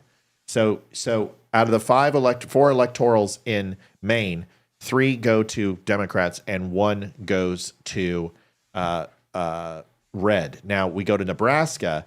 This is unreal. That is 5 electoral votes to Trump. That's 1 more than they usually get. Usually it splits. That's massive. Huge. Huge. Let me tell you why, because look where it puts him. It puts him at 269. It takes 1 away from her. She's at 269. Jeez. Do you understand how big that is? Yep. Wow. Do you understand now how big that is? That is fucking monumental. Yeah, there's plenty of people in the Harris campaign right now just MFing themselves. That is a huge, because all she had to do, watch folks, if I take away this one Nebraska, she's at 269, he's at 268. This makes them tied. Now you start having recounts. Now you have runoffs. Then you look at Georgia. One of them has to get over 50%. If they both sub 48, 49, it doesn't count. They got to do a recount. Other states are like that too. But she has to take Minnesota, Wisconsin, Michigan, Pennsylvania, Virginia. She's got to take all of those. Folks, that's not the way it's breaking. Let me tell you why. If you look at the history of elections, swing states usually go percentage-wise. About 20% to the loser and 80% to the winner. So if you have 7 swing states, it's usually a 5-2 or a 6-1 split. If you have 3 swing states, it's a 2-1 split. If you have 5, it's a 4-1 split. It's not a winner take all in swing states. It's it's close to a winner take all in swing states. It's never a split. So the chances of this happening are really slim that she maintains the blue wall but loses Georgia, Arizona, and Nevada. Based upon what we're seeing, one of these things is true. He comes in, the next president of the United States is Donald Trump. He comes in, the next president of the United States is Donald Trump. He comes in, the next president of the United States, even with that, is Donald Trump. He only has to win Wisconsin, Pennsylvania, or Virginia based upon what we're predicting, and this race is over. She has to run the table. Yep. She has got to she take has to Wisconsin. run the board. She has to run the board. She has to run the board, and she ain't going to run the fucking board. Yeah. So that's why this election's so close. But this only gives him 269. He's got to come in and pick up something in Wisconsin, Michigan, Pennsylvania, or Virginia. He's got to. That's why this is so important. He needs Pennsylvania or Wisconsin. Those are the best plays right now. Well, Virginia's not looking too fucking bad right now either. I'm just saying. Yeah. No, I'm just saying. It's not too bad, They're almost folks. And if he takes, and I'm gonna let you know something, just a little something, Say. something. If he takes Virginia, he's gonna fucking take Pennsylvania. I'm just letting you know because that's the way we vote out here in this motherfucker. Well, there's 60% in Virginia, and he's ahead by like more than 2.5 points right now. So, what? Let's look at where? What? Wait, whoa! Let's not look at anything else. What did you just say? I Say it said again. Virginia is 60% reported in, and Donald Trump is at 50%. Harris is at 48.3. At least that's what I'm looking at on AP. Do you understand this? How big that is? Do you have any fucking idea how huge this is? Yes. You guys, if he takes Virginia, hey, Fox fucking, okay, you know what? Hold on. I need to say something really quick. Okay. Wrong person. Hi. That's the wrong person. Why don't you come on over here real quick? Here we go. Let's go ahead and just blow this up. Fox News. If Virginia falls for Trump and I don't get an anchor position, fuck all y'all. Fuck all y'all. That's all I'm saying. Can I say something real quick? I'm not saying Virginia's going. But I got to look at Hung Kao and Tim Kaine that it's close. That means rurals are coming out in Virginia. That means red districts are showing up because they are carrying Hung Kao. He was down by 11 points. 11! And he's within. He's only down. I mean, I know it's 80,000 votes, but Donald Trump is ahead by 22,000 votes. So if you think if you're like 8,000 votes is a lot, Matt, well then 22 is a lot. If you think 80 is a lot, then 22 is too. I'm telling you, man, if he takes Virginia, we're calling it a night. We're calling it a night because there's no way for her to win. That is, unless he loses Nevada and Arizona and Georgia, and that's just not going to. Am I flipping out here? She's got to show out. Kids are freaking out like nobody else ever has. Wait, what? I'm watching your show. Just thought I'd let you know that site that you're using right now, it's off. We know. Okay. We know. I just want to. I take MSNBC because it's one of the slowest reporting because lawsuits, and I want slow and efficient. Okay. Okay, because I don't want to make mistakes. Okay, go ahead. Who is saying what? Real quick update in Georgia. Looks like they're about 80% reported in, and Trump is ahead by almost 200,000 votes. God, that's good night. 5%. That's good. I want to night. say something real quick. Yeah, and I didn't say Virginia's going. I'm just saying that it's so close. This is great news for Pennsylvania. It really is. Amy will tell you. Amy will tell you that Virginia and Pennsylvania have a symbiotic relationship. Go ahead, Amy. Say what you're going to say, and then Olivia. Yeah, I mean, absolutely. It's our neighbor. I mean, from where we are, it's 1 hour from us. Like we are the same. Yeah. I'm very excited for this. I'm just still holding my breath, I know. especially with Pennsylvania's voting. I mean, they only have 35% in currently, it looks like, but KAMALA is ahead at this current point. I don't. They started counting mail-in ballots this morning at 8 a.m. Go ahead. Ryan. Yeah. Real quick. Sorry, honey. I know, honey. And Delaware County, Philadelphia County, Harrisburg, Pittsburgh, they're all in. What we're missing is the mountain range. Yeah. So there's that's a lot the of rest votes. that's coming in. Somerset County, Blair, Clearfield, Cameron, Union. These are redneck areas. These are my peoples. We're going to go to Minnesota. These are Hang our tight. people. Minnesota is Center County is the only one that went blue. Is that right, Ryan? Okay.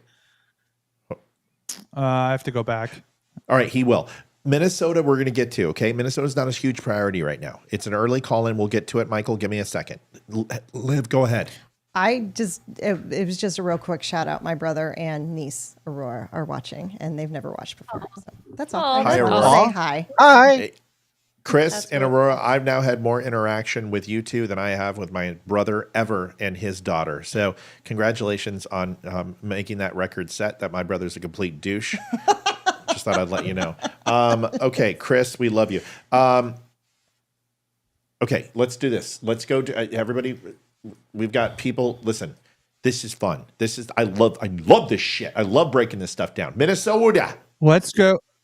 No, You go to Minnesota? Yeah. This is a total waste of my time. I love you. I love you, Michael. We're going to get to Minnesota, but it's 1% in, and it's all the red counties. We're not going. Wait, what? Yeah, what the fuck happened in Wisconsin? No. All right. So 28. look, we see Milwaukee's blue. We know that. But right outside of Waukesha, that is red. Jefferson, red. The suburbs of Milwaukee. Madison, Wisconsin, blue. So all of it, Green Bay, red. Brown County, Oconto. This is all red area up here that hasn't voted yet. So this is looking good for Trump as well.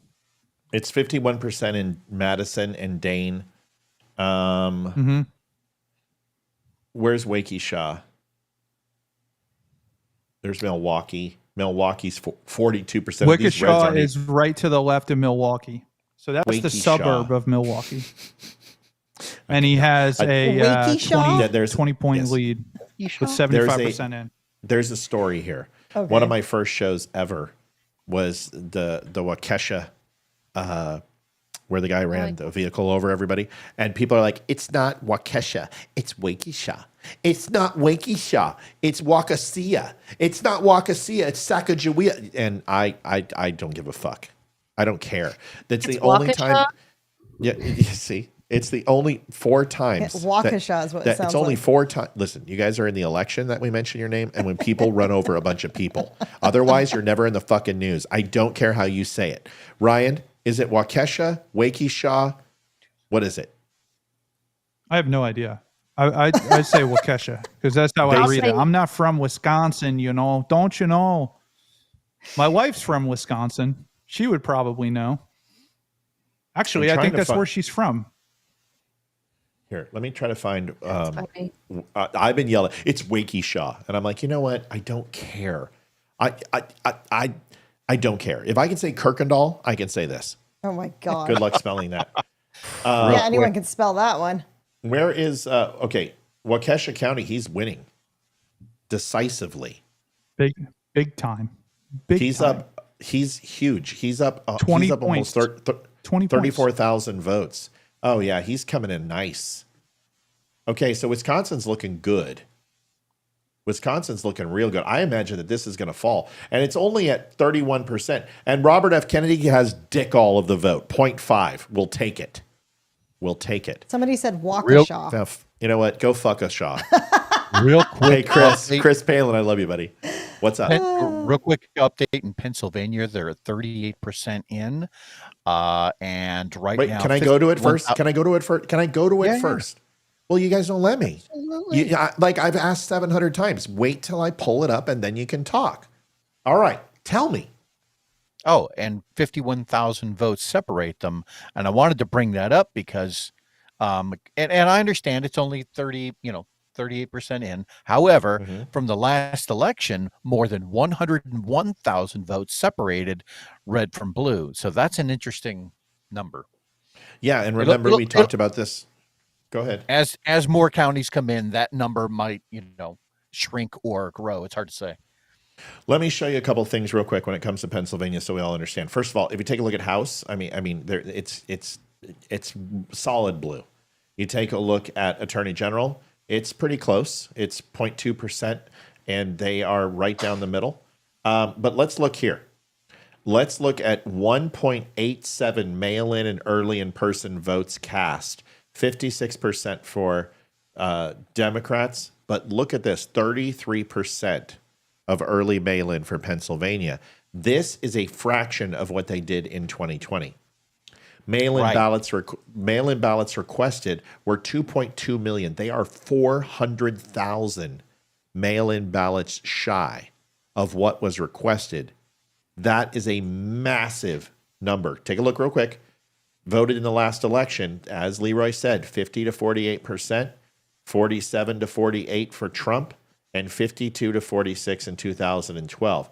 This is a huge number to overcome. And this is why you're seeing the turnout. Hold on. Guys, we've got to wait, okay? I know you're excited. Just hold on.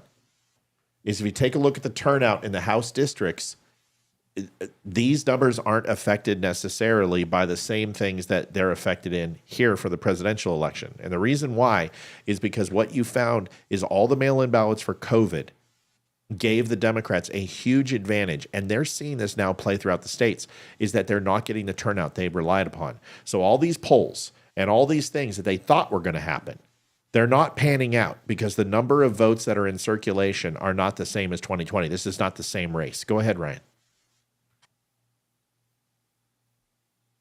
Ryan Samuels, can you hear me, buddy? Go ahead. Yeah, go ahead. Sorry.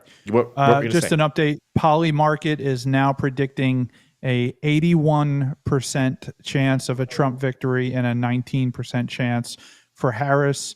They are predicting 73% victory for Trump in Pennsylvania, a 59% for Trump in Michigan, and a 72% for Trump in Wisconsin. Folks, Trump just gained 2.5 points in Pennsylvania. It's now 50 to 49. He's 0.9% down. They have 41% in. Estimated remaining 4.1 million votes. That's a lot of votes, but right now they are showing that he's right there. Right there. They've got basically 2.8 million votes in. So there's a lot left in Pennsylvania, but right now they got 41% of it in. You guys, can I be honest with you? I think they're overestimating how many people are remaining in Pennsylvania. This is very similar to Arizona. So let me bring you in here and let's have a conversation because I'm going to go ahead and say this so you hear it. Everyone knows the Kerry Lake race. I know Amy remembers it. Yes. I think Leeroy remembers what I said is that Kerry Lake had no chance of winning. And I said it as they kept counting Arizona, and Charlie Kirk was doing it, Crowder was doing it, and I said there's no chance Kerry Lake, there's not enough votes there. I believe there are more votes in circulation than actually what's tabulated and what's back in Pennsylvania. I think they have grossly overestimated how many votes are out there. I believe that it could be almost 40 to 50% less. They're expecting 4.8 million votes remaining. I don't think so. I don't. Not at 41% in. So right now, 2.8 million have now voted. By the time that they reach 50%, that'll be 3.2 million people. How many people voted? Well, let's go down here and look.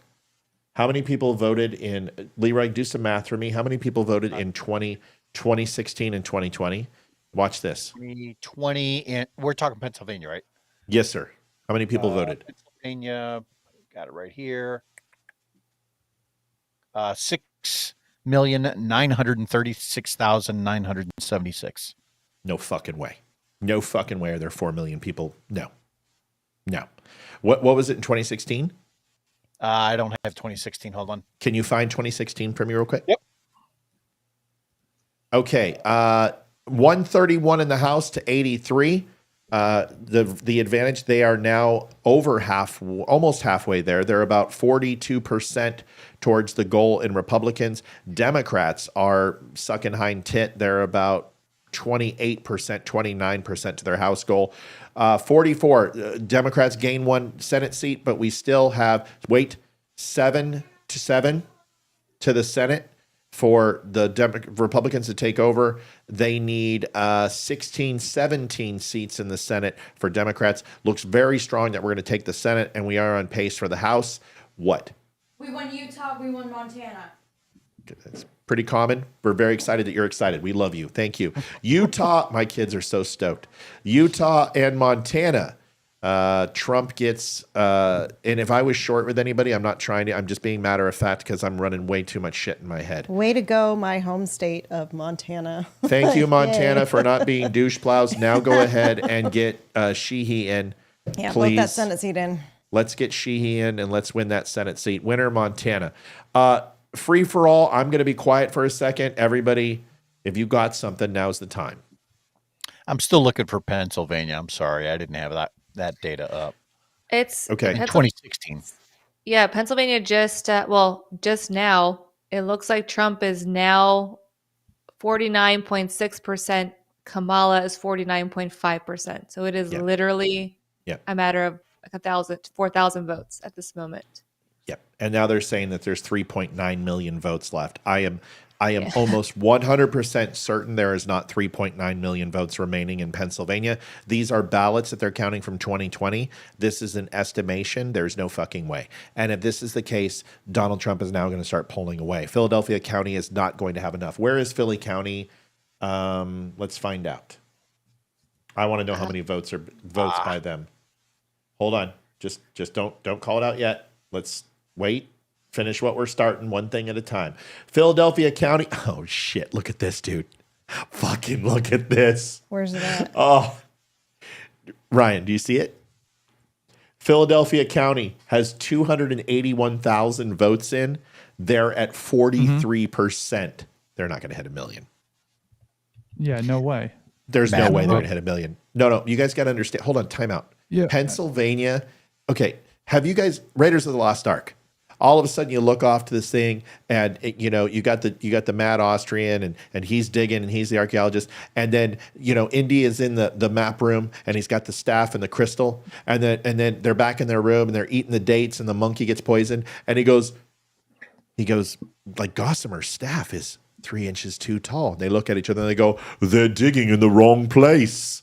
Right. Pennsylvania is digging in the wrong place. They believe they have more votes out there than they do. Once again, 281,000 in Philadelphia County. In order for Kamala Harris to win Pennsylvania, she needed 1 million votes coming out of Philadelphia County, and she had to win decisively. Oh, she's winning decisively.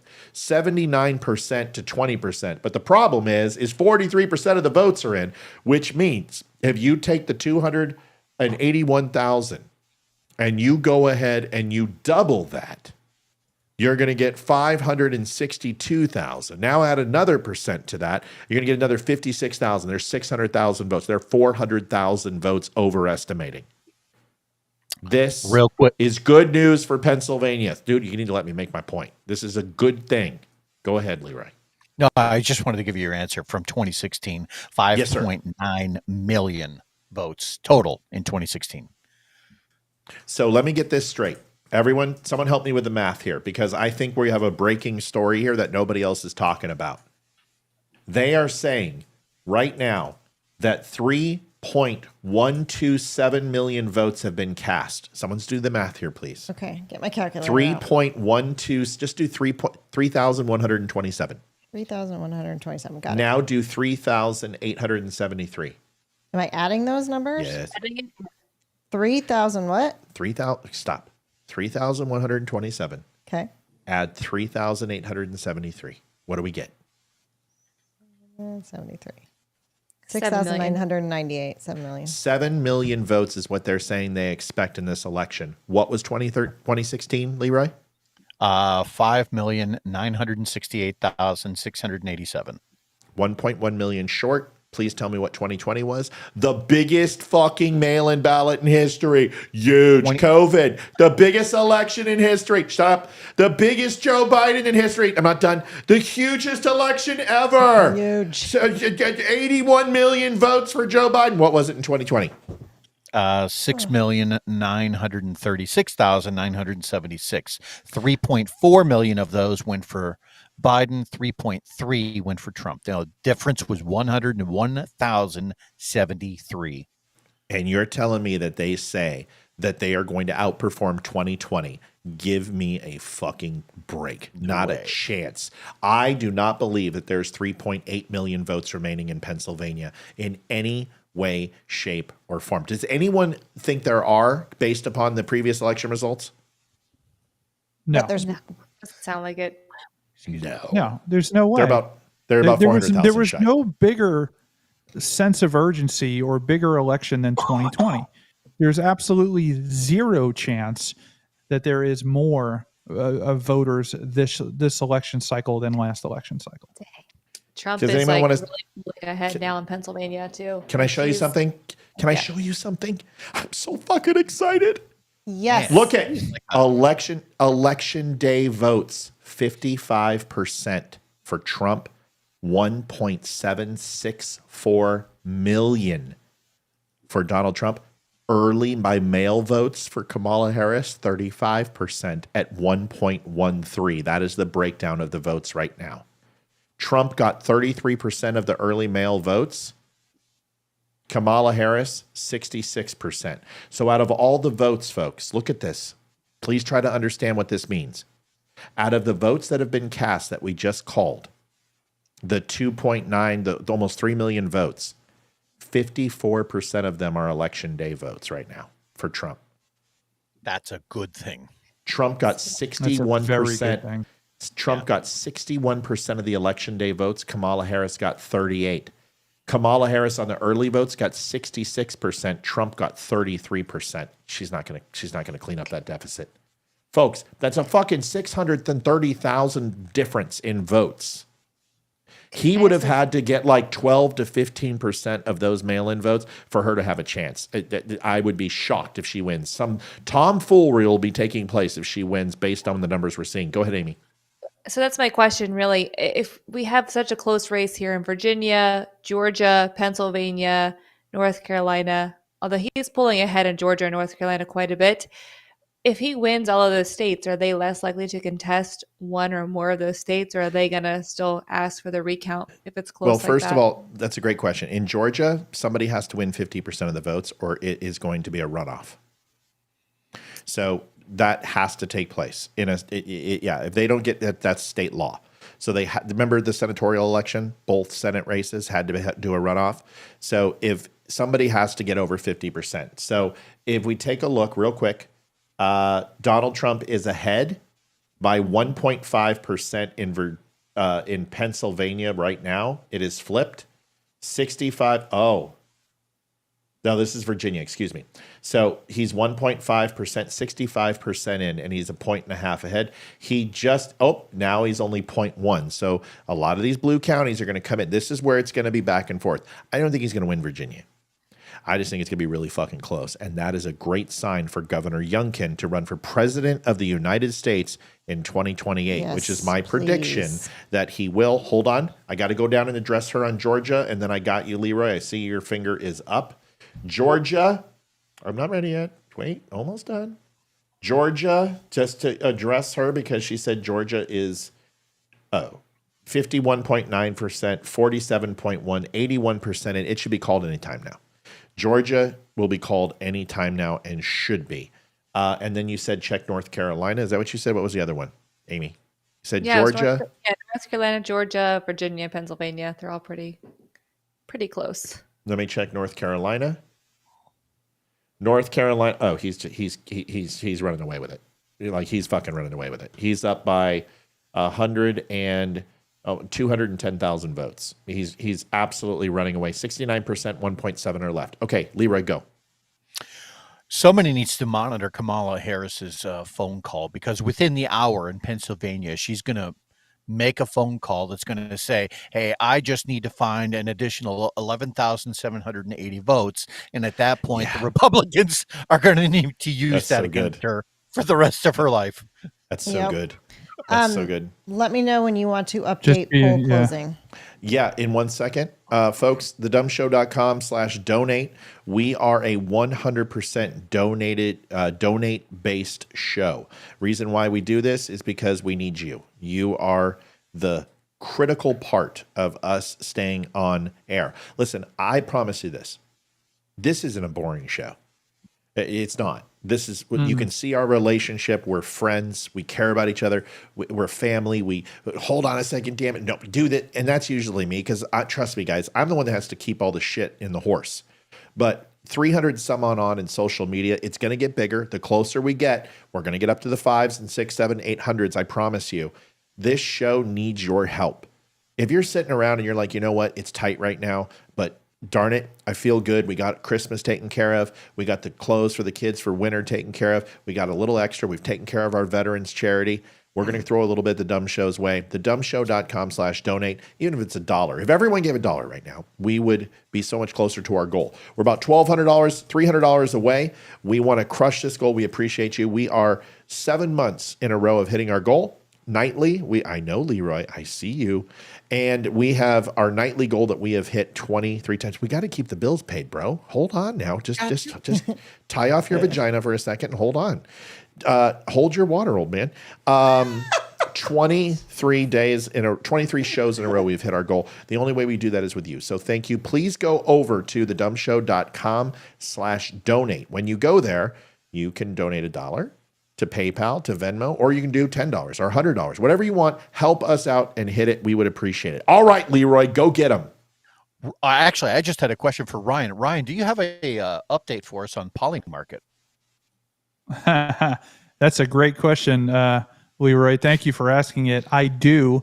It is now showing that Kamala Harris only has a 9% chance at winning this election. Wow. Folks, now, okay, all right, now I got to do some cautionary tale. If you go back to 2016, it wasn't all bad right away. And if you go back to 2020, it was a lot of good news. 2020 looked good. And we were sitting on Georgia, Michigan, Wisconsin. He won it in 16. Everyone's like, Trump's got this. What happened? We went to bed. No, don't say that shit. That's not true. That's not what happened. You know that's not what happened. They did not. We were told the mail-in ballots were being held in all those swing states. We knew what was going to happen. It doesn't matter. Stay positive. There's people still need to vote. No, maybe we're close. Nope, we still need to vote. I want us to be honest. We can lose this election still. This is not guaranteed. It can switch in 1 minute. If Pennsylvania goes to her, those odds are going to flip on their fucking ear. And it will, and I warn you right now, it'll be 60-40 Kamala to Trump. If she gets Pennsylvania, we are not even close to out of the woods. So get your smiles on. Be happy, but do not get over fucking confident, because I've seen these things flip like that. And I saw it in 2020 and I saw it in 2016. Democrats looked very good in 2016 early on. And then all of a sudden it flipped. Do not think that this can't flip on its ear, because these swing states are not done yet. They have not been called. We need to start seeing, I want Michigan or Wisconsin to come on over to us. I want to see Virginia remain close. I want Pennsylvania to fall in the red column, and then we can start fucking pouring a little bit of whiskey around this mother. Right now, we're not doing any of that. Okay? Everyone good? We understand? But I got some good news. The Republicans are 4 seats away from taking over the Senate. 4 seats. Wow. Who all is still out? Well, 16, who's won in the Senate? 16 seats need to go. I'll give you that in a second. 16 seats need to be picked up by the Democrats. We need 4. It looks like the Senate is very, very good. Also, the House looks great. We are almost there. We've got about 40, 60, 58. So about 78, 70, 80 seats to go. Democrats need 128 seats. We look very good. So far, the election 201 to 91, Donald Trump is winning. He needs 69 electoral votes to win the 2024 presidency, and we will have a Supreme Court that is red and will remain red for the next 30 years, because as soon as that's announced, there's going to be 2 justices that retire who are both Republicans, and Donald Trump will make sure those are appointed, because we will have the Senate, we will have the House, we will have the executive branch, and the Supreme Court, if everything goes the way it looks like it is. We're not being presumptive. We're not assuming. We're just letting you know that everything looks really good right now. Leeroy, did you have something? No. Liv, did you want to update the polls? Closing? Yeah, polls. Let's All give right. it up. Only 4 at 11. California. Yep. Washington. Yep. Oregon. Yep. And hold on. Oregon. And let's do Idaho. Yep. Good job. Your Idaho. It's not my first election, Jenny. I've done this You before. are correct, sir. You're correct, sir. Yes. Folks, I want to make sure that we keep one word out of our vocabulary until I say it's okay. And it's not a tsunami. It's totally tubular. And it would be a certain color like rojo. We're not saying those words. That word, those 2 words, are not to be uttered until I give you a green light to say those words. And I will tell you when it's okay to say rojo, tubular, tsunami. Totally tubular. Not right now. Just like you don't say shutout when your pitcher is throwing a no-hitter or your goalie is posting a 0. Got it? Good. All right. What else we got? What should we check? Kansas. Jeez. It's past my bedtime. It's like that was called. Kansas was called for, I would assume it would be Donald J. Trump. Yes. I haven't seen that. That was on Fox. Yep. We called that already, so we're going to go ahead and do it again. That's okay. I think our kids came in and told us. Yes. Amy, are you sure you're not drinking the wine again? Sure. I don't. Yeah. That was like a one-time thing, man. You got to do it more often because that was funny. Deborah McLaughlin ordered the Don't Unfriend Me jacket. Yes, she did. That is now 15 jackets sold. The Jets and the Sharks. Yeah. I should go get mine because I'm freezing right now. I should go put it on. You should put it on right now. The dummies jackets. Yes. You Lydia. have been requested to take a look at Arizona, please. No. Sure. Oh, Arizona's going to be quick. Arizona has... Oh, they're at 48% in. Yeah. Great. Right now, taking a look at this, just to give everyone a heads up, Arizona is showing around 16,000 votes. Now, this is someplace I know very well. I know this, so I'm going to take this one. Yes. Okay, so you have got Mojave, which is just 76 to 25 for Trump. That's huge. That's better than 2020 and 16. Navajo, 60-40. That's okay. I want to see some more votes. Coconino is basically 62-36. That's not too bad. I think that's going to narrow. I think that'll be 60-40. 60-40 is not good for Kamala. This is the big one, Maricopa. Holy fuck. Where's Maricopa? Oh my gosh. God. Are you serious? Oh, yeah. Arizona is, if this remains, Arizona is going to Trump. Oh, yeah. They're pissed about the border. Yeah. If this goes, if this remains right here, if she only takes, if it's a 50-50 split, it's going to Trump. Pinal is 58-41. That's not too. Pima County is 62-46. So if she's going to push a 65-35 to 60-40, and Maricopa is going to be down the middle, then she's going to be in a little bit of trouble. Right now, this is early. Let's see, 1.79 million votes remain, 50% expected votes. Chase Oliver is doing nothing. Let me see how the other races are going. Georgia is at almost 82% in. Yep. We're focused on Arizona right now. Early by mail votes, 97% of early by mail votes Kamala Harris got 50 of early, and Donald Trump got 50. Ooh. 3% of election day votes. Guys. I'm listening. Right here. I'm very excited. I can tell. Let me tell you see why. your erection from here. Because look, 97% of the votes are in for the early mail. Only 3 by election day votes. And Kamala Harris has 63% of the election day votes right now because they haven't even started counting the big counties for Donald Trump. This is going to be very good. Based on what I'm seeing, very good for Donald J. Trump. Let's just wait. Hey, Ryan, sit your ass down. Marine. Jarhead. Sir. Listen. Jarhead. Listen to me. Yeah. Dial in. Early by mail votes. 97% of them have been counted. In those mail votes, listen, 50% of them were for Kamala. 50% of early mail-in votes. Wait, let me finish. 50% of the early mail votes were for Donald Trump. Now watch this. Wait. Election day votes. 3% are in at 44,000. So far, 63% for Kamala, only 36%. They've only counted 3% of election day votes, my friend. You know she's not going to carry 63%. But the frickin' early mail votes, there's no way. It's screaming him. Well, it's a border state. Right? I know, And but this went to Biden, dude. We didn't think this might show up tonight. This is a big number. Big number. It's huge. I mean, that's massive. Yeah. This is all. This is the all fact that great he took stuff. 50%. This is way better than last time. Yeah. Well, he took 50% of the mail-in. But that's why I told people I don't want to hear any shit about stolen election. Vote. Show up. Come out. Do your fucking job. Vote. Make it too big to steal. Right now, this is sexy. This looks good. Yeah. Yeah. This is what it's about, man.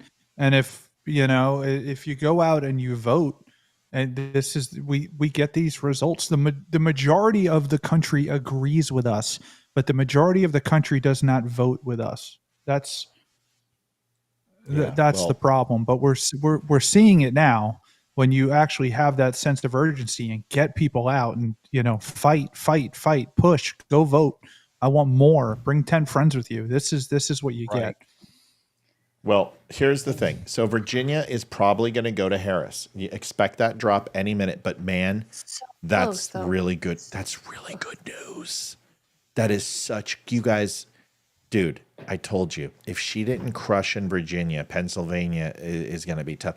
This looks very good for Trump. And he could pull out Virginia. They're only apart by 38,000 votes. That's really not that much in Virginia. 67% of the vote in, right? So. Well, 70%, but you got to understand these blue counties are going to come late. I mean, let's take a look. What's the big county down there that's not in? Oh my! It's not that they're not in; they're all in. They're just not all in to completion. Let me show you why. This is why he's going to lose it. Accomack is 50% in. This is a big one. Albemarle is going for Kamala. Alexandria is breaking 76 to 21. That's why. Jill Stein, yep. I mean, but Alexandria, that's a big push. We haven't seen 76-25 splits in any other county across all the states. So we're seeing these big counties that are blue. This is why it's still a blue state. Allegheny, Amelia is 90% in. See, all the rurals are in already. Amherst is 50%. Appomattox is in. Arlington for her is 77-20. That's a huge. So she's winning the blues by decisive numbers. Now Trump is doing great. The rural areas are doing wonderful for him. We need one more election.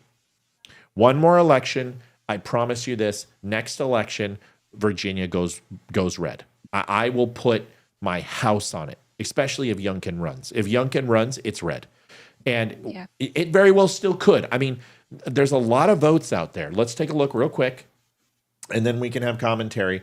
3.15 million have been cast. 1.341 are still out there. That means that he is going to have to show a plus 2.3. That's going to be hard. So that is not just a 2.3 swing. He has got to make up the deficit of 1.2 plus 2.3. He's going to have to, at the last part of this, have like a 3.4 swing. So 3.4% of the rest of these votes, he's going to have to move over her in order to make up this deficit. That's pretty tall. But we don't know. I've seen crazier things happen. Right now, the fact that he's even within striking distance is ridiculous in Virginia. Go ahead. Who wants to say something?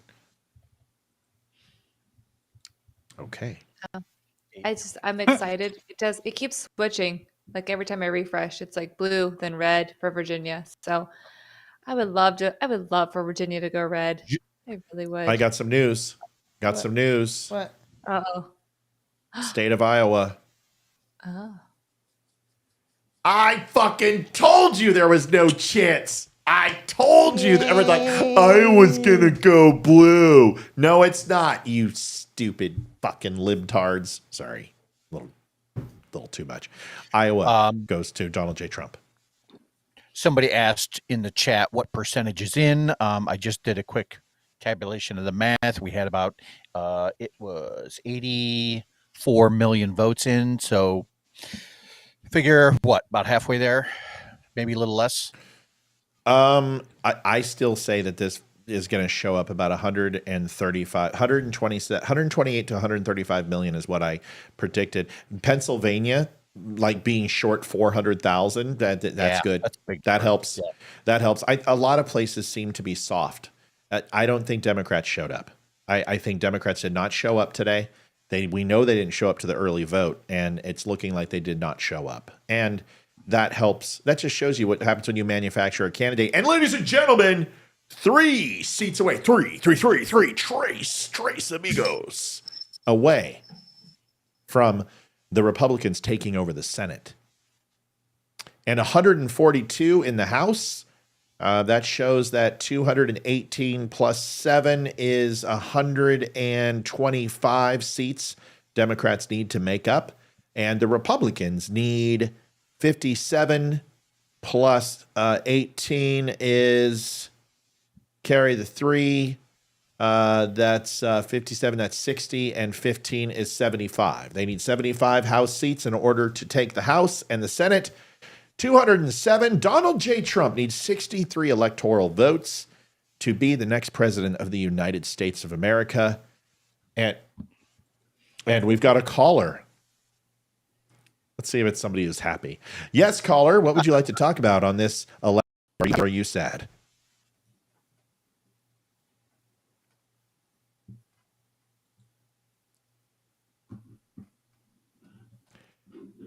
Okay. I didn't. Nope. Oh. Thank you. Who was that? I couldn't hear anything. So hold on. I gotta get. They're not picking up on you. Hold on. Let me get this in here. Okay. Try to talk now. See if they can hear you. Mic check 1 2. There you go. That's all right. Yep. All right. Are we good? Yep. Yes. We're good. Go ahead. Say whatever you want. You guys have done some phenomenal work over the last 3 months. I've listened to y'all out of somebody calling into Eric Erickson's show, which, yes, he can be a little bit on the harsh side of the Republican Party, correct? But at the same point, that's how I found y'all. And I've nonstop listened to y'all. And Matt, you just don't give a damn. And I love that about your show. My apologies for the language, but I love it. I've been watching you guys all night tonight, and y'all are the most comprehensive, just overall, just viewpoint of this entire election. And I got to say, I've been missing that for the last, I don't know, 6 years now, probably. I'm in my early 30s. So I haven't had a lot of great elections that, I could grow up through and vote in, but this one, phenomenal. So I just wanted to call and thank you guys. You know what I mean? What's your name? You sound so much like Jason Shepard.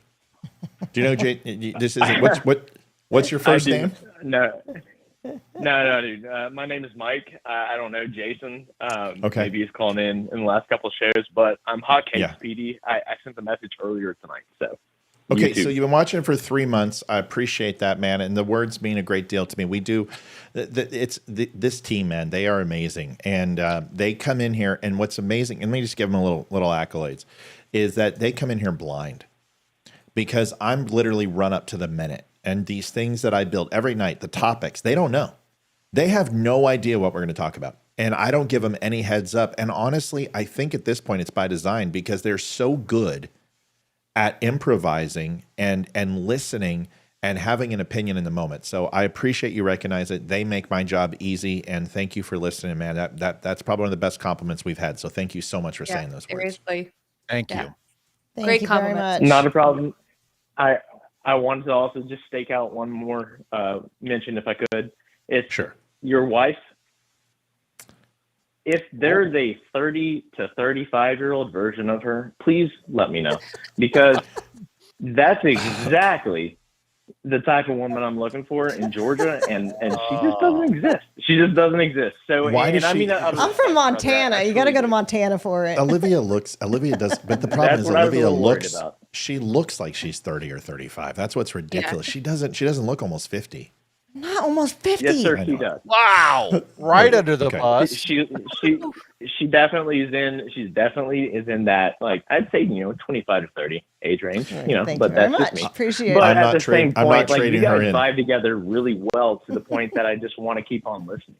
There's That's no good. arguments, internally, and I don't know if you guys understand how much that means to someone who's trying to listen to a new show, because it does for at least me. And I hope I speak for a lot of people by just saying, like, you guys are, like, the entire team. Y'all are a breath of fresh air.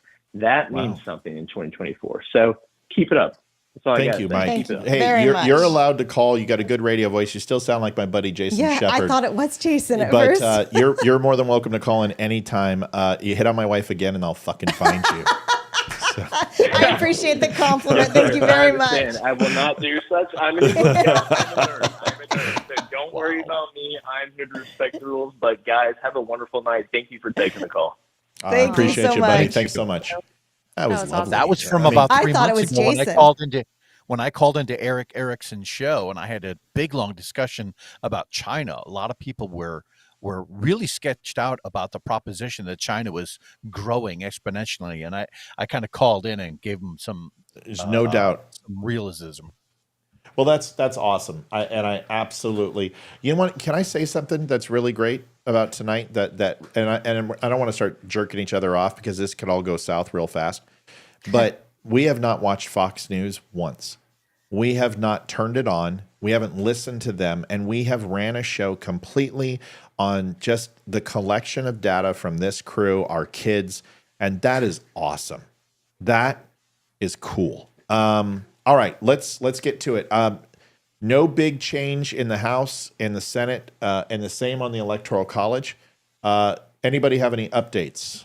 No, I'm Georgia getting- is at 88% in, God, so yeah, that's yeah. filling in pretty quick. Just need to call it. Come on, like, call this. Yeah. Well, I think the reason why is because they've got plenty of votes still pending, I would assume, right? Yeah. a couple different places have called Georgia, but not Fox. But I don't know. So This is for informational purposes only, but the Daily Wire has called Georgia for Donald Trump. They at need to. I told you. 51.2% and 48% for Kamala Harris. It's a 3.5 point swing. What did I say? They've called 80 it. They've had a couple of early calls, but they've been right on all of them so far. So we'll wait to see what Fox News says or NBC. But that's just an update. We'll see which way that goes. What we really need to be focusing on is the swing states, the Pennsylvania, Michigan, and Wisconsin. We only need one of them, even though I want all of them. I want all three of them. I want to sweep this freaking country. So Georgia is a real important one. Like I said, they should have called it at 80%. That's what was my prediction was. It felt like that was a good round number.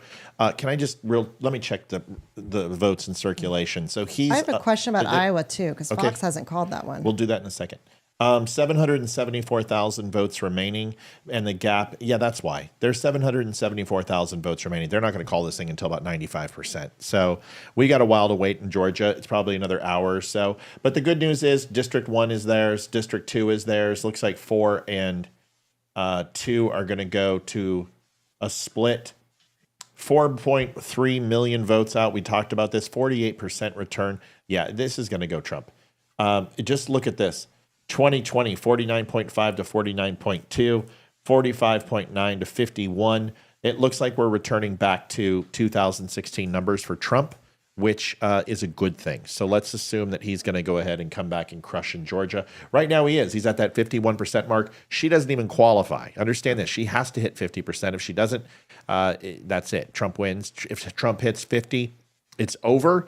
If Trump gets 49.99, there has to be a runoff. So he has to hit 50, and right now he is well within. I don't expect him dropping anymore. I would expect him to expand on his lead. I think he's going to take Georgia. Let's go to Iowa. That was a good phone call. See, that makes me feel good. Yeah. I mean, it really does. I need to hear that shit. It's been called. Okay. Iowa's done. Okay. Iowa, it's a fucking bloodbath. I mean, it's a bloodbath. Trump's going to win. At least Iowa, it's done. Let's go ahead and check. You said you wanted to go ahead and look at Pennsylvania. We haven't been to Pennsylvania in a while. Let's go see. Oh, Pennsylvania's looking good. 58% in, 2.9 million votes remaining, 51% for Trump. He is winning by 112,000 votes. Oh, 116,000 votes. No, 117,000 votes. That's looking pretty good so far. Yeah, we're just waiting on Clearfield and Cameron counties, but those are mountain ranges, so I don't anticipate a problem there. That's looking very good. Let's take a look at Pennsylvania. I think you're going to be able to, play that Rambo thing. It's over, Johnny. It's over. Not yet. I know. Not yet. Let's not go there. On Minnesota lately? Yeah, it's got nothing. It's got like 6% of the vote. I'll check it real quick. Let me do that in just 1 second. Yeah, Pennsylvania, Virginia, 49.7 in. He's down about 41,000. She is increasing her lead. Tim Kaine has been called. Hung Cow, you should have fucking called into my show. And you know what, dude? Stop running because you're a shill. You're doing it for the money. I know you're EOD, but dude, you know what? At this point, you're a shitbag. You had two times to call into my show. You didn't do it either time. You shook my hand. You looked me in the eye. We shared breakfast. You deserve to lose. So you don't want this. If you wanted this, you would have come on my show. I don't know if you're aware, buddy, but we actually have a fairly large Virginia audience. I'm disappointed in you. Real disappointed in you. That's okay. We're going to win Virginia in 2028 with Governor Youngkin, and somebody who actually wants to win is going to run. So enjoy obscurity, sir. Somebody said check Michigan. Okay. Virginia, I'm still not letting go. 40,000 is enough. Listen, here's the thing. If it's 1% in Virginia, we get a recount if this race is close. So there will be a recount in Virginia. If it stays at 1%, I have a feeling she's going to start pulling away now, and we're going to see probably a 3.5% win for KAMALA in Virginia, which is a huge win for Trump. Massive win for red in Virginia. It means we're very close to going red, and I assume 2028 we will. What's the next one we're going to look at? Michigan. I think somebody wanted Minnesota first. So yeah, they did say Minnesota first, then Michigan. Let's go to Minnesota, where the Wild are having a great season. Oh, yeah, 4% in. Like I said, 60% for Trump. This is going to be a bit. But Amy Klobuchar is losing, but that's not going to last. Let's put this on the back burner. What's next? Michigan, the old D-turd. Oh, shit. 26% in. Kamala Harris, 53. 45% for Donald Trump. Not too surprising. Elise Slotkin is winning against Mike Rogers. It looks like the House is going to fall 3-1 so far right now with not a lot of the vote in.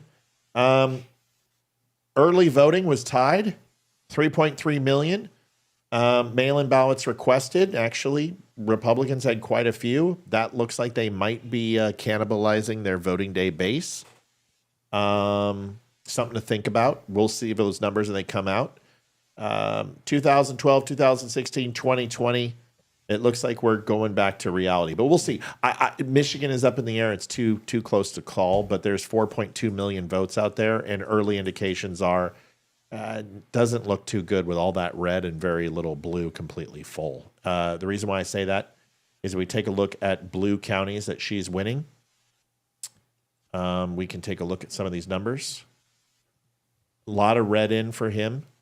Calhoun is a low. Cass is high. A lot of these rules are reporting early. This doesn't look good for Donald Trump in Michigan so far. I'm looking for a blue heavy report. 17% in Ingham.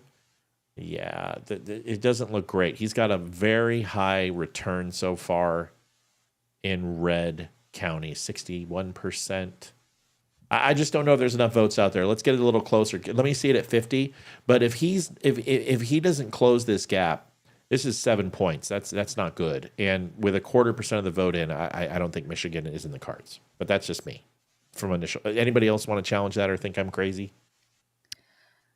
No, I think you're spot on. That was always going to be a pretty big battle of a state, and nobody's given up on anything. I think they're only 24% in, but we have to just see how the rest of it plays out. This one I love.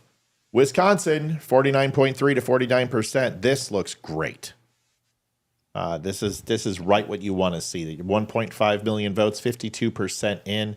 If we go ahead and take a look at registered Democrats, wow, early voting is not big in Wisconsin, which is surprising considering that they went to an all mail-in ballot state for their primaries. I didn't know that. Yeah, for their primaries, they're all mail-in ballots for their primaries. That's why Pete Juicy Booty and Bernie Sanders, Booty Juice. 1.6 mail-in ballots requested, 25% from Republicans, 34% from Democrats, and early voting was only about 10%. It's a lot. There is a ton of independent votes. 41% early voting and 41% mail-in ballots right here, respectively. That's the biggest we've seen. So this is unknown, folks. So we don't know how these guys are going to fall. So it's too close to call, but I'll tell you what, it looks pretty damn good so far. Let's just hang tight and see what happens. What state is Josh Hawley from? Iowa. Shit. Hold on, I'll find out. I can't believe I can't remember this. It's Missouri. Yep. Someone said he just won. Oh, that's huge. So let's look that up and see. All right. So 48, we're still 3 away. That was a part of it. 36 for Democrats. Democrats are officially 17, 14, 15 seats away from taking over the Senate. Republicans are 3 seats away. Looks like a very commanding Senate lead, which is very good for us. Little concerned, House is closed up a little bit, but remember, a lot of those blue states have closed and are calling in. We still have a 49 seat lead. This is going to start to narrow, but we have a good chance of adding quite a few seats, 11 to 15 seats, depending upon how it falls. And the Electoral College is what? Sorry, I didn't mean to interrupt you. No, go ahead. Give it to me. Yeah. Just breaking news. Speaker Mike Johnson is headed to Mar-a-Lago right now to meet with Donald Trump. That's huge. So that's does a anyone good want to sign. know why? I would presume that's where Donald Trump is going to give a speech from. Right. Yeah. So real quick, caller, we're going to get right to you. But if Johnson is going to Mar-a-Lago, there's a couple reasons. One is to have him side by side because the Speaker of the House needs to announce that the House looks good. You're going to see the Senate Minority Leader become the Senate Majority Leader, whoever that's going to be. And then obviously a phone call will need to be made. Right now, it's too early. We have a long way to go. And we need to be very patient because this is not over even remotely. Once again, one Pennsylvania flip and we're done. If Pennsylvania goes to Kamala, we're all shit in a purple Twinkie. So let's slow down. But Speaker going to Mar-a-Lago is a very, very good sign. Who do we have on the line? I believe must go. Did they say Ivory? I did. Hi, Ivory. My Hi, God, Ivory. it's great to Hi, hear Ivory. from you. We always see you in the chat. It's wonderful. How are you? I'm good. I'm in Arizona, so I never get to call because you're already asleep by the time I get on. Yes, ma'am. And Well, I it's just wonderful. wanted to thank you so much for everything you do.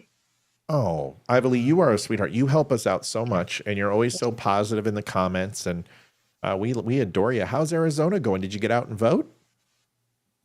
I went the first day of opening voting, the first hour. Good for you. Aw. And, Good on you. and when you voted for And Kamala it's all Harris, because did of you you. feel bad? No, I said when you voted for Kamala Harris, did you feel bad? No, I'm kidding. You didn't vote for Kamala, did you? My, Well, you don't my have. husband was looking at me. You know, he's Italian. You know you don't have to What tell I him. tell you to do. You don't have to tell us. That's so funny. He's like, listen here. Oh, that's good stuff. So listen, things are looking really good. How are you feeling? I mean, with everything that's going on, how are we feeling? I'm still nervous.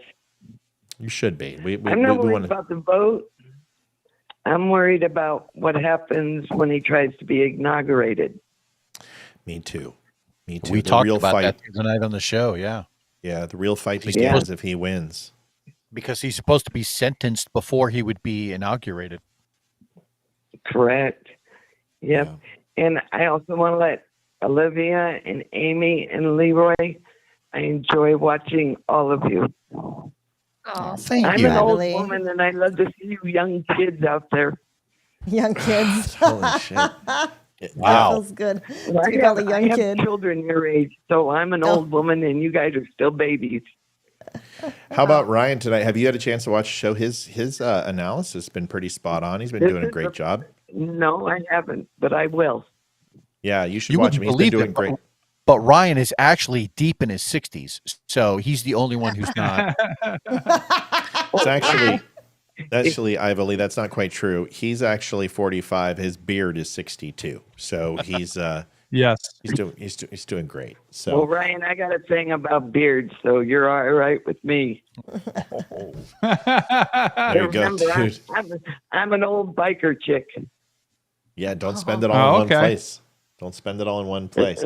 Lot of good things. Donald Trump just took over the lead in Arizona, only by 0.1%, but we'll take it. Still lead. He is in the lead in Arizona, and I don't think he's going to give that lead up. So I think we hope can. not. I don't think so. I think Nevada is the one we need to move our attention to, but we'll continue to look at it. As of right now, Nevada, we haven't had a chance to check it yet. I think the polls are officially closed. Is that correct, Olivia Spear? Let me look. it looks like it. Nevada, they closed at 10. Okay, nothing up quite yet. Nothing reporting. So everything else is looking good. Real quick, live updates, Ivory, and then we're going to get right back to you just so we can keep talking to you. Senator-elect Angela Alsbrooks tells Marylanders, I am your voice. Screw you, lady. Ted Cruz gives victory speech, decisive win. Just absolutely spanked his ass. Go Texas. Melania Trump posts pictures of son Barron voting. This all feels very, very good. Ivory, give us a parting message. Somebody who has been on this earth for, 40 years or so. Tell us what you think, where we are, and what we can expect. Give us some words of advice. Let's just all continue to pray that Trump will win and he'll win his stupid court hearings and everything else. And let's look forward to another 4 good years. Sounds good to me, ma'am. Ivory, thank you for Cheers. calling. I'll We drink to absolutely that. appreciate it. Thank you, ma'am, for everything. Okay, I enjoy watching you guys, and you guys all have a good evening. God bless. Thank Thanks so much, Ivory. Good to hear from you. Night, Ivory. Thank Good you. night. Yes, ma'am. Night. Bye-bye. She's awesome. Bye-bye. What a great lady. So sweet. Yeah. So sweet. Hey, biker chick, man. You know? Well, Right? you're set. Hey, Matt, thanks for the donation. They've slowed down a little bit. We are about, $270 away from hitting our goal where we started tonight. We knew we were going to be on a long time. And listen, we're not done. I mean, it's early. Anyone on the panel, you have work tomorrow or something, you can drop off at any time. We love you. No, nothing personal. Please don't feel like you have to stay tonight. Amy, Leeroy, I was gonna say Ryan. that's targeted at me because I'm yawning constantly. I'm gonna stay on a little bit longer, but Good to have you. only because Good to have you. I do get up early, not because I even want to. It's just my body. I think when you hit a certain age, you wake up at like 4 a.m. That's just like the time. Yeah, that's about 53. You're- That's when that You're happens. younger than Start- me, and I don't wake up at 4 start a.m. peeing like 8 Oh. times a night. Yeah, that's me. Definitely right there. I do. 4 I do. o'clock. I used to sleep till 5:30, and now if it's 4:30, I'm like, all right. 4 o'clock, I'm like angry because I'm like, this is bullshit. I don't want to get up at 4. But I just wake up. It's awful. Real quick, 215 to 191 on the electoral count. Is that correct? That sounds a little high for her. She doesn't have 191. I don't know why Tina Savage thinks According to Fox, it's let me know. 117 to 211. that sounds Yes. about right to me. Okay, yeah, I was like, I think she might have slipped and put 215 instead of, or I don't know. It doesn't matter. The point is, it sounded a little high for me. Really, understand this. Kamala Harris has gotten what she's pretty much going to get at this point, especially if we take a look at the electoral map. Now it's the left coast coming in where we're going to start seeing. Right.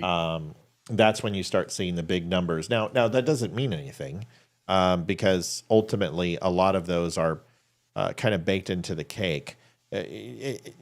We're not even close to a blowout, but Minnesota, Wisconsin, Michigan, Pennsylvania, if those go to her, that's huge. But you got Maine still in play.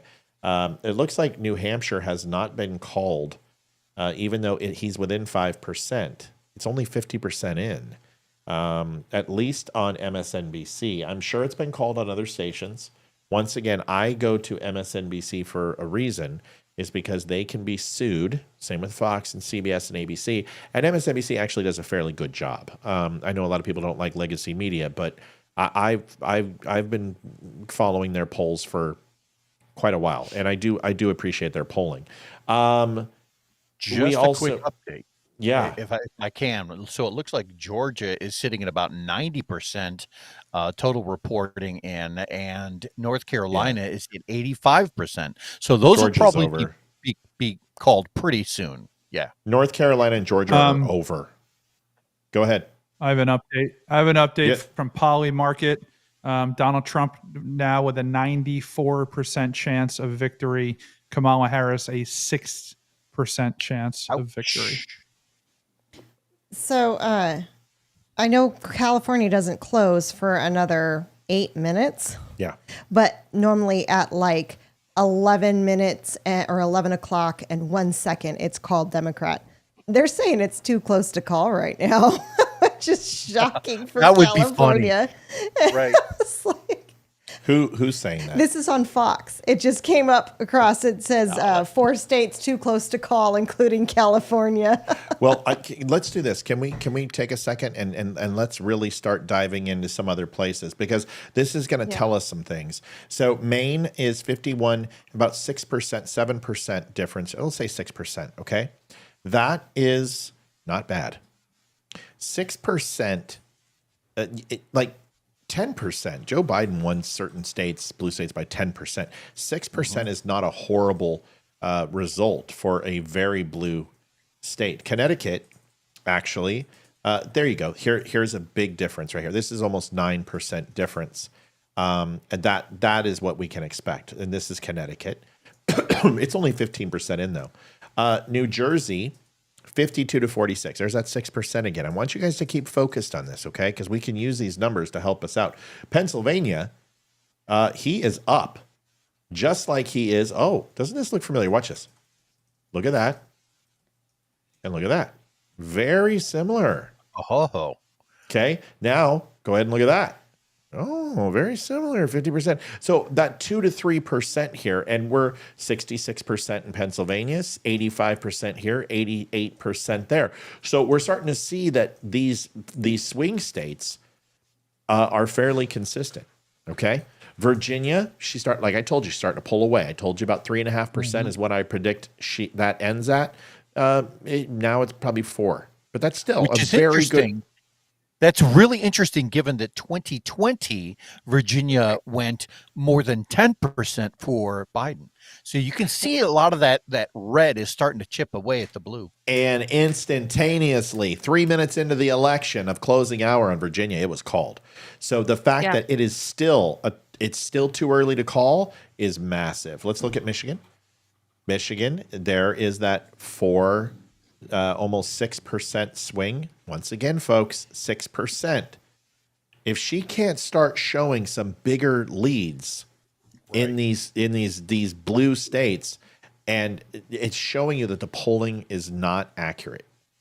Wisconsin, he's right up there, 1.3%. He's winning in Wisconsin. Minnesota, she's not 10% in, but this is a big state for her. We expect Minnesota to go very, very blue. I don't expect it to be red in any way, shape, or form. Let's go over to Idaho, not in yet. Washington, Oregon, Nevada, nothing. Arizona, 49.6 to 49.5, 51% in. Once again, holding steady. I don't expect. Maricopa is the key. Now, if we click into this, and I want to look into Maricopa, I want to find out how much it's in. 51%. She only has a 2.2% lead in Maricopa. That's bad. That's devastating. Yeah. That's devastating. Devastating. If that holds, that's devastating. Okay? Finishing it up here. I'm sure we got some news coming. Texas. Look at that. Look at that ass kicking. He almost won that by 8. 14%. 14%. He won Texas. Look at Oklahoma. Look at Oklahoma. He's fucking killed her. Killed her. Killed her. Killed her. Killed her. Killed her. Killed her. I mean, he's. I'm going to let you know right now. I'm going to say it. I'm going to say it right now. Donald Trump, right now, I believe, has probably cut the popular vote difference between him and Joe Biden and her by 5 million votes based upon her performance and Donald Trump's performance. And by the end of all of this, it's very possible that Donald J. Trump could win the popular vote. It's too early to call. Like, I'll give that, I wish Polymarket bet on that. Go ahead. Agreed. So, I 100% agree with you. And I said this on my show like 3 days ago because I was watching what he was doing. You know, Donald Trump is sitting in a barbershop in the Bronx. He's doing rally after rally, like 3-4 rallies a day. In some states, he just doesn't have a shot at winning. So I think he wants to win the popular vote. He wants to at least come close to win the popular vote because he wants to show them. See, this is kind of how Donald Trump is. He's a real just like F you kind of guy. Like, if you think I can't do this, I'm going to go do it. And that's what happened at the dinner when Barack Obama made fun of him, right? Told him that he would never be president. The look on Trump's face, and that was the key moment when Trump was like, okay, I'm going to show you. And this is his personality. There's a reason he's been dramatically successful in life. And it's because he has this super high drive where nobody's going to get in his way and he's going to do what he wants to do, especially if you think he can't. So I would not be surprised if he won the popular vote or became very, very close. And that's why, add something. Absolutely. Go ahead. And if he is able to pull this off, and it's an if, right? Where none of this is guaranteed. But if he does, think about this. Obama ran back-to-back campaigns, right? Fine. A lot of presidents do that. Not too special.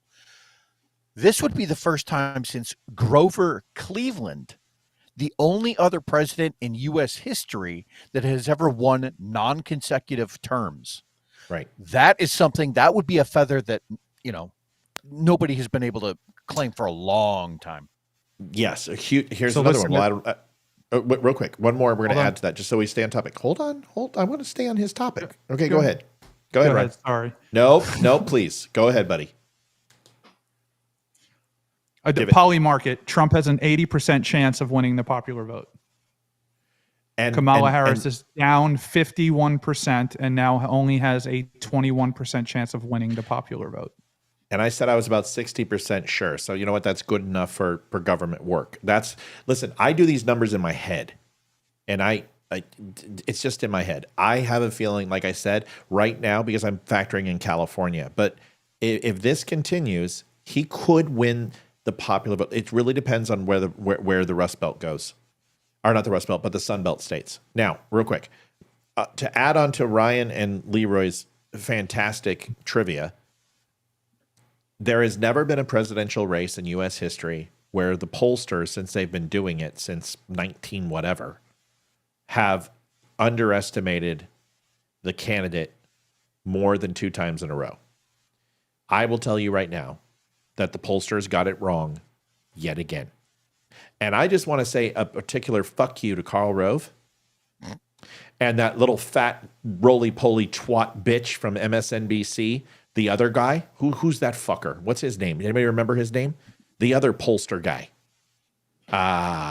Come on. Frank, oh, come on. What is Oh, it? the really fat, round dude. Yeah. Him. Frank Luntz. Frank Luntz and Karl Rove. I don't have your degrees. I don't have your pedigree, but I have spanked your fucking ass in 3 elections, and go fuck yourself. Pollsters don't know anything because the only thing you care about is reaching 1,000 people so you can say your poll's validated. If you actually had conversations with people and actually felt what they feel, you can understand the pulse of the people. But what you guys do is you ask misleading questions. You ask questions to validate your candidate so they hire you again for the next poll when you tell them what they want to hear. I'll tell you this. If this is as bad as I think it's going to be, I'm going to create a pollster company. And our company is going to say, you're not going to like the results that you get because the results you get are going to be honest and true, but you can always count that it's honest and true. Because I'll tell you, you can make a killing because these guys are a bunch of shysters. What? Harris won California, Oregon, and Washington, and Trump just won Idaho. Also, he won one part of Maine. Well, hold on a second. He won one election. Well, but that's a given. We expected like I told you, he's going to take 1 electoral vote from that, so that's good. Thank you. Kamala Harris wins California. She is the winner. No surprise with those commies. That's exact thing. I said shocker. Those commie jerks. Sorry, I cuss, but I don't like Luntz and I don't like Karl Rove. I think they are complete shills and they should never have jobs again. Oregon. Nope, that's wrong. Sorry. Missed call. Kamala wins Oregon. And then Washington goes to Kamala as Those where? are all shockers. Now, that is going to have a huge impact on the Electoral College. Let's not worry. That's not the way. This is not for us to freak out. These were all anticipated numbers. Yep. And we expected it. What are we showing on the Electoral College for her? 193 is the total I've got right For here. both, 193 and what? 216. 216 to 193. Honestly, the way this is going, she's got another 35 points in her. And that's here. One. I wish we could see like a live camera of her right now because I could just, oh my God, just picture of her in my mind. Yeah. Like, oh, we did it. Oh my God, you guys. Like, oh, my middle class. Cat about ready to shit a peach pit. Yeah. Sorry for cussing, but I've been very good tonight, and I've been very, very good. And I don't like Frank Luntz, and I don't like people who lie. Lauren Boebert, guys, she won. Lauren Boebert, who should not have won her seat. So it's good news. I mean, not for Colorado, not for any of her constituents, but it's good for her. And her boobs will be gracing our presence for another 2 years. So we should all celebrate that. We have Amy on the show and Lauren Boebert in Washington. So right. with both of them, Lauren Boebert. Okay, what else are we looking at? Side one day. So where's our numbers on Senate? Senate is sitting at 48 to 37. We still 11 difference and a total of, it looks like they need 13, 14, and we need 3. They've closed a little bit, but that's okay. We expected that. House is 159 to 103. We need 58 seats, and they need 115. And the Electoral College is where we expected. The next 3 or 4 calls will change this election. And we should have a very good idea of where we stand. Once again, we've got to keep this realistic. We've got to understand that this could all change very, very quickly. So we're going to try to keep grounded. Real quick update. So Georgia is called. It's not called. It's 90% reported in, and Trump is ahead by about 142,000 votes. Yeah, that's nail biter. That's good. No, what? No, nail biter. I don't know if it's a nail biter. It's a good lead. She still hasn't even hit 50% yet. He's at 51. He's climbing. So the trend is that he's doing well. North Carolina, Trump is doing very well there. He's up by 2.1%, 85% in. Virginia, 2.1 down. Trump is now declining, which we anticipate. Harris is still within that margin of error that I think that 3 to 3.5% might hold. That is a huge win for Trump on that. Pennsylvania, Donald Trump is ahead by 3%. 3%. I don't think that number changes. I think that number continues to grow. It's not going to go down. And that's 70% reported. Mm-hmm. So whatever the fluctuations are going to be from here on in, it's going to be kind of minor. Michigan and it's clear. Oh, it's Clearfield County and Cameron County that haven't been reported. So that's not going to swing against Trump. I wouldn't be surprised if they call Pennsylvania pretty soon. Trump is winning the independent vote by 11 points. In 2020, Joe Biden won independents by 9 points. Independents make up 31% of voters, so this is game over for Kamala in Georgia, most assuredly, and probably around the country, because independents are definitely breaking for her. And the reason why or for him, the reason why you know this is because these numbers for Stein, Kennedy, Oliver, not doing very well. Only about 1.5%. Amy, go to bed. I want to add a donation. Oh, okay. And Amy, Mom's gonna. This must be huge because she's. It's just. I just totally forgot to. I added it, but it didn't show up, so I was just gonna say. Oh. But it's Leslie Dreisen. Oh, Leslie gave us 1080. Thank you, Leslie. So we got both the sisters watching tonight. I miss Kim and Leslie. I think I pissed them off because I love them and they used to work with them and they don't talk to me anymore. You don't bring me flowers anymore. Utah, Donald Trump, Idaho. Amy wants to say goodnight, everybody. So she's going to go ahead and say her goodbyes. I could hang out a little bit longer. Am I annoying? Am I distracting with my yawning? All right. We'll see you later, Amy. Bye-bye. And Bye, Amy I left. might go grab our froyo, though. You know what? If it's okay with everybody, I'm going to turn it over to Ryan and Leeroy and Olivia and Amy so I can go urinate because I'm seriously, dude, it's been since 5:00. I've had to pee and I think I have officially filled the tank. So. Go. Yeah. All right. Ryan? It's officially our show now. Woo, he's gone. Somebody unplug his mic. Let's see how long that's takes. it. No, Take his chair away. No, Pennsylvania is looking very good. We are almost 3.5 points away, 3.3 points ahead of Kamala Harris, and that is with 70% of the vote in.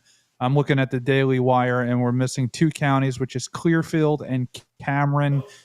Those are out in the sticks, looking very good.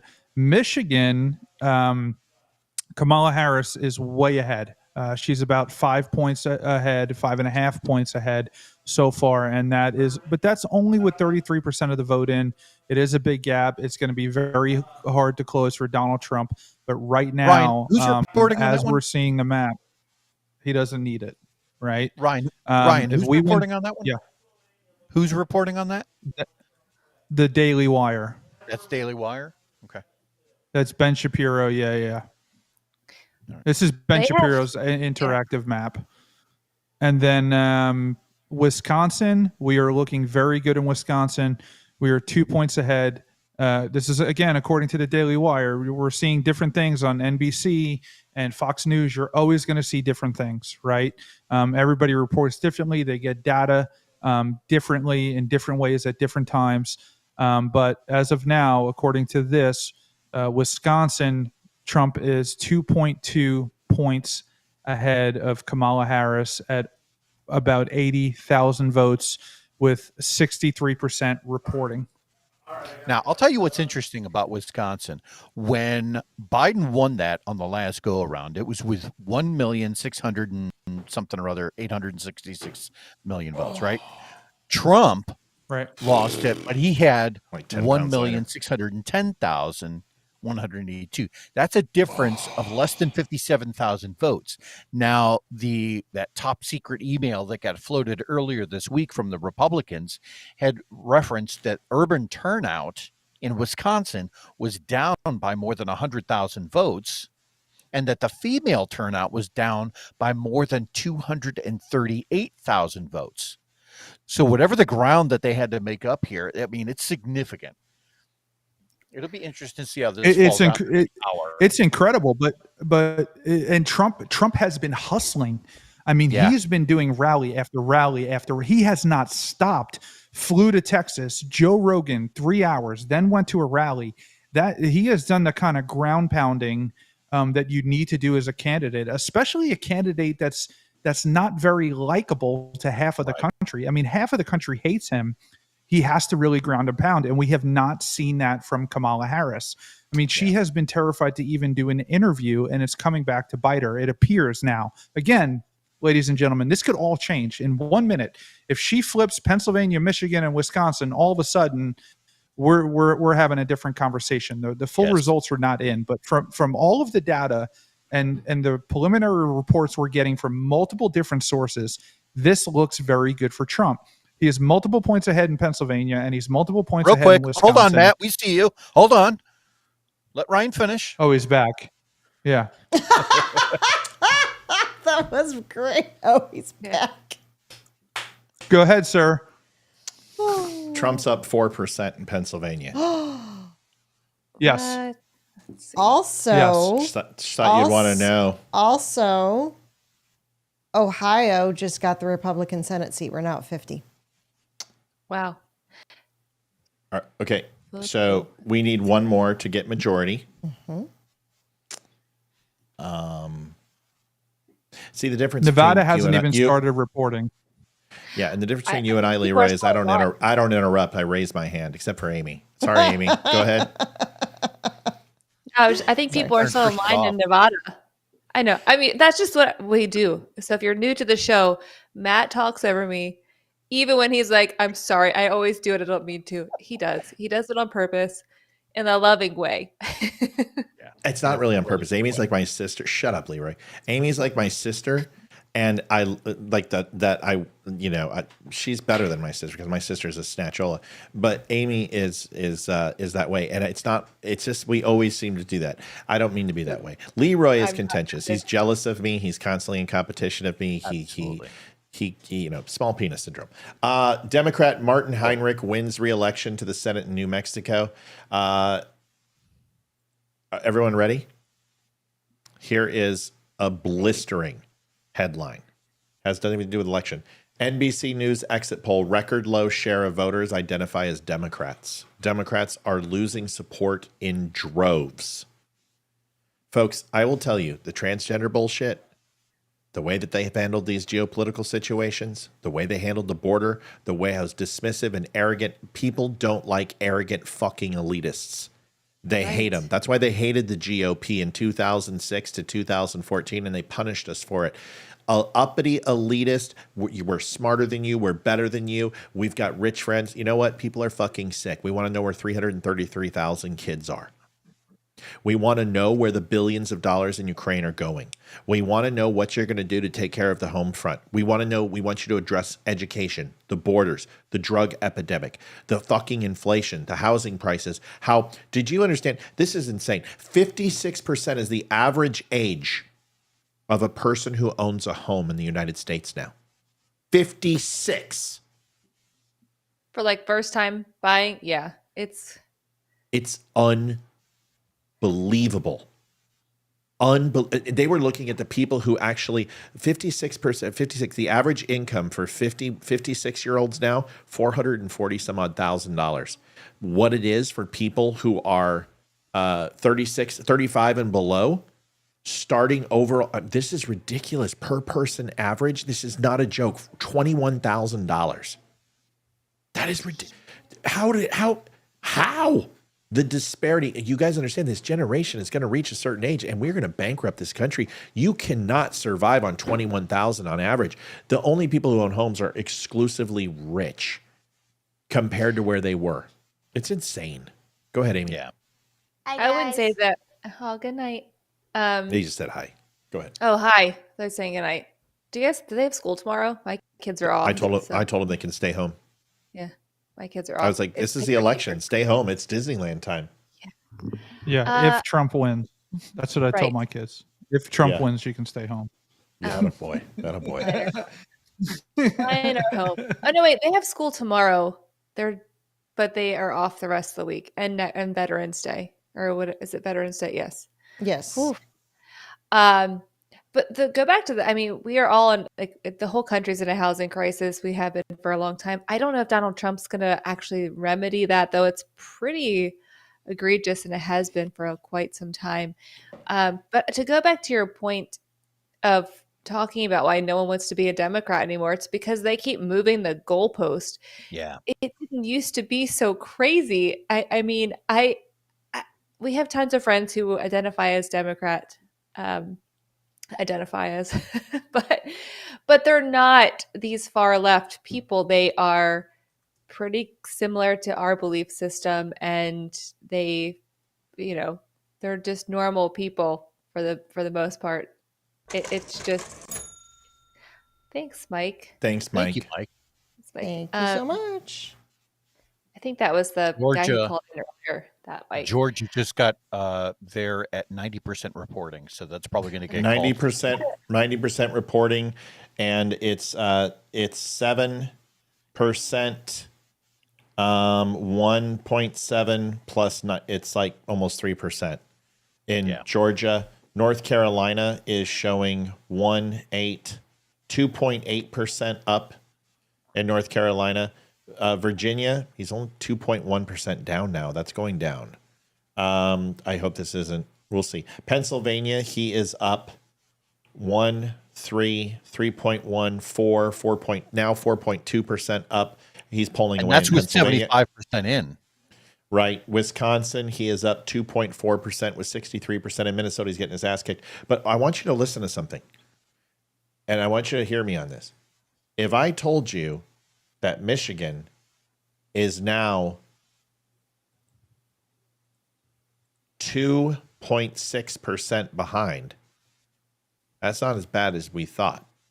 So Michigan is interesting because 0.6, 0.5 went to Kennedy and 0.4 went to Oliver. That's 1.5%.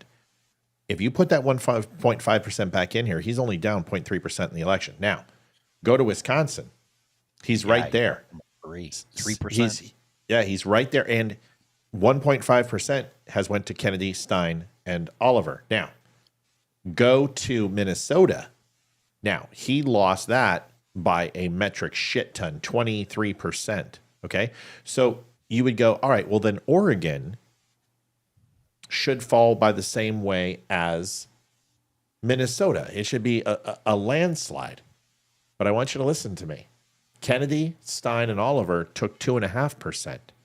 They overperformed a full percent in Oregon, and Trump's at 41.4 and she's at 56. I told you Oregon is rumbling. So you take the 2.5%, you throw it on Trump. Now he's at 44%. She's at 56. He lost Oregon by 12%. That is big because Oregon is a Democrat stronghold. To see Oregon slipping is massive. And even more important, listen to me here. Washington, 2.2% of the vote went to independents. 51% she won. Trump was at 46.5. You take that 2.2% and add it, Now she only won Washington by 4%. I told you, Washington and Oregon are changing. They're changing. Wait, they're changing. Go ahead.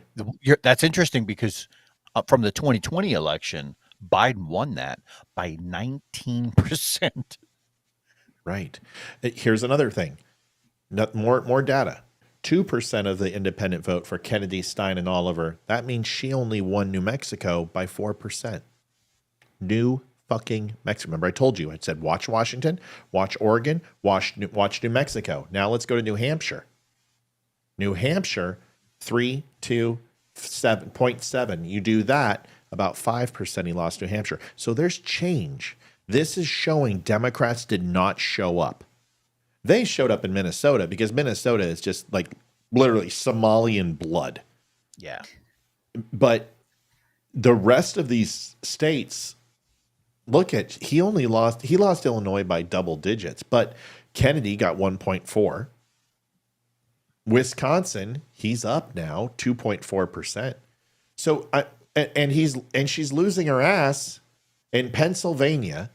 Virginia is still 2.1. She's losing in North Carolina. She's losing in Georgia. She's losing barely in Arizona. And Nevada is too early to tell. But anyway, it's interesting when you look around the country. She's not doing well. You know what's funny? North Carolina? They said they did, but Fox hasn't seen it. Okay. Fox hasn't counted it. I went out there to say hi to the kids real quick, and they're watching Fox, and I know 14% is only what's in Minnesota, but he's leading by 23% right now in Minnesota, and that just makes me freaking laugh. Well, that means they must really hate Walz. No, we just don't. Well, it's early. It's 17%, but that's a huge number. Now, wait a second. Now that's a huge flip. So we need to see what happens in St. Paul. We need to let the Minnesota vote come in, and there's a long way to go. But this is very good, very, very interesting stuff. Harris campaign chair acknowledges razor thin race. I disagree. Razor thin. What are the polling razor odds? What are the polling odds right now, Ryan? Where are we at, buddy? Poly market. Is Yeah. that what you want? Yes, sir. 85% Trump, 16% Harris in the popular vote for the election. 5% Harris, 95% Trump. She is down 34% since the polls closed. And she just picked up like 75 electoral votes, and she's went down. Okay.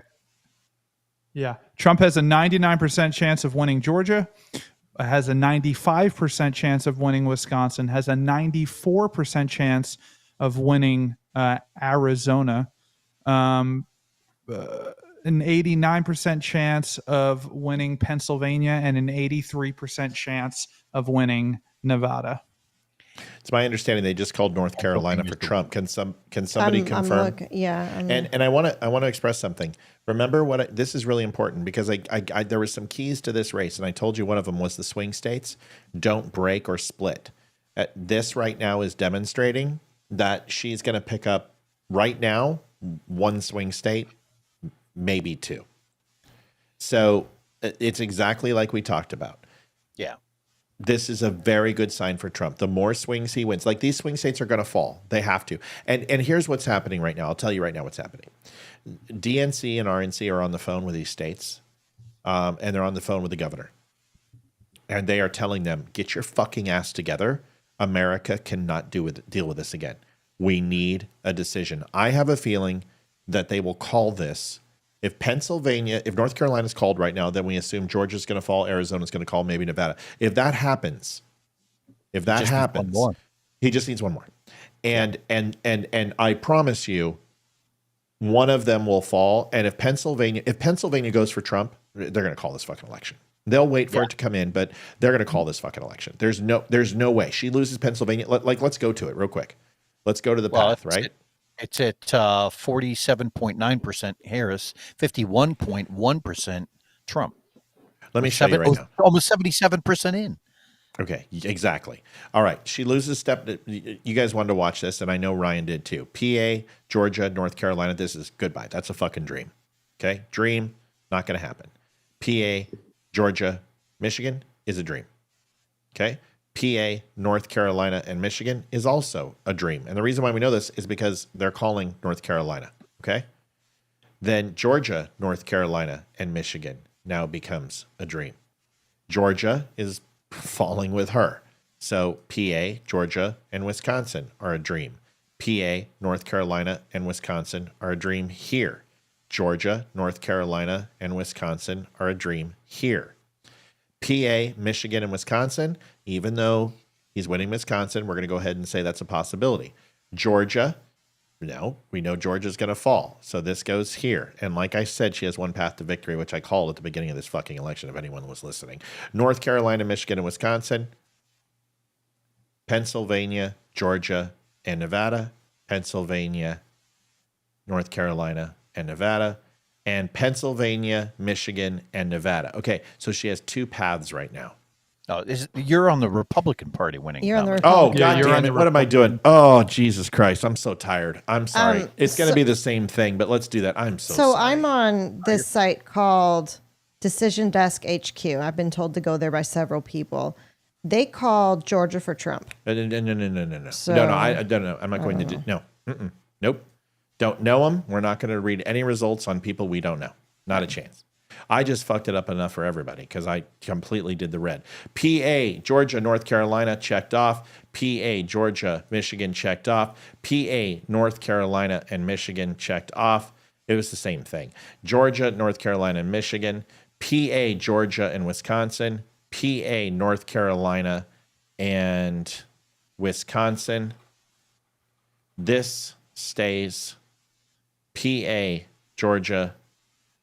This is Georgia, Michigan, Wisconsin, and Nevada, and North Carolina. She has one path to victory. Like I said at the beginning, I said number 7 was her only real path. There it is. And that's why I said that. So guess what, folks? If everything in this election is going fairly consistently, New Hampshire did not flip, just said it was going to be close. It was. Virginia, I said, was probably not going to flip, but be very, very close. Would be a bellwether how he proceeds for the rest of the states with New Hampshire, and her lack of performance in Virginia would spread across the country, which we're seeing. She had one path to victory. It's number 7. All these things are falling into place, that we would win the House, we would win the Senate. Everything right now is falling into place. Whether that changes or not is not up to me, but I'm telling you, it looks very, very good.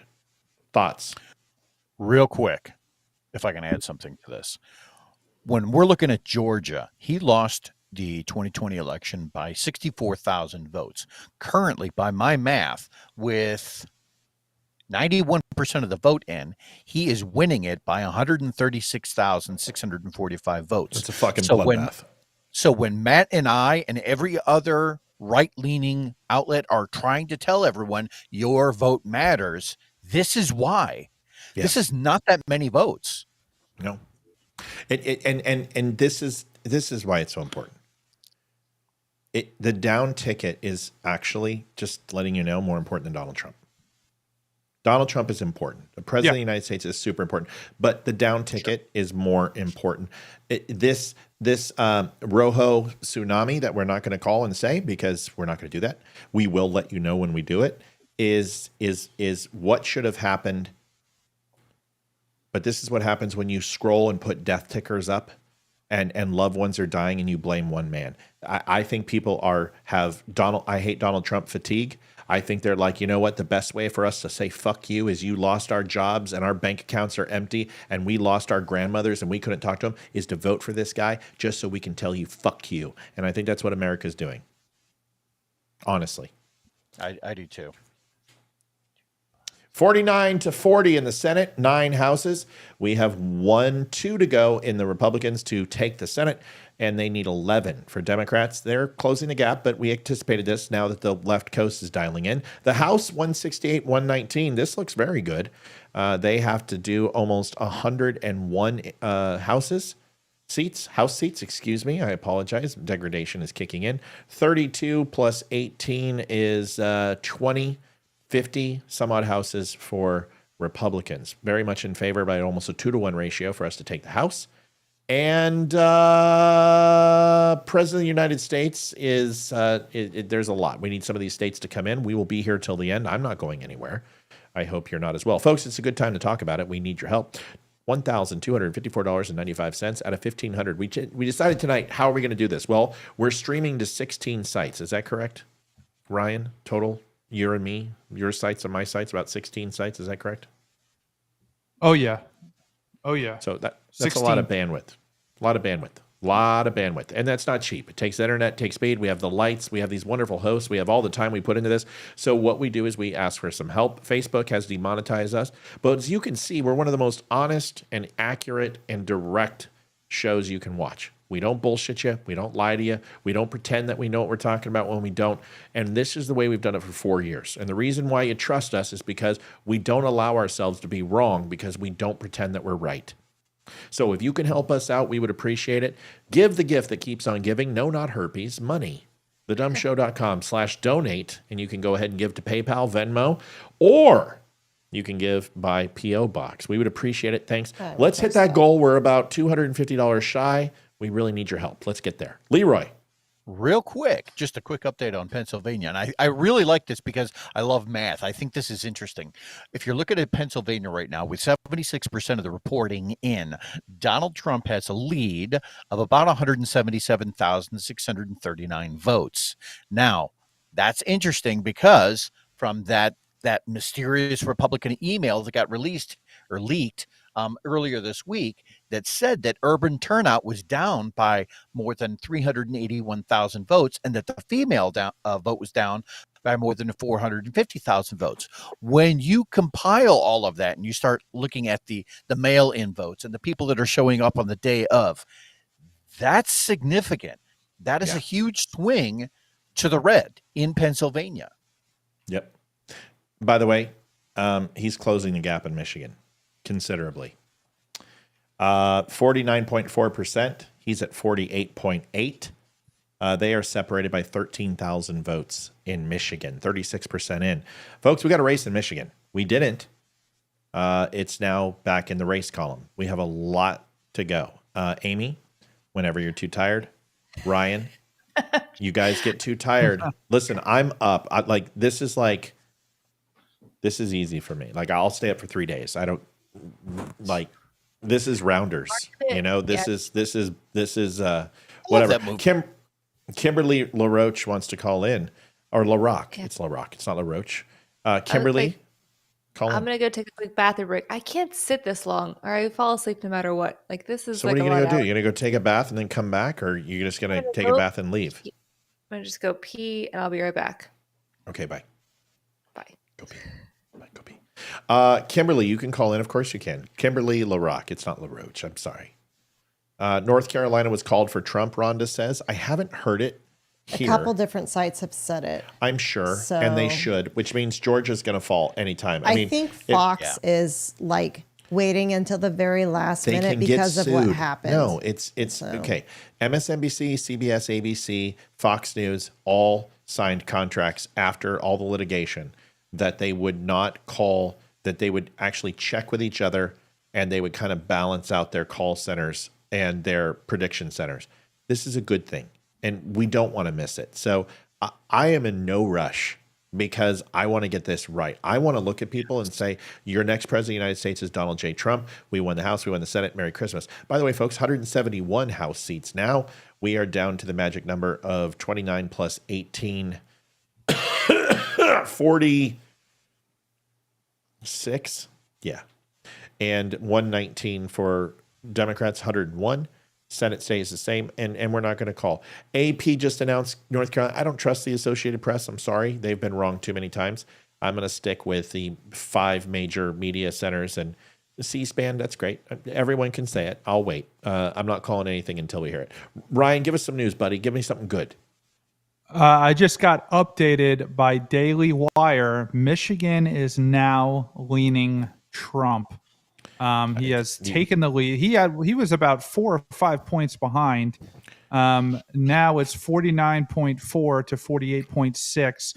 Trump is ahead by 16,000 votes. Did you fall asleep when I said that 5 minutes ago? Did you fall asleep when I said it 5 minutes ago?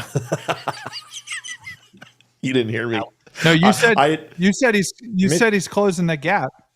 Oh yeah, no. I just said Michigan was in play. But I didn't know he jumped the lead. Now no, he's 51%. He's ahead.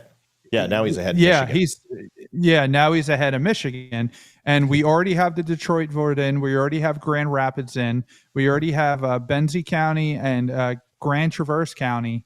Yep. So, and then we have that whole strip over by Canada that's got a lot of blank spots, and that's mostly red territory. So we could very possibly see him take Wisconsin, Michigan, Pennsylvania, North Carolina, Georgia. Arizona is still in play, and possibly Nevada. Yeah, and here's the thing. If you want to know who we have to thank for this in the Sun Belt, it's the pollsters. It's the auto workers. This is the blue collars. Yeah. And they have come out and they have said, fuck you to the unions. And honestly, every single union in America should die. Fuck unions. Oh, they're the worst. They're the worst. And every union should die in America. Every single one of them. And it's worthless. You don't need it. It's stupid. Collective bargaining agreements, unions. Right? There was. A day and It's age over. way back when. Yep. Right. Yep. But then the evolution of the whole business model had kind of come forward, and what you found is that in places like GM and Ford in their plants up in Cleveland, you'd have a guy pushing a broom, but he was making 80, 90 grand a year because of the union. That helped. Yep. That does not help the company. That hurts the company. Let me.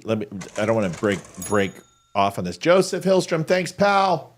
Appreciate you. We're getting there, folks. We're getting close. I want to talk about something real quick. So ABC News, Melanie Wallace. Lovely Melanie Wallace. What a hat. I love that hat. Very timeless.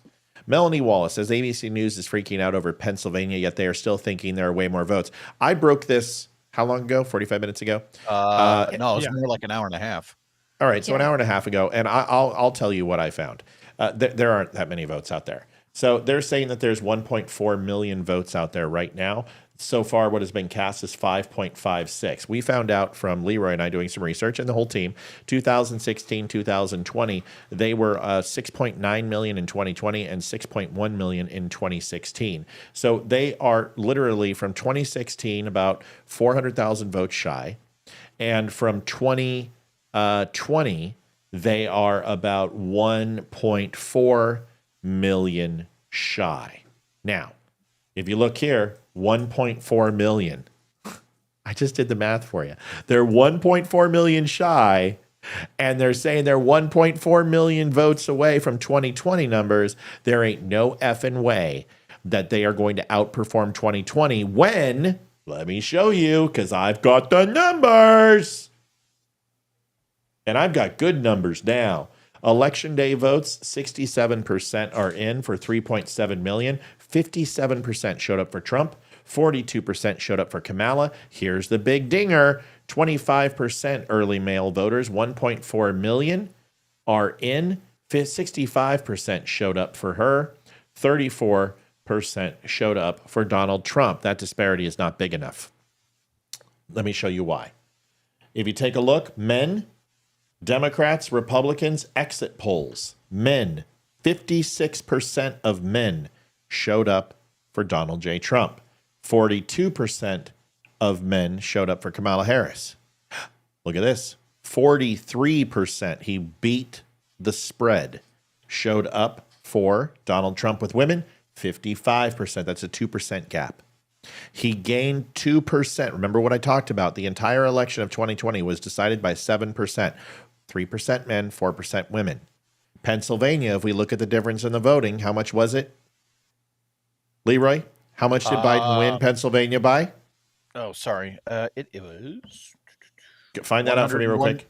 101,073 votes. It was a difference of... Time. It's okay. Yeah, hold on. Go ahead. I don't want to confuse it. Times 2% by 7 million votes. What's the number? Oh, I'm sorry. I wasn't doing the math. Give me that 7 again. million by 2%. 2% of 7 million. Well, it's actually simple. 1% would be 70,000. 2% would be 140,000. So 140,000. Donald J. Trump gained 140,000 votes in between the disparity between men and women right here. Now, let's go up.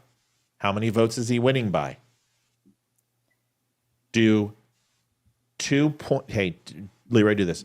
2,866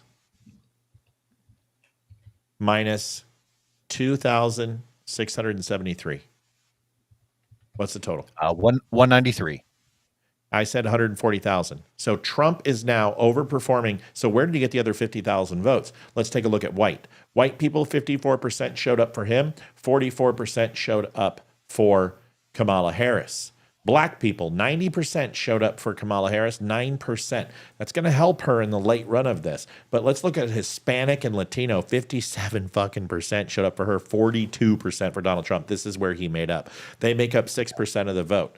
Last but not least, if we take a look at the non-white voters, white, 44% for her, 54% here. Non-white, 73%. That's low for her, 26%. He's overproducing 60,000 votes right now, and he had just gained even more because he just climbed. Now it's 2893 from 2886. Sure. So what I'm trying to say is, take a look at the math. 3%, that's 0.6. 3, 4, he's now up 4.5% in Pennsylvania. He is climbing. So when they say that there's more votes out there, I don't know if that's true. He wouldn't be climbing if it's all mail-in votes. I think they're overestimating the requested votes versus the actual mail-in votes. I really do. Does that make sense, everybody? I hope that makes sense. Yeah. We'll see what happens. And it's, I mean, they're saying that's 80% in, correct? Or am I? Right now we're showing 81% in. They're saying 1.356 million votes. They're saying it's the exact same vote total as 2020. I don't believe that. Yeah. I don't believe that at all. Because if you go and look, if I don't want to do it, but if I go to every other state, go to the swing states, none of them are going to be outperforming 2020. I just don't believe it. Anybody else? What do we got? Kamala Harris wins in Virginia. Polymarket now reporting that Donald Trump has a 91% chance of winning the popular vote. Kamala Harris at 9%. Right now, Daily Wire is reporting that Donald Trump has received 55 million votes and Kamala Harris has received 50 million votes. Dude, I'm going to be right. They are reporting 246 to 204. Dude, we're seeing a 3.5% lead in Pennsylvania, a 0.3% lead in Michigan, and a 3% lead in Wisconsin. So you're saying it's 110 million votes are out there right now? Correct. Does it say the percentage of votes? How many votes are in? No, it does not. If it's right, I'll tell you what, we'll see. Who just got what state called? Oh my God, he's winning the popular. It's right here. He's winning by the popular by 4 million. Well, so he has a 92% chance of winning the popular vote at this time, right now, right this second. A 92% chance that he is going to, a 95% chance he's going to win the election, a 92% chance he's also going to win the popular vote. This is absolutely historical. Not yet. Don't do it yet. But yeah, it's big. Well, right. Yeah. Reserve. Yeah. Where we're headed. Yeah. Yeah. I just like, I'm starting to get an erection. Yeah.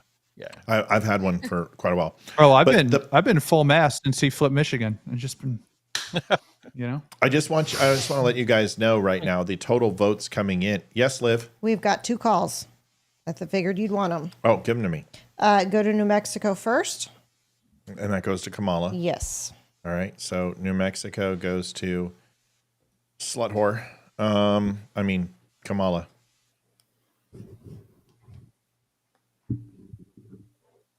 Okay. Go to North Carolina. All right. And I think we know where that goes. That goes red. To Donald J. Oh, Hayden, come here. Tell us. Hayden's so fucking excited. She won't stop watching. She's got. I love it. I love that kid.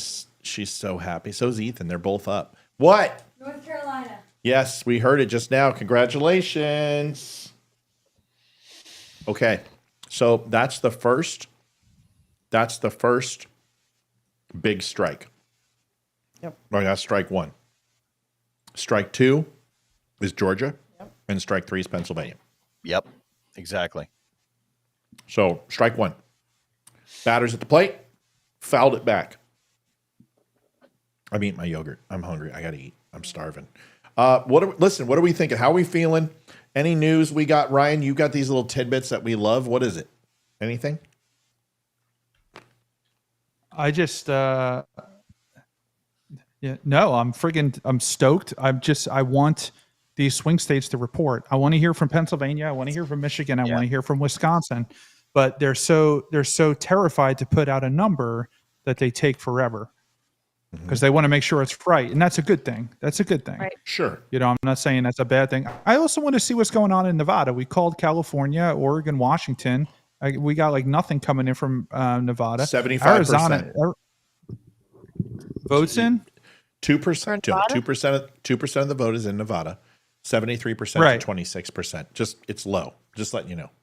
That yeah, is right? It's inconsequential. Yeah. Like the exact state we said were going to be the ones to keep an eye on, which was Arizona, Georgia, Michigan, Nevada, Pennsylvania, Virginia, Wisconsin. Those exact states are the ones that are the last ones that are going to be called. Well, of course, but Ryan, we interrupted you. Go ahead, finish, and then I've got some news I want to bring in. No, you're good. You're good. Arizona, we have 55% in. It is neck and neck. It is off by 11,000 votes. We're still waiting on Apache County and I'm going to say it wrong, but Cochise County, just south of Graham County. But those are east of Nevada, border in New Mexico. So it should be interesting to see how they swing. And Greenlee is in that borders New Mexico, and that's 60% Trump and 38% Harris. So these are the only two other counties that border New Mexico. Yeah, Maricopa's coming in at 52%. It's kind of stalled. He's only down 2.2% in Maricopa. That's sacrilege. I'm going to find I'm going to find Carrie Lake's race just for shits and giggles. Carrie Lake's getting obliterated, like I said she would. Fucking obliterated. Gallego is at 52.3. She's at 45.9. She's down by 112,000 votes. It's too early to call, but 51% of the vote in. If we don't expect Trump to be, it's a brutal number. She's getting shellacked. So and no offense, she should be. You should have called your governor race. You should have admitted you lost. You shouldn't have done all the shit you did. You shouldn't have faked recordings. I'm not a fan. And I can say that now because I'm fucking vindicated.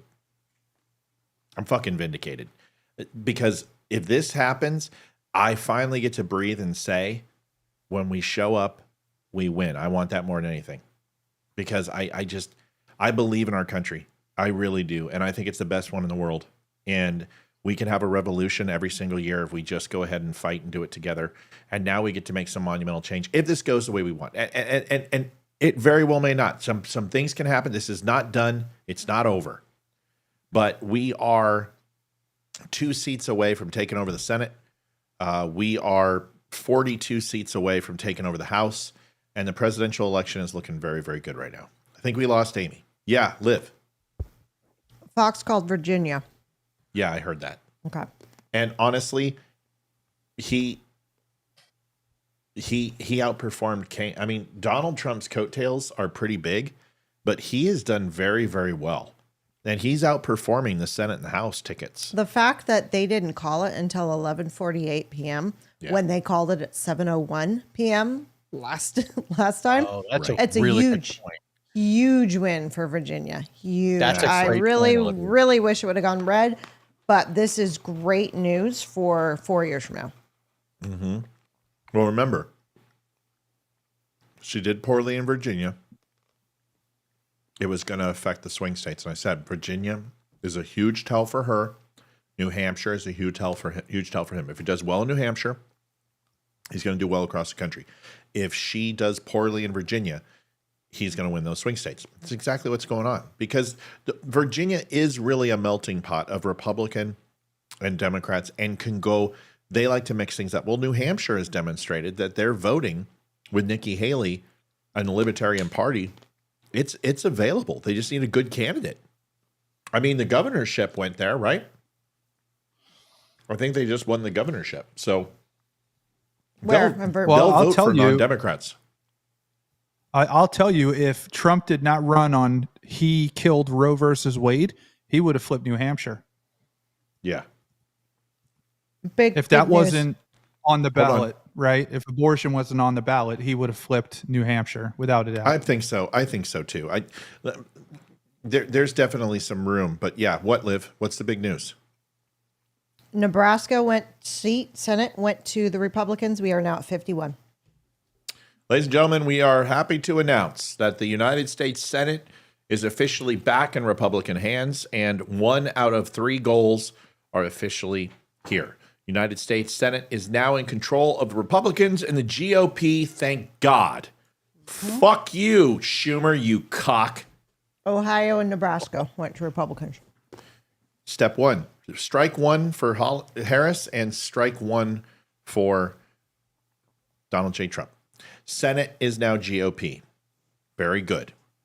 We're not done. We got more work to do. Let's go. I want more. More. I want to say Rojo tsunami is what I want to say. Rojo tsunami. I'm not going to say it. I will say it when it's the time to say Rojo tsunami.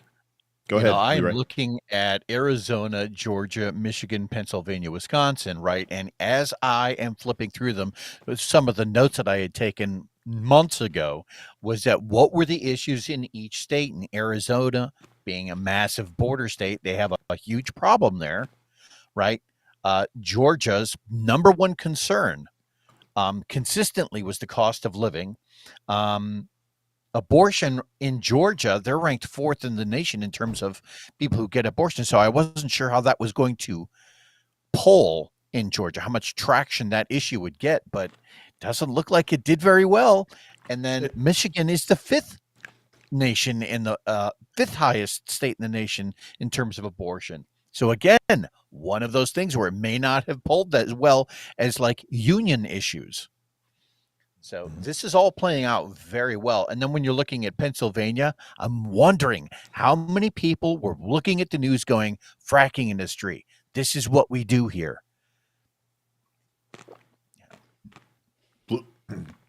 Blue collar voters. Yeah. Another thing. The Democratic Party has abandoned the working man. Oh, the unions wouldn't even endorse her. Yeah. Right. And here's another thing. The Teamsters they wanted endorsed to. Trump. Yeah. They wanted to endorse her, but the members said absolutely not. And they just decided to endorse nobody. And then the Washington Post, jumped on the bandwagon too. And all of that destroyed her. But you're absolutely right. They lost union voters. I mean, if you talk to any union guy, they're not liberals. No. These men who build skyscrapers and dig holes and work on elevators, like these guys are not liberals.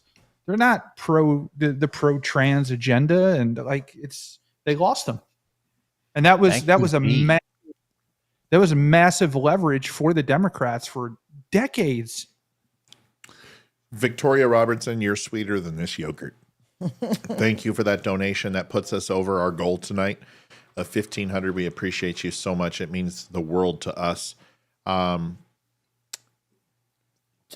Keep it up. That's all I can say. Every bit helps. It keeps us going. I want to thank my cohorts who sit here every night. They bust, well, not every night, but once, twice a week, and bust their ass to do this. And I can't thank you guys enough. We are getting to a place where things are getting to a point where we're going to be able to kind of grow, and it's starting to feel that way, and we're getting real close. So it's been a long road, 4 years, and it just, God bless us. Let's win this fucking election and celebrate, and then we can start focus on what's next for the Don't Unfriend Me show, because I think sky's the limit for us. What's up, buddy? In the vein of that, when you're looking at places like NBC, CBS, MSNBC, Fox, all that horse shit, we were the ones who were far more accurate, and we were the ones who our predictions have been spot fucking on. So those shows really should be taking the cues from us. If anything, you need to stop watching those shows and then tell your friends to come here. Yeah. It's because we don't have an agenda. No. We're yeah. seeking the truth. Yeah. We're seeking the truth, and we're not the strong arm of any party. Yeah, we have our affiliated parties, and obviously we're all rooting for somebody to win here.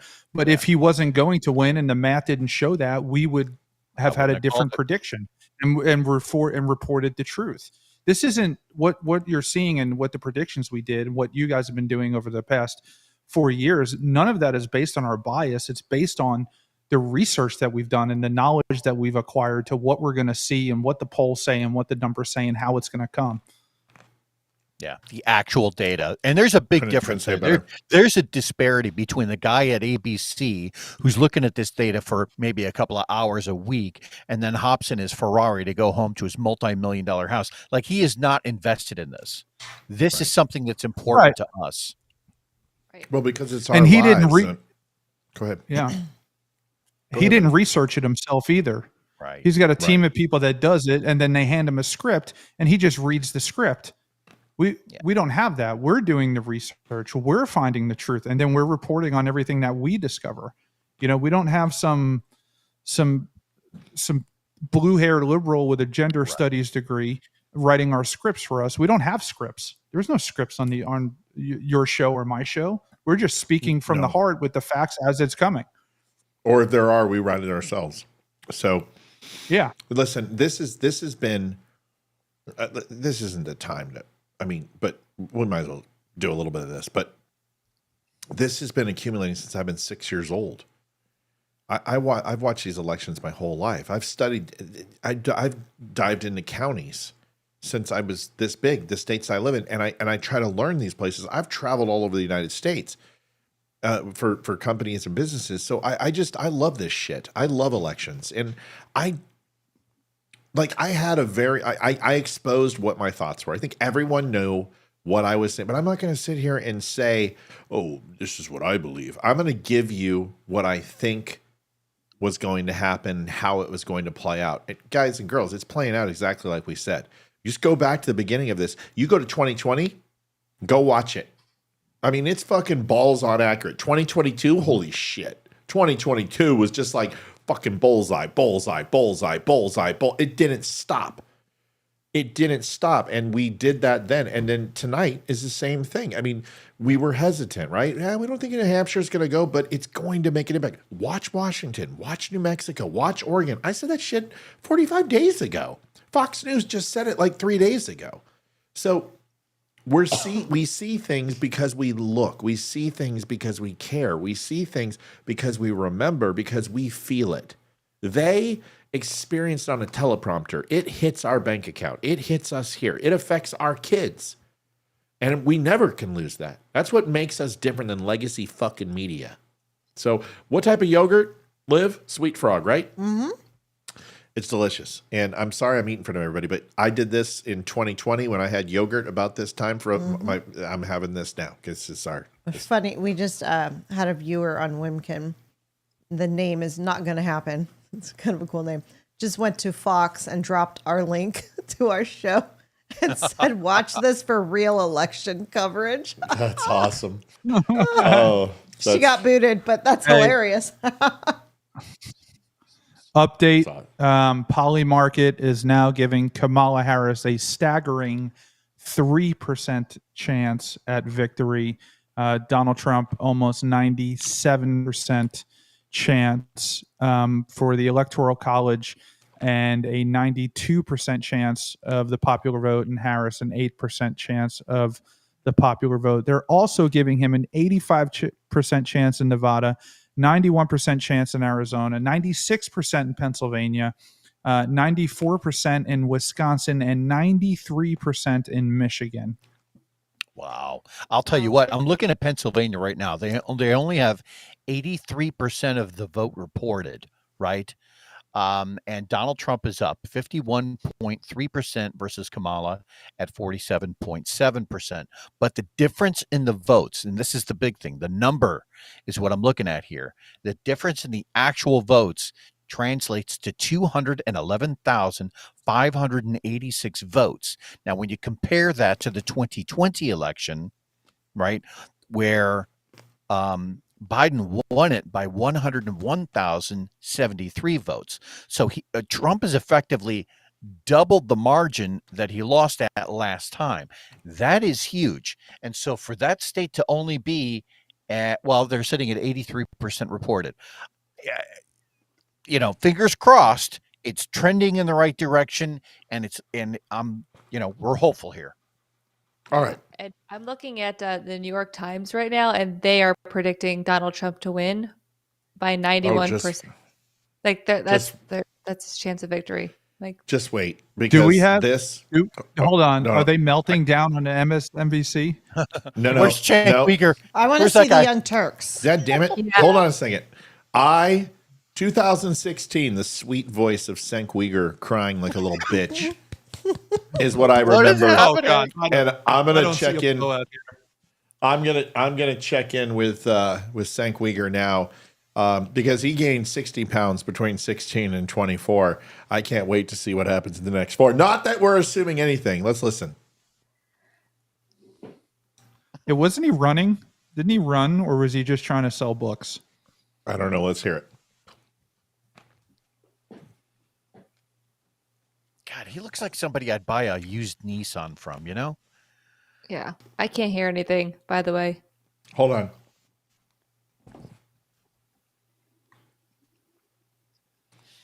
Okay, hold on. Why is it not broadcasting? Hold on. Sorry, guys. All right, there's that. And then that man is pushing maximum density. I'll say that. Listen, he's been a lot better. I'm not going to lie. He's been much better. He's trying, but Ted Cruz. No. Okay. All right. I define it differently, but yeah, that's I okay. did too. Yeah, maybe I'm getting it wrong. Anyway, some voting stations. One of the most progressive counties in the state of Georgia. Yeah, I'm getting it wrong. Anyway, by the way, tonight thus far is wholesale change. But if you don't fire your leaders, what change are we talking about? So, I mean, and I would be shocked if the Democrats in the Senate got rid of Schumer and the Democrats in the House got rid of Hakeem Jeffries. My guess is you guys will do exactly what you've been doing the day before. You'll stay the course and then make that same mistake 1,000 times over. How am I wrong? Is there any chance those two leaders will be removed? Probably not. But I'll tell you about Hakeem. Hakeem is very smart. Who else do we have? Okay, here. You want a name? I'll throw out a name. Jamie Raskin. I mean, at least the guy's smart. The guy is progressive. The guy, but not in a way that's not practical. Cenk Uygur. Unexpected, unlikely fashion in a row. So some Democrats do know how to win. But here you are, frustrated as well. And so we certainly hear that. After I won my first election, that was a plurality. A friend of mine asked Charlie Cook, who's supposed to be the pro from Dover, what do you think about my friend Cohen? He said, tell him not to buy a house. Earlier. Yeah, so she might even pull away. Potentially, so yeah. We'll see. The trend is in her favor. And I don't know if we had said it before, but Ted Cruz was called as well. Yeah, so yeah. Proving that you don't have to do your job literally at all and you can be in the Senate for your entire life. Yeah, not only just running away to Cancun. For Harris, All right. Iowa County is. What's up? Hawaii was just called. Okay. For Harris, of course. Listen, I have made it my life mission. I won't forget any of this stuff. And it's not over. We got the Senate. Still got the House to do. Still got the presidency. But Lincoln Project, my mission is to fucking expose you. Mm-hmm. You pedophile motherfucker. I'm going to expose you. And I am going, you guys think, oh, you fucking wait. Like Donald Trump wants to get revenge. I'm your fucking Huckleberry. I'm ready. I am so fucking pissed at the way that we were treated for 4 years. And you know what? We're going to rise above and we're going to fix this country and we're going to unfuck what you fucked. But I'll tell you what, you people who have degraded and spoke ill of good human beings who were never involved in January 6th. We weren't even fucking there. And you maligned us with racists and Nazis. You didn't care about our lineage. You don't care who our family members are. You don't care what they ran away from. You called me a Nazi. Karma is a bitch. And tonight, karma is knocking on the fucking door. And guess what? Every one of you are going to answer for it. Every one of you. Because I am going to fucking make sure we remember you. And at least guys like Cenk Uyghur are up there saying, I didn't like Kamala and I spoke out against the Democrats. And he has been. He has. He's still a liberal and he hates Republicans, but he has called out Democrats. So I got to at least give him that. Bill Maher has done that. I'm talking about the people like the Lincoln Project. I'm talking about the Krasenstein brothers. I'm talking about the vitriol of Brooklyn Dad on Twitter. These fucking people are evil. And I'm not done. I haven't even begun. You think I'm trolling you now? Oh, you just fucking wait. I'm gonna be on Twitter all fucking night and day. Go ahead. Sorry. I'm with you 100%, dude. I'm with you. The way that they treated half of the United States of America like they were absolutely nothing, like they were garbage. Like they were actual Nazis is absurd. It's absolutely absurd. And they're paying for it. Then they're paying deeply for it. And that's a good thing because this should give everybody, if this continues to go the way that we think it's going to go, the way that it's showing it's going to go, this should give everybody confidence that the system works. Okay. The system is working, the people are speaking, and we're going to make the necessary changes to get this country back on track. This is why we have these checks and balances. This is why we have the Electoral College. This is why we have the Constitution, and the system works, and it's frustrating at times. Believe us, we know. It takes time. This took 4 years to undo. 4 years of being called a Nazi. 4 years of half of the people that were at January 6th that just walked across the property or sitting in federal prison, and they didn't even do anything. Now, there are people who did do things, and we're very clear about that should not have done them and are being persecuted accurately, but there are a lot who are not. And it's better for one guilty to go free than or 10 guilty to go free than one innocent go to prison. So the system works. The faith in your faith in this country should be restored if this continues to go the way that it's going to go. It means that the elite do not have the control that you think that they have. You still have the control. You need to just act on it. And that's what we're seeing. We're seeing the action, the sense of urgency to get out there and vote. Now, it's interesting that you say that. I agree with everything you just said. My question, I like to look ahead, right?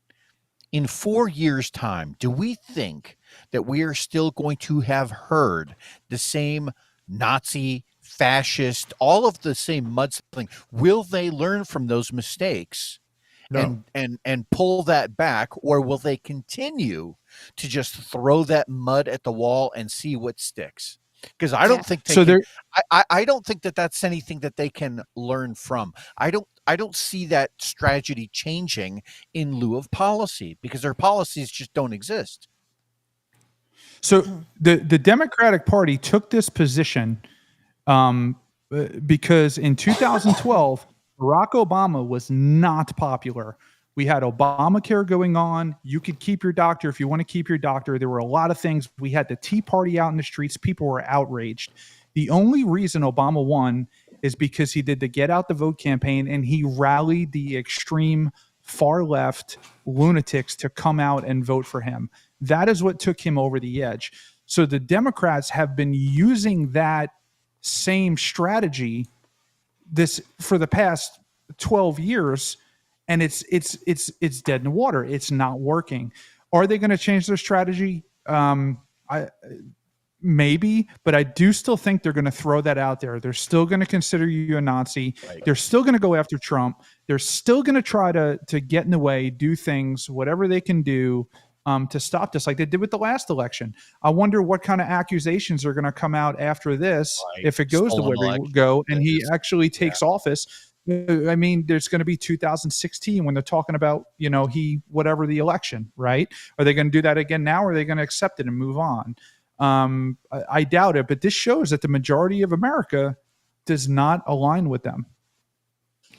Ladies, well, if he wins the popular vote, yeah, go ahead, and wins, then they're not going to have much of a say in it because he won the popular vote. Right. That was their argument in 2016, is he didn't win the popular vote.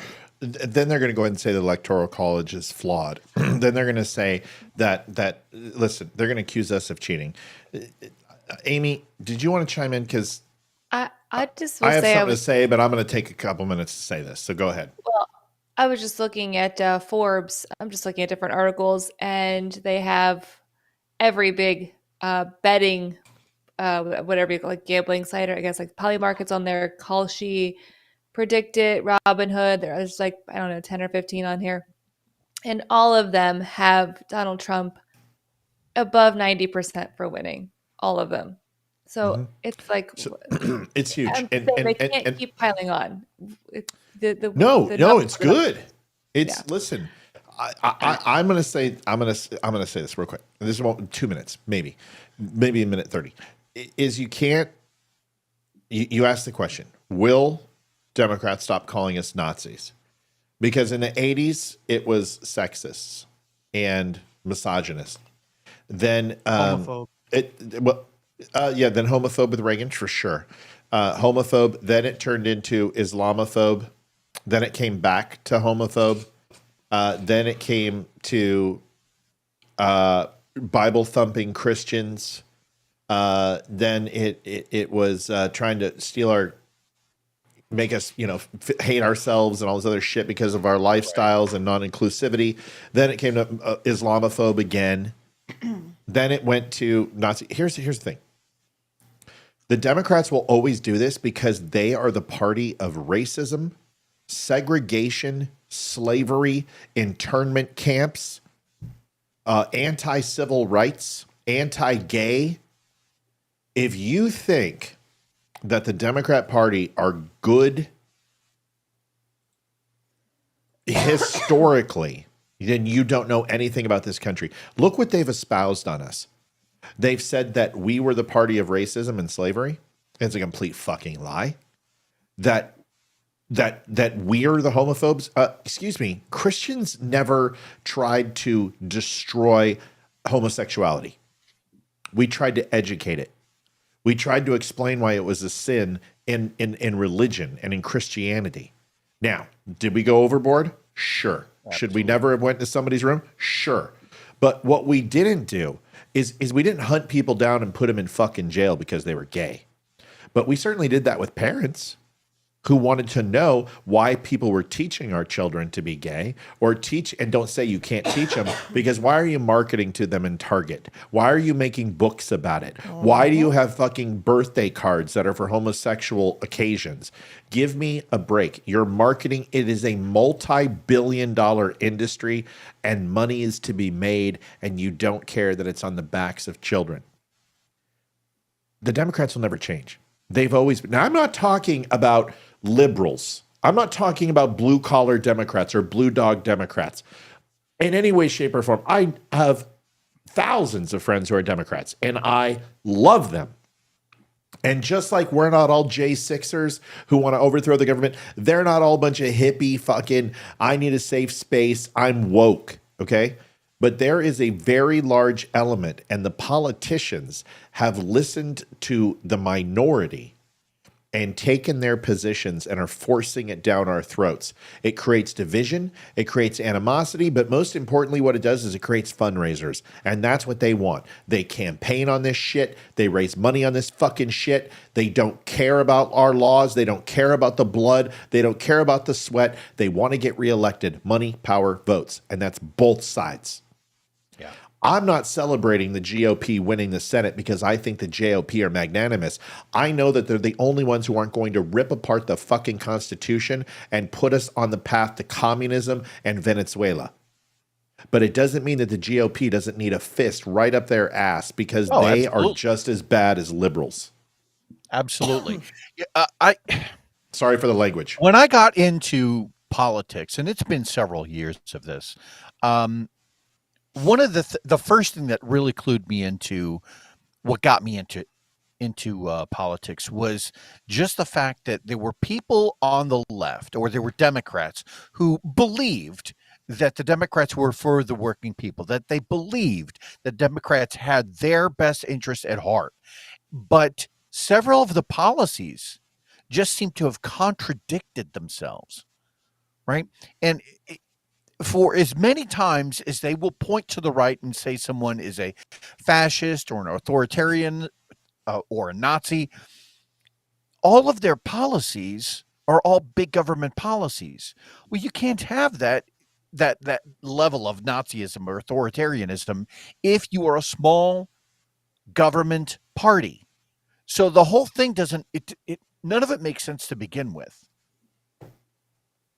When you start talking about the value systems, it gets even more of a disparity, right? Yeah. To Matt's point, for several years under Reagan, it was homophobia, right? Everyone said that Reagan basically bankrupted the United States by building all of these nuclear weapons, right? When at the time we were trying to win a war against communism, and it was like the final nail in the coffin. And then ever since then, it's just been one fabricated, catastrophe after another. None of it's been true. And in the meantime, they have to fall back on this revisionist history kind of thing to say, oh, slavery wasn't us. That was the Republicans. We have history books. It's not that hard. Yeah.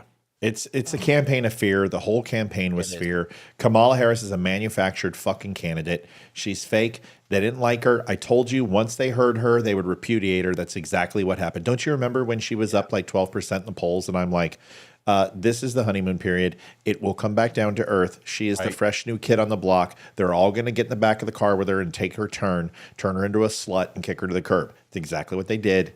Yep. They didn't even get her a moist towelette after they were finished. Question or Biden, for you. for that matter. Can I say something really quick before we say anything else? Dude, he is okay. I just want to make sure everyone understands that I'm going to start making some declarations here. He is absolutely running away with Wisconsin, and he is running away with Michigan. Can I tell you that he is up? Oh, Michigan! 6.2% in Michigan. He's up. 49% in. He doesn't need Pennsylvania. He's like, fuck this. I'm going to take Wisconsin and Michigan and close this fucking thing. And I'm cussing because folks, I get to go to work tomorrow. Like, I'm excited. Like, now it's time to go to work because guess what? You're going to hate me just like you did in 2020 in the last 3 months of his election because I'm going to hold Trump accountable too. And when he does stupid shit, I'm going to call him out. I always do. And I'm never going to change. I'm going to call it the Republicans now. And if they don't do anything and they don't do their jobs and they don't do something with this mandate, which is protect the Second fucking Amendment, make concealed carry universal in all states, it's time to start passing some serious fucking legislation. Let's go. So I've been asked if you can look into this because I couldn't find anything on it. Has Pennsylvania said they're not having their results until tomorrow? No, Pennsylvania said that Chester County was there were some issues with voting. They extended it, but Chester's in 81%. So Pennsylvania has a very good chance of calling tonight. They have 86% of the vote in. He is winning by 3.8%, almost 4%. No, almost three. Yeah. So he's winning. Total votes, he's up by he's up by a shit ton. 170,000 votes. Yeah, 170 is what I'm seeing. So I don't foresee that. Chester's in at 81%, so I don't know why they said it. And I'm cussing. I'm cussing because, man, I worked hard. And do you know how many times I was called a neocon? Do you know how many times I was called a traitor because I didn't say the election was stolen? This is vindication. Just fucking show up, people. That's all. You got complacent. You got tired. You thought it was a Reagan type thing, a Bush type thing. You got to work. You got to get out there. You got to vote. You got to show up every single election. And if you don't, they will come in and take over again. 2020, we could not have won in 2020. Look at me. Listen to me. There was no way we were going to win. They used COVID. They used the legal system. They used the post office. They changed the fucking rules, the state's constitutions through judges and not legislators. They didn't steal it. They just use the courts better than us, and they use federal judges to literally hijack an election and send out millions of ballots they're not here. Where are all these people? They're all registered to vote. Why didn't they show up? We know why.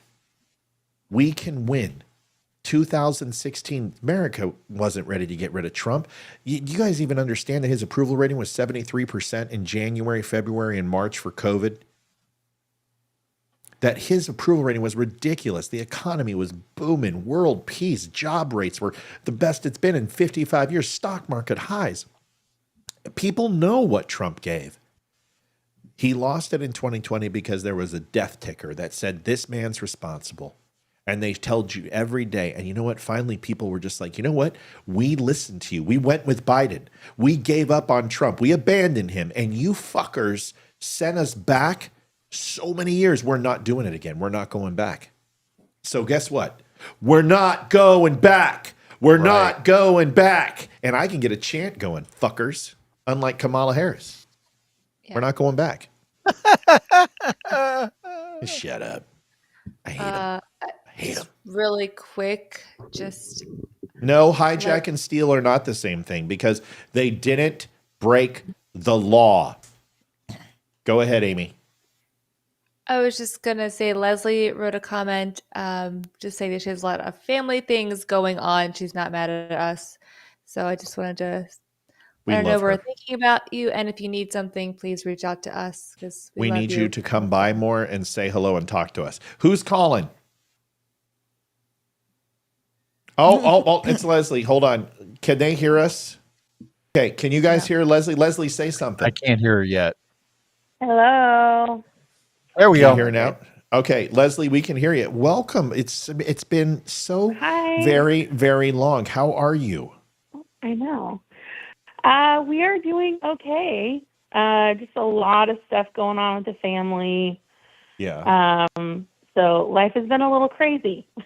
Well, it's good to hear from you. How are you feeling about tonight? I mean, unfortunately, I live in one of those lefty states. Yes. So, even with all the issues with our ballot boxes, I knew it was still going to stay blue. Yeah. But it's good to see that it's not as much of I mean, you guys are 5%. I mean, that's turnable in one election to two elections. I mean, people are sick of the prices in Oregon. Yeah. The rural farmers are sick of it. There's definitely, you guys were very close, not to having Trump win, but the fact that Washington and Oregon is starting to get some common sense again, you know? Yeah. Yeah. Well, even with our last gubernatorial election, it was the closest race we had between Democrat and Republican in 40 years. Yeah. So we almost had a Republican governor. Mm-hmm. So that would be nice. So we keep trying. We're trying to spread that common sense, you know. Well, good. You should. John Curtis just got announced that he won the Senate race in Utah. So that is good for Mr. John Curtis. You think Trump's going to take this thing home? I am praying for that. Yeah. I think no matter who wins, Portland, Seattle, major cities are going to have a lot of rioting, no matter whether Kamala or Trump wins. I think it'll be worse if Trump wins. But yeah, protests and riots. Yeah, I think you can see that. Evelyn says, I think you're celebrating too early. Who's celebrating? I'm not celebrating. Pennsylvania doesn't go our way, and this thing is a race. What I'm saying is there is a vindication in these numbers. Yeah. And it shows that America is saying Donald Trump is not a Nazi. Donald Trump is not a racist. Yeah. And his followers are not Nazis, and we're not racist. I'm not celebrating shit. So, Evelyn, I know you. Evelyn, what's hilarious is I think you actually want this to not go his way. It's like there's so many people who got so tied up into the stolen thing that they want it to be stolen. There's a difference between hijacked and people using judges to under emergency powers change the way states operate. It happens all the time. It's happened throughout history, and it's not illegal, and it should be, because murder wasn't illegal until it was. Embezzlement wasn't illegal until it wasn't. Jaywalking wasn't illegal until it was. Things have to happen and crimes have to be taken place, and then there needs to be a conviction, and then a law is created. And a law is saying that this shall not be done, and if it's done, states can adopt that, and then everybody says that it's against the law. Them taking judges and overruling states' constitution is not illegal. Wisconsin. It is absolutely uncouth and was wrong, but so is gerrymandering. So is redlining. So is ballot harvesting. And cheating has happened in elections ever since it started. There's a difference between and here's the thing. Nobody's saying that. Everyone's saying it's Dominion servers. And I'm not going into the stolen election shit tonight. I can't do it. I've done it for 4 years. I guess what? I don't have to do it anymore. I don't have to do it anymore. Yeah. And I don't want to do it anymore. So once again, as always, bring me the evidence. Show me how you have proof that it was stolen, and I will give you $10,000. But it needs to be proof. And there isn't any. So let's move on.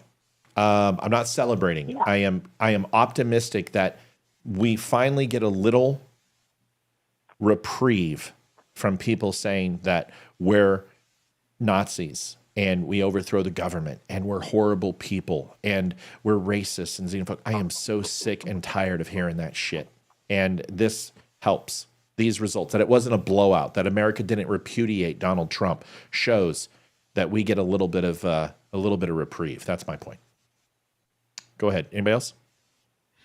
Just Somebody a quick wanted to update. know. Go ahead.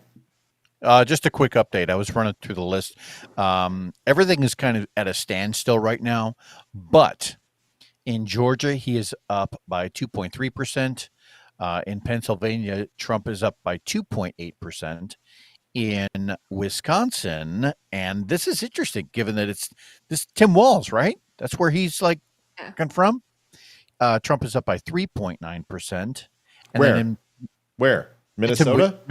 No, that's in Wisconsin. Yeah. Walz is from Minnesota. Oh, Minnesota. Okay. It's okay. And then right. Michigan, to Matt's point, he is up by 6.4%. So in every one of the states where they haven't called it yet, Trump is in the lead by at least 2.3%. Right. Les, I got to let you go. I got another phone call I got to answer. Okay, buddy? It's great to hear from you. Thanks, Leslie. Yeah, thanks, We love Leslie. you. Yep. Bye, guys. Bye. See you, kiddo. Go ahead and call back, caller. We missed it. I'm sorry. Somebody wants to know where our numbers are from. You said MSNBC, right? Yeah, and Okay. they're slow on the uptake because they're not calling everything. I've stuck with them. The numbers are behind because they have not called the exact. Everybody's calling things that are different, and MSNBC is slower. I like that. I want them to be sure. Amy, go ahead. I just wanted to, I was looking at this. This is a different interactive map. It's on CBS News, and this has every county, but it's all in one map. So you can just highlight it really quick and see. And it's amazing because it's really crazy to me how much even red is in California. Like it's by county. It's a really it cool always map. is. Yeah, it always is. It's crazy. Yeah, CBS has a good map. I've used them before. Surprisingly enough, the Google map or the AP map, they were behind in 2020 on a lot of things that they called too soon, and I didn't like that. But it's a really good map too. Let me see it here. Election 2024. And listen, I'm not coming down on Evelyn. I'm not coming down on anybody. You guys can believe whatever you want. A lot of people are like, oh yeah, well, the reason why they won't announce things is because they just want to count how many votes to steal it. Folks, you got to move on. You got to move on. And you've been watching the show for a long time. And if I haven't been able to convince you, then you should call in and let's have a conversation about it. Not tonight, but sometime in the future when Amy's not here because she's so sick of hearing it. And I'm sure everyone else is too. Well, you know what? If people don't bring it up, but I want you guys to celebrate this. We just won the Senate. That's exciting. Yeah. Okay. You know what that means? No impeachment. Okay. And I'll tell you what, here's the exciting thing. We win the House. They can't do articles of impeachment. They don't get subpoena power. So all this shit stops. And when Joe Biden pardons Trump, because if you think, that's the big one. Because you think he will? Yes. Yeah, I really do. I think Biden's fuck you to the Democratic Party is to pardon Trump. It's to say, fuck you. And if I was Biden, there's two things I would do for leaving office. I would pardon Donald Trump and pardon Hunter Biden and tell the Democratic Party to go fuck themselves. That's what I would do. I would start it all to scratch. Give us a clean slate. Let's go to zero. That's what I want. That would be cool. I don't know if it's going to happen. I'll tell you what. Cool. 4 years from now, if he were to do that, that would actually play better than all of this. Oh, they're a Nazi. They're the authoritarian. They're the fascist party. No, that would play better if he were to pardon Trump, because that would show some level of contrition. That would say, all right, look, we know we're playing, political games, but at the end of the day, we're real people, right? It would anchor the party a little bit more with the more common person. Yeah. Yeah. I'd like to see it. We'll see. So you're right. This is a cool, I've seen these before. This actually is, I was going to join this today. This is actually a company that they rent, and what they do is they build these maps, and it's incredible. And I was going to join it. And it was like, I don't know, $100 a quarter. And I'm like, I don't have time to build the map. But what it does is it takes, you put a bunch of all these websites and it puts it in and it displays it for you. All the counties and everything. It's really cool. It's called a heat map. It's very neat. Thanks for showing me this, Ames. And this is over on CBS. All right, let's do this. We haven't done it all night. If anybody needs to go, go. I was gonna say I'm gonna probably head out. I'm really tired. Get some sleep. I'm gonna go in. A loser not staying, but I just no. Don't feel like a loser. Feeling like a loser and being a loser are two different things, and you most assuredly are a loser. Yeah, I am a loser. Totally a loser. But I wear it well. I was gonna say that too. So it's all good. We'll let you know when they steal it in the morning, and yeah, I gotta get going too. Yeah, see you, buddy. Get out of here. I'm not going anywhere. I'm going to be here all night. So see you guys, and we love you. And get out of here. Love you guys. Have a good one. Yeah, see ya. Love you guys. Bye. Bye. See you too.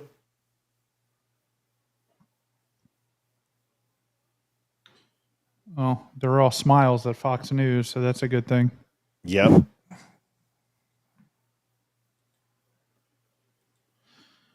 Come on, man. We'll get it. I know. I'm just waiting for him to flip one of them. Just give me one.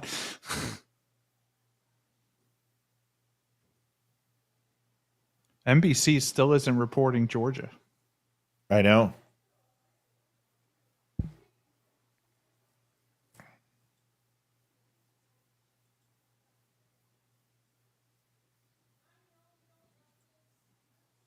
He's been on the back end with his boyfriend too.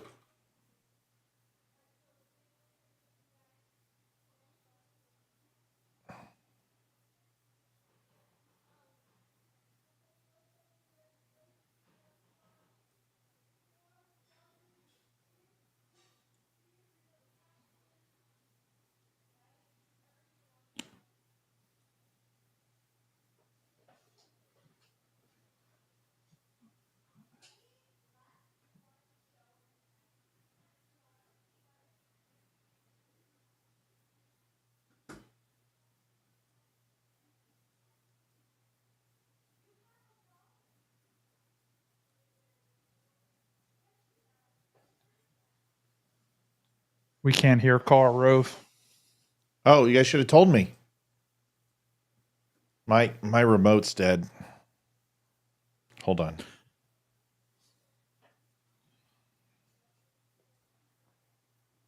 You guys, I need a second. I'm sorry.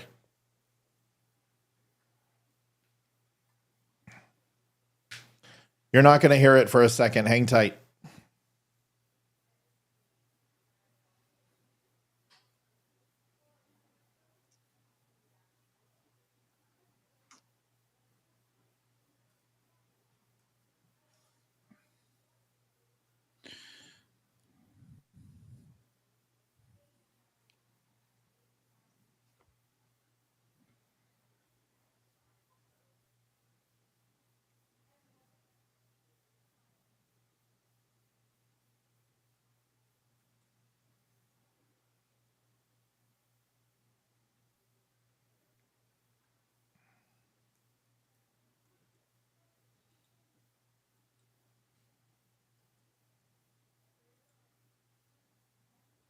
Okay, let me see if I can get this audio working. Sorry, folks. There it is. Knocking stat, right? So 2,000 door knocks a minute for the Harris campaign. Does any of that stuff matter anymore? All right, let me switch to Google. Sorry. Okay, so new window.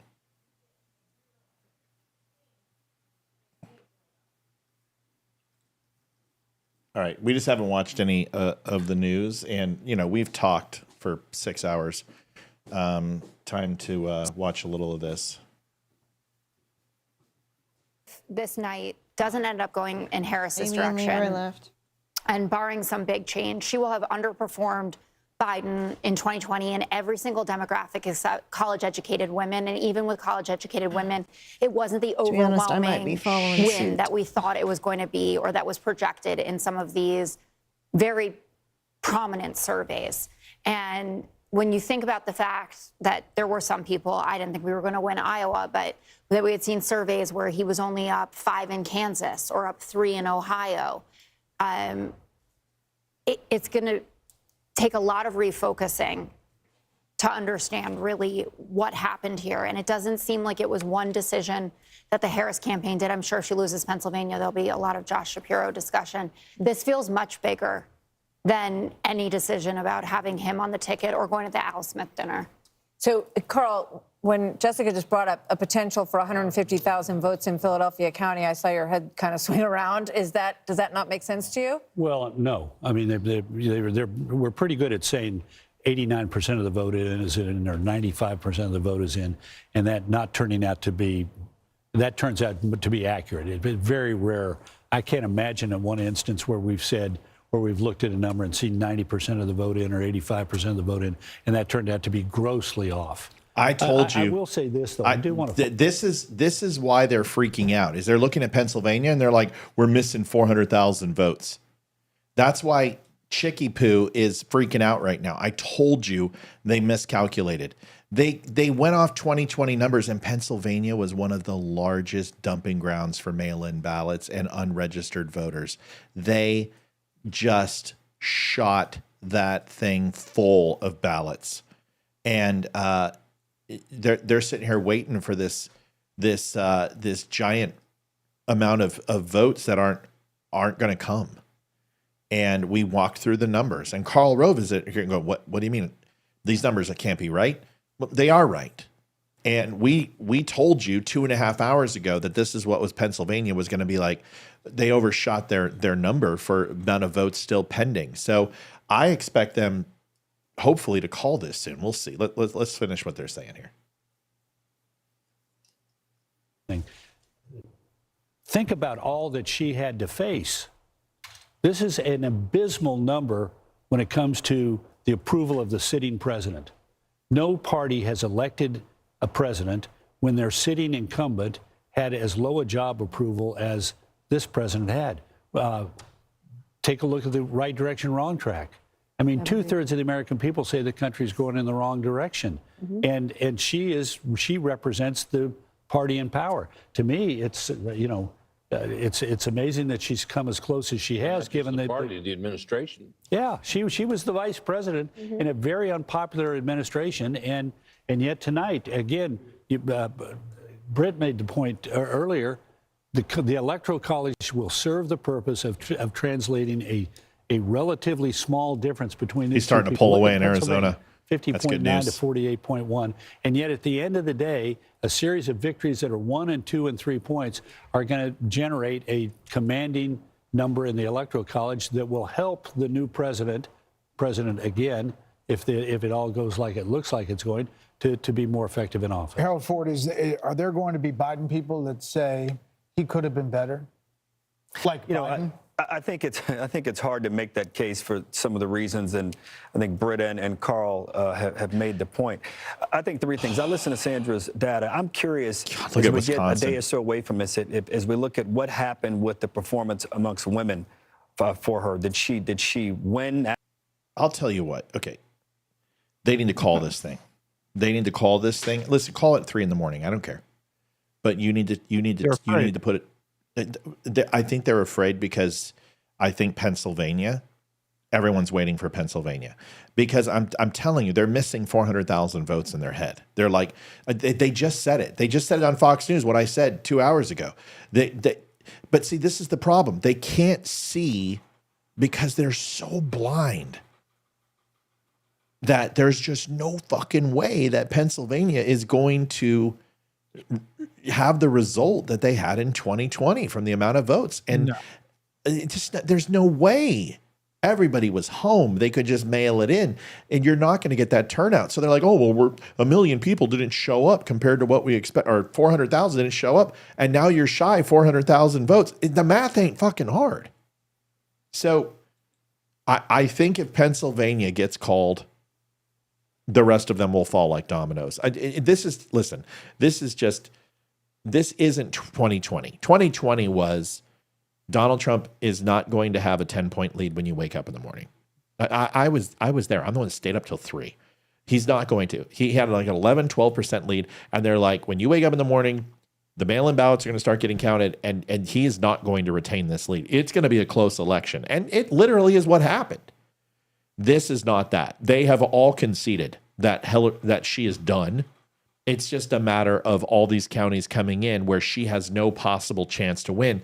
And if he was up by 1.5 million votes, this would be done. He's not. It's close enough where we would want to make sure that they got it right. We have to have patience. And one of these swing states will fall that will basically take her out. Michigan goes, Wisconsin goes, Pennsylvania goes. She's done. And we're just waiting for it. So, hey, thanks for watching the Don't Unfriend Me show. We're the only one on. We got 500 people on right now. Stay with us. We're here. Ryan, if you got to go, you got to go. We love you. Livy? Yeah, no, man, I'm good. I'm ready. I'm here all night. So Livy's like, I got to work tomorrow. Are you okay? I'm tired, and I'm thinking about running after 2 little ones tomorrow. Go to bed. I may have to. Okay, go to bed. I'll let you know what happens. I mean, I'm not going anywhere. I can't. People have invested $1,500, and I'm gonna give them their money's worth. I'm gonna stay until we got something. I have to. It's. I really want to. Then do it and just suck it up. And I will make you a great cup of coffee. I'll give you a huge back rub tomorrow and rub your feet. I'll just make sure that my lunch is packed and coffee's made. Listen, you've done it before. I've seen you. You can handle this. Mm-hmm. We're going to play a little bit. Hang in there. Were there disparities between the two? And then the race thing for me, I'm going to be curious also to get more. We heard that the numbers around Hispanic voters, but even black voters, where that might be. And interestingly, Carl, normally you see a race where in the country where the cultural issues impact, as you were talking about the suburban. Let me tell you something. If I was the Democrats, let me tell you what I would do. Okay? You chalk this one up. You go in there and you follow what the GOP does. And if they do anything Project 2025, you fight them tooth and nail. But we're not going to do that shit. And then you put Harold Ford Jr. up there next election. And that fucking guy right there, he can win.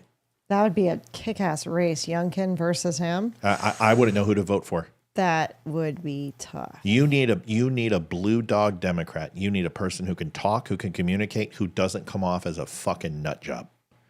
And he isn't. This guy knows his stuff. You find a good I am terrified that Democrats actually tap this guy because I'd vote for him. That's what terrifies. I know he's a Democrat, but he is a blue dog Democrat. Have you ever listened to this guy, Ryan? No. Just listen to him right here and tell me what you think of him. About the suburban areas in some places he wasn't performing, and you've seen the suburban areas in Pennsylvania and elsewhere where the economic issues, fracking, and the livelihoods of those communities were at stake. Then you have the cultural issues. I think the issue around transgender rights was a bigger issue than Democrats really understand what it meant. I mean, what it meant for girls playing sports. I'm a father of a son and a daughter, what it means if little boys are playing and little girls' sports and going into bathrooms. I don't think they ever we've not gotten our head fully around that issue. So there'll be a lot of reckoning, and to Jessica's point, and I think a lot of reimagining whom we are as a party, which I think will be good for the party if indeed the trend continues where it is. Kamala Harris just backed out of her campaign party and says she'll be back tomorrow. Dirty. And a Nazi. And yet today, to see the black vote and the Hispanic vote going exponentially more than it did before is really quite something. I mean, it's just startling, Britt.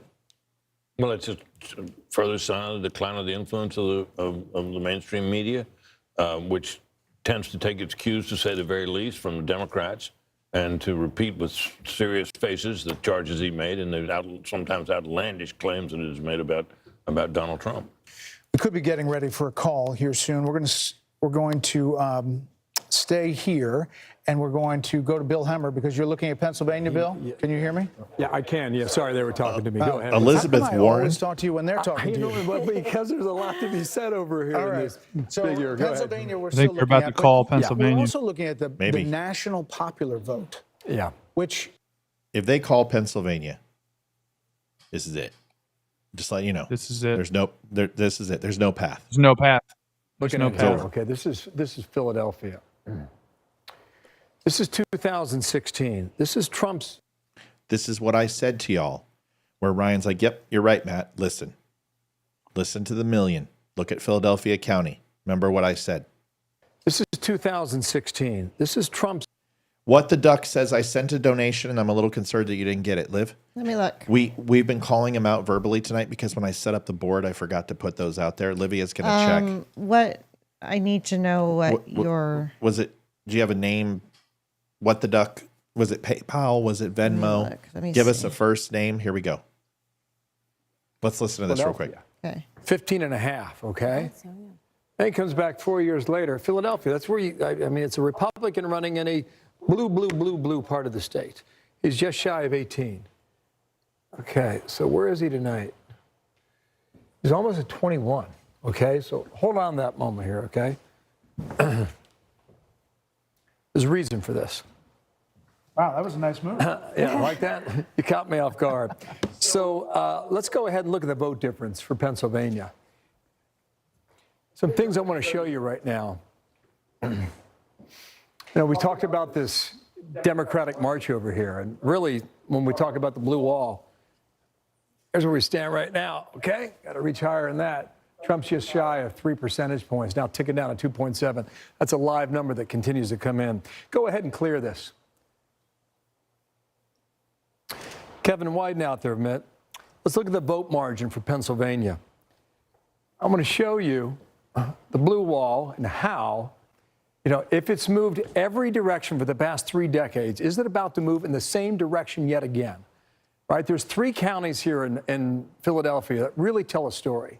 These are your flipper counties, all right? Look at Northampton. All right? Northampton is above Philadelphia. Trump's leading in Northampton. That flip for Biden, it's flipped back to Trump by about 5 points. Look at the other end of the state, in Erie. Oh, shit. I didn't know that. Erie is one of these bellwethers as well.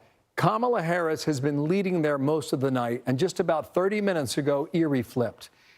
In Center County. Here they come. Right smack dab. Georgia. We got Georgia. He got Georgia? Good. He got Georgia. All right. Keep it up. It's starting to come. The fact that they're calling Georgia is great. Congratulations. He got Georgia. All right. That's just one more. This is just one more. Here it comes. Listen, the fact that Erie flipped. Hold on. I want to hear In the this. middle of that T that you normally get in Pennsylvania. Center County has always been the exception. It's been blue. That's where Penn State University is located, et cetera. Right. That is another indication about how well Trump has done in Pennsylvania thus far tonight. There's a real good chance he flips all those and maybe more shortly. So I want to show you that. We'll go ahead and just clear fucking call it. Come on. Come on. and give it back to you guys, okay? Well, it's really interesting. you, Bill. We've got some action because we're hearing the former president is going to his party in West Palm, but we're also seeing Cedric Richmond in Harris Walt's campaign co-chair speaking at the Harris Walt's party. Let's listen. I'll tell you what, if Pennsylvania is this clear, he needs to declare victory and put KAMALA back on the fucking party and make her get on stage. Declare victory. Ladies and gentlemen, we're going to bed. We're declaring victory. We're happy to do your endorsement speech and put it on her because this is the shit that Hillary Clinton tried to pull, and I can't believe she's doing it. Let's listen to what they say about her. Votes to count. We still have states that have not been called yet. We will continue overnight to fight to make sure that every vote is counted, that every voice has spoken. So you won't hear from the vice president tonight, but you will hear from her tomorrow. She will be back here tomorrow to address not only the ancient family, not only to It doesn't matter. We don't need her to declare but to the address election. the nation. Coward. So thank you. We believe in you. May God bless you. May God keep you. And Oh, Victoria, we called it out. Yeah, Oh, Victoria, I I gave you a kiss and a hug and I think I even did this when you gave that donation. So, sister, we called you out. may God Promise keep you. And go HU and go Harris. Yeah. Thank you all. Coward. Cedric Richmond, the campaign co-chair, and it's hard to ignore the fact that this is the mirror image of 2016 when John Podesta, Hillary Clinton's campaign chair, came out I told you, around it's the exactly. same time of night and said, He's going in the we're podium still now, counting so let's see votes, what he and you won't does. hear from her tonight. You'll hear from her tomorrow. Which is stunning. Go HU, by the way, is Howard University. That's where the Coward. It's a very big win for former. Could happen. And let you know where we are. I think we are too. Are we? Fox News can now project that the state of Georgia will go to former Huge, President Donald God, Trump. I'm so excited. This was a Olivia, really hard I don't care how fought fucking tired you battle. are, just If lay you think there. about You're Georgia getting it. loses it last time to President Biden by 11,779 She's so tired, only one eyebrow votes. went up. For some reason, that number sticks in my mind. And this is a big win. He went there, campaigned there, and so did Vice President Harris numerous times, thinking that Georgia could stay in the Democratic column. You know, he had a difficult relationship with Governor Brian Kemp. If you remember 4 years ago, after losing. Folks, this is history, and I love this. I would do this for the rest of my life if I could find a way to curb my mouth. I'm sure I'd get syndicated somewhere, but I will tell you, I've worked with a lot of great people in my life, and I've sat across one of the most brilliant retail marketers in world history and one of the equally operation managers in history. I've had a chance to brief generals and admirals, Secretary of Defense, and I've had a great career, but it was absolutely awesome. I'm not celebrating. I'm not quitting. I'm just saying to work with Ryan and Leeroy, Amy, Olivia. I mean, Ryan, you added so much to this show.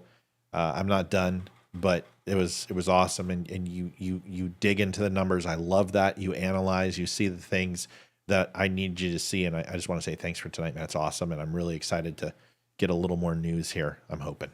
So. Yeah, man. Thank you, man. I'm happy to be here. Thank you for having me. Let's see. We got a road. Here it is. Oh, Georgia. thedumshow.com/donate. You folks have been very generous and amazing tonight. We appreciate you. If you've not had a chance and you like the coverage, you're like, wow, this is great, man. You're on. Nobody else is on. Everyone else is a bunch of wimps and they've left. We are still here. We're not leaving. We've raised quite a bit and we appreciate you. It covers the show. And if you are a first-time listener, welcome. And if you like what you hear, maybe you could help us out at thedumshow.com/donate. And if this is the multiple times you've been here, maybe you can do the same. Please do me a favor.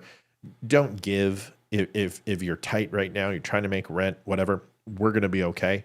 But if you have the ability and you want to, this is a great show to invest in. And we promise you that we will continue to provide great content like we did tonight, because we got a hell of a 4 years coming up, no matter what happens. And we hope you stick with us. Thanks. Special elections, that didn't go well either. So this is a very big win for former President Trump to, have this redemption in Georgia tonight. So now we are at electoral college vote, 248 for Trump and 216 for Harris. We have a panel. We're welcoming in Darren Shaw, a member of the Fox News Decision Desk. Welcome in Juan Williams as well, hey, Libby. along with Karl Rove. Darren, we got you out here. We were going to say, what happened? Are we calling Georgia? And then you push the button. Are you here to tell us that we were right when we said you called Georgia? Yeah, that's exactly right. I mean, I thought you were going to come down here to grill me, and we preempted that. What else are we going to call? Yes. You guys called Georgia in the nick of time for you, Darren. That's exactly right. While we have you. We officially have Senate control. Republicans has officially been called on MSNBC. So it just changed up there. So we have the Senate. House, we are essentially 28 seats shy. They are 68 plus 7, 75 seats shy. So we have a much higher advantage of getting the House than they do. But it's going to, come down to the wire. But it looks like the House looks very much in grasp, and that we will maintain control of the House, that we have the Senate, and the presidential election is looking very, very good. And we still have a chance to get more Senate seats. We do. She is up 59.84% to 38.47. How many in? 18% is in. He's good. Yeah, he's up he's got 24,000 votes. Yeah, she's got it. That's great. Good. Time for you, Darren. That's exactly right. While we have you, how do you see this night? And was it like you thought going in? And as you look at the blue wall there? Well, I think two things. This is an election. This is unprecedented by my standards, because the more data I saw, the more possibilities seemed to unfold. There was stuff a couple weeks ago I didn't think could happen. I didn't think Trump could win, let's say, the national vote. I'm not saying. Frederick, that was a much different election than it is tonight. Yeah, Frederick's like, remember last time everyone went to sleep, then poof, 3 a.m. it was gone. It wasn't 3 a.m. because I was up at 3 a.m., but it's a very different election than last time. Ryan, do you want to take a bite out of that, or? No, it's absolutely a different election than last time. And, they want it to be the same, but it's not going to be. It was a totally different dynamic with the mail-in voting and thousands of ballots being brought in the middle of the night to count. And, those ballots are not coming this time. They're not coming. And I think that's what we're seeing. I think that's why we're holding off on Pennsylvania, Michigan, and Wisconsin, because they think like this, all these extra missing votes are coming that just are not coming. And like right now, Pennsylvania is at 90% in, and Trump has a 4-point lead, 4.5-point lead. Yeah. It's over. It's over. Like, look at Michigan, dude. Look at that. He's up by 6% in Michigan, dude. Yeah. And he's up by another 4% in Wisconsin. Like it's done. Yeah. Yes, Libby. So as far as Senate, there's 6 seats left? 6 seats left. Yep. My prediction was that we took 54 to 55 is my thoughts. Wisconsin, the Republicans up 50.13% to 47.72. That looks good. Going to go the way of Trump. 84% in. Yep. In Pennsylvania, Republican is up by 2%, 89% in. That looks good. In Nevada, the Republican is up by 40%, only 5% in, but still. We expected that. Yep. Just went over Montana. He's up 57% to 41%, 20% in.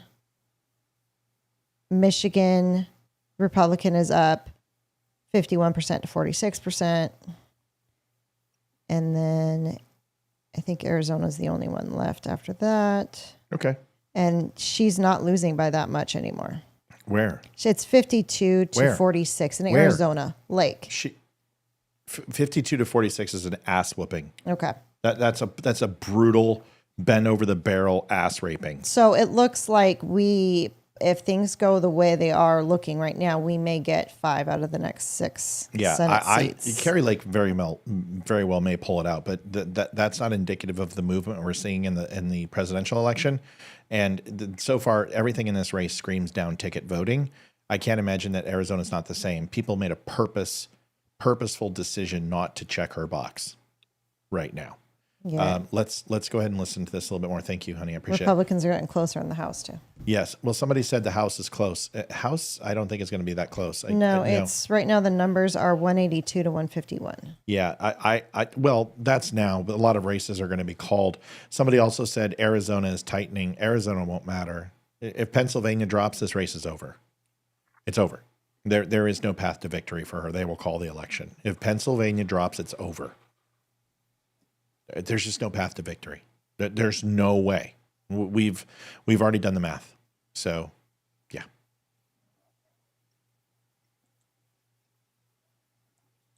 The Fox News voter analysis track with what you saw with. I'm going to get up to real time because I'm sure everyone else is. Lifts the curtain, right? Based on our Fox News voter analysis, which again was 120,000 voters, that a rolling poll, and then the raw vote total that they came in.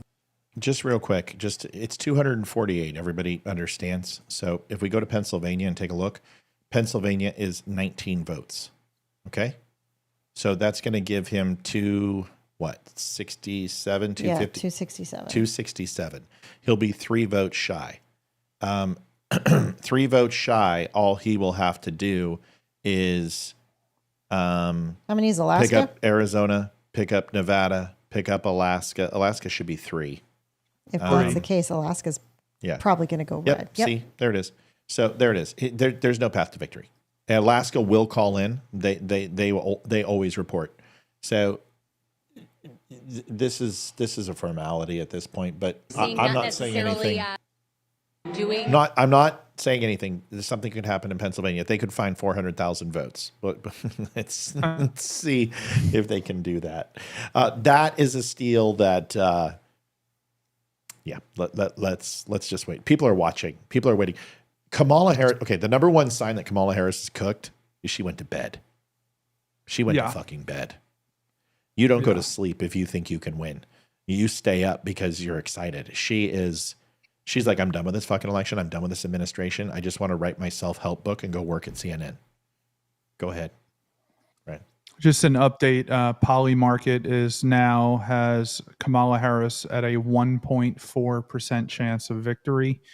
They have Trump in Wisconsin at a 95% chance of victory. In Michigan, a 93%. In Pennsylvania, a 98% chance in victory. They also have him 85% in Arizona and 83% in Nevada, and they have him winning the popular vote at a 95% chance. You remember? I'm going to go back. I'm going to clip this. Go back 3 weeks ago when I said Donald Trump believes that he has a chance to win the popular vote, which is why he's in New Mexico, why he's in New York, why he's in California. I'm going to clip it. It's just, this isn't bragging anymore. I don't need to do it. I feel like I'm Kevin Costner. After 19 years in the minors, I don't try out. I kind of feel the same way. I'm done. I guess Van Jones started crying. I'm going to play it. I just want to hear a little bit of this, and I'll play it. And even though Alaska has ranked choice voting, can you find me the link, babe?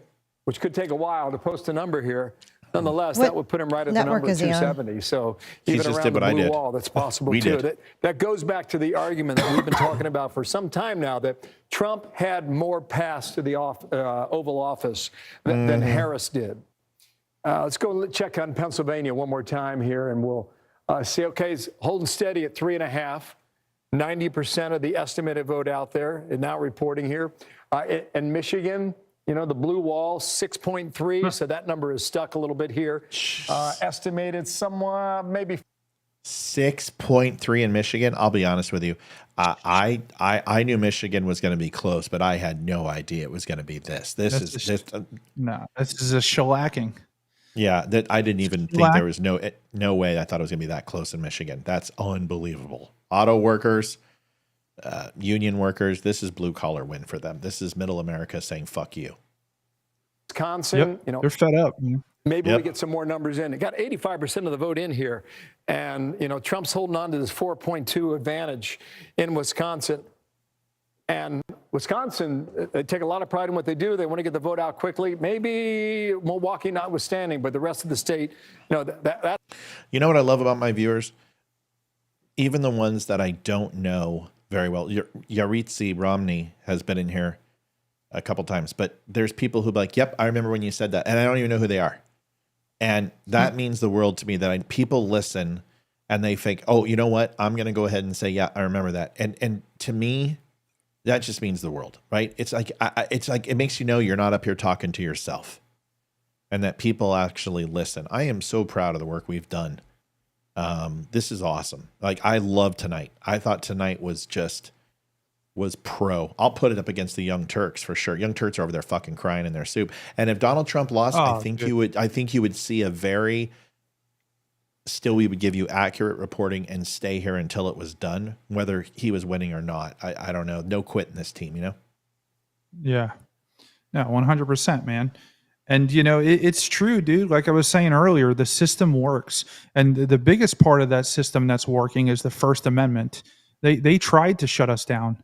They tried to shut all of us down, all of the podcasters. Oh yeah. And we found other ways. We found Rumble. Donald Trump did Truth Social. They came out with Parler. We found ways, and now the independent journalists are the main voice of news in America.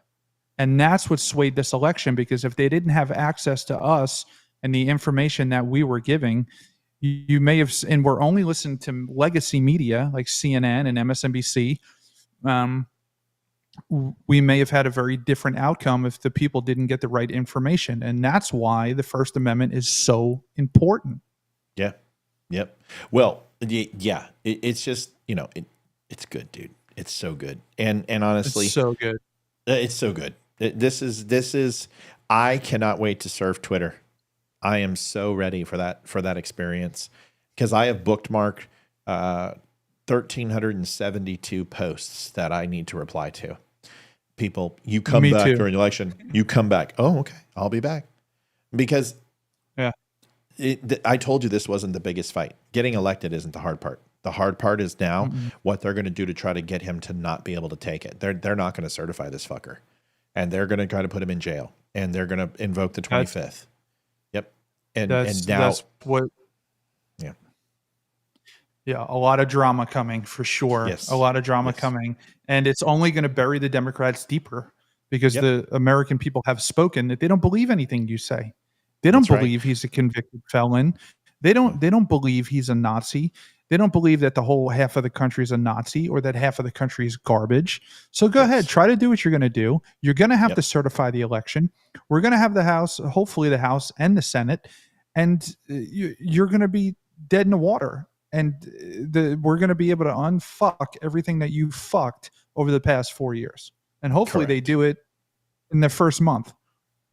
Yeah, well, you got some executive orders that you have to go ahead and destroy, and you have some border policy to put in place, and you have some deregulation to do. Donald Trump's gonna have a field day, and Obama, you're gonna lose your legacy again, and you ain't getting it back this time. I'll be surprised. This is gonna hurt them. Oh, here we gotta listen to this. Carolina won.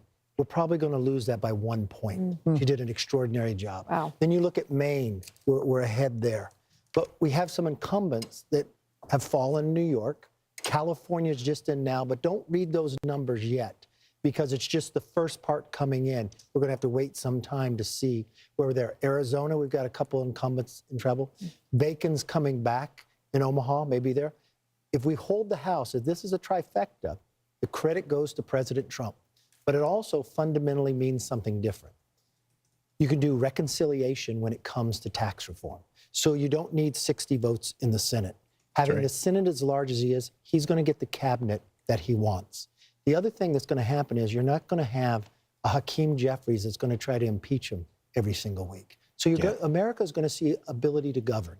And if Republicans take this moment in time to not play games and focus on the issues, they can grow at the next I'm going to time. say something right now Very competitive. that I haven't said, and I need to say it because I put my hand in this man's hand. And that means something to me. You all made a mistake on Kevin McCarthy. And that's the Freedom Caucus and all that shit. I know he's a career, but he did the things that needed to get done. And he did everything that he was asked of. And you might be upset by him, but the imposition that Matt Gaetz put on him was a little bit ridiculous. Okay? Single issue bills is not a realistic thing when you have as much bureaucracy in there. I'm not a Mike Johnson fan. I'm not a Kevin McCarthy loyalist. I'm not a big fan of McConnell or any of these guys, but McCarthy is just as bad as all of them. And the way that we singled him out, I thought was pretty shitty. And I don't love him. And I don't care that he's not there. But this whole thing where you do exactly what Donald Trump says, or you're a traitor, or that's our cross to bear. And that's something tomorrow morning when the sun comes up that we need to reflect as a Republican Party, how we come together, we stand shoulder to shoulder, we vote with each other, we do not separate, we do not break party ranks. If we don't figure that out, then it's going to be 2 years of wasted effort, because we had this in 2016, the way things are looking. In 2016, we had House, Senate, and we had a mandate. America is giving us a mandate. We have to take it, and we have to get policy changed on day one. I agree with Ryan on that 120%. The day you walk in that office, you need to start pushing legislation, period. That's my opinion. That's it. That's all. Williams, if it's as big as we think it could be, we obviously haven't made these calls yet, but it's trending that way, and the pathway for her to win is getting narrower and narrower. Isn't it not a mandate? And Hakeem Jeffries and the thought of impeaching with what we're seeing tonight seems like wouldn't be the right move. Well, I think the Democrats are, dispirited at this moment, and I think that the likelihood, as we've pointed out, is that Trump will be the president. And I think that, for me, talking to people like Darren and political professionals around, no one anticipated the size of this mandate, as you call it. I think that there is even recriminations now among Democrats as to Biden and whether Biden should have dropped out earlier or Biden shouldn't have dropped out at all. He would have performed better than Kamala Harris. Trust me when I say that. That's bullshit. Or they should have removed him from office on the 25th Amendment and said, listen, and if she had done that and she had come out and said, listen, obviously he's in his dotage. He's not fit to be president. This is why we're doing it. I'm here to fix these policies. That's why we have a vice president, and then move forward with her own agenda. She would have won the election. She would have had the bully pulpit. It would have been, it wouldn't have turned out this way. Well, all she had to do was not lie. The moment she walked up there and said, there's nothing wrong with him. I mean, they raised $500 million on a lie. They knew he wasn't going to be there. They knew he was going to be removed. And they went on with that $120 million fundraiser in California with George Clooney, knowing that they were going to kick him to the curb. Democrats are only as loyal as the money and power votes that they possess. Did you find that, Liv, by chance? No, I couldn't find it. I'll find it. Don't worry, it's on Twitter. I'll get it. It should have stayed. Would a white male have done better? Obviously, Trump has defeated 2 women and now a black woman. Shut up, dude. Give me a break. But Fuck you, Juan. to my Dude, mind, Juan it seems fucking to me Williams. Go back incredible that and a guy crawl who under that led a rock that you just came out of. What a against the United douche. States I government do not like is him going at all. potentially now, like a phoenix going back into the Oval Office. It's unbelievable. Well, you have to consider the fact, Juan, that a lot of people didn't Cry, think that was bitch. an insurrection. They thought it was a I riot. know. but Cry, not an bitch. insurrection. Spies, Juan. And had they thought it was it was an insurrection, I don't fact think that he he's could have on won. tonight. Well, Ugh. I don't Just know. exaggerations about that day. Well, I'm not and exaggerating. about the alleged threat to democracy is a piece of what happened tonight. Well, I don't think so. I think, again, I'm giving you my perspective. And I'm giving you mine. Right, so I listened to you as my friend. But I'm going to tell you what I saw was not only a riot in terms of the violence, but a direct action intended to stop certification of a presidential election. No, shut up. It's over, you bitch. It's over, Juan. Over, Shut the Juan. fuck up. Clearly. Sorry that this is skipping. I'm doing a bunch of searches. Is it Vance Jones? Van Jones, VAN, Okay. just like a car. Insurrection. Van Jones lied the entire night. America Energy Production. Van Jones. And he cries. Again? Doesn't he always cry? That's a good point. Van Jones is on the verge of tears. Okay, here we go. Let me enter. Okay, here we go. We can watch this. Who are hurting tonight. There are African American women who know a little bit about being talked down to and know a little bit about having their economic dreams crushed, who tried to dream a big dream over the past couple of months. It's not And Martin tonight Luther they're King, trading dog. in a lot of hope. Dude, she's not Martinetta Luther King. Come on, man. I had a dream. Little black kids and little white kids would walk around with Kamala's Caribbean ass. Give me a break. Oh, the view tomorrow is going to be Oh, I can't fucking wait. Dude, do you know? No, we can't say that For yet. a lot of hurt. We're not gonna brag yet. And they were hoping that maybe this time, one of their own could be seen as worthy. Nope, not yet. And once Hey, someone call Hillary Clinton and tell that glass ceiling isn't broken yet. again, they're facing rejection. And that hurts. They thought tomorrow morning they're going to walk out with their shoulders back a little bit. Well, maybe you shouldn't have talked so much shit and called us all fucking Nazis. What do you think, big guy?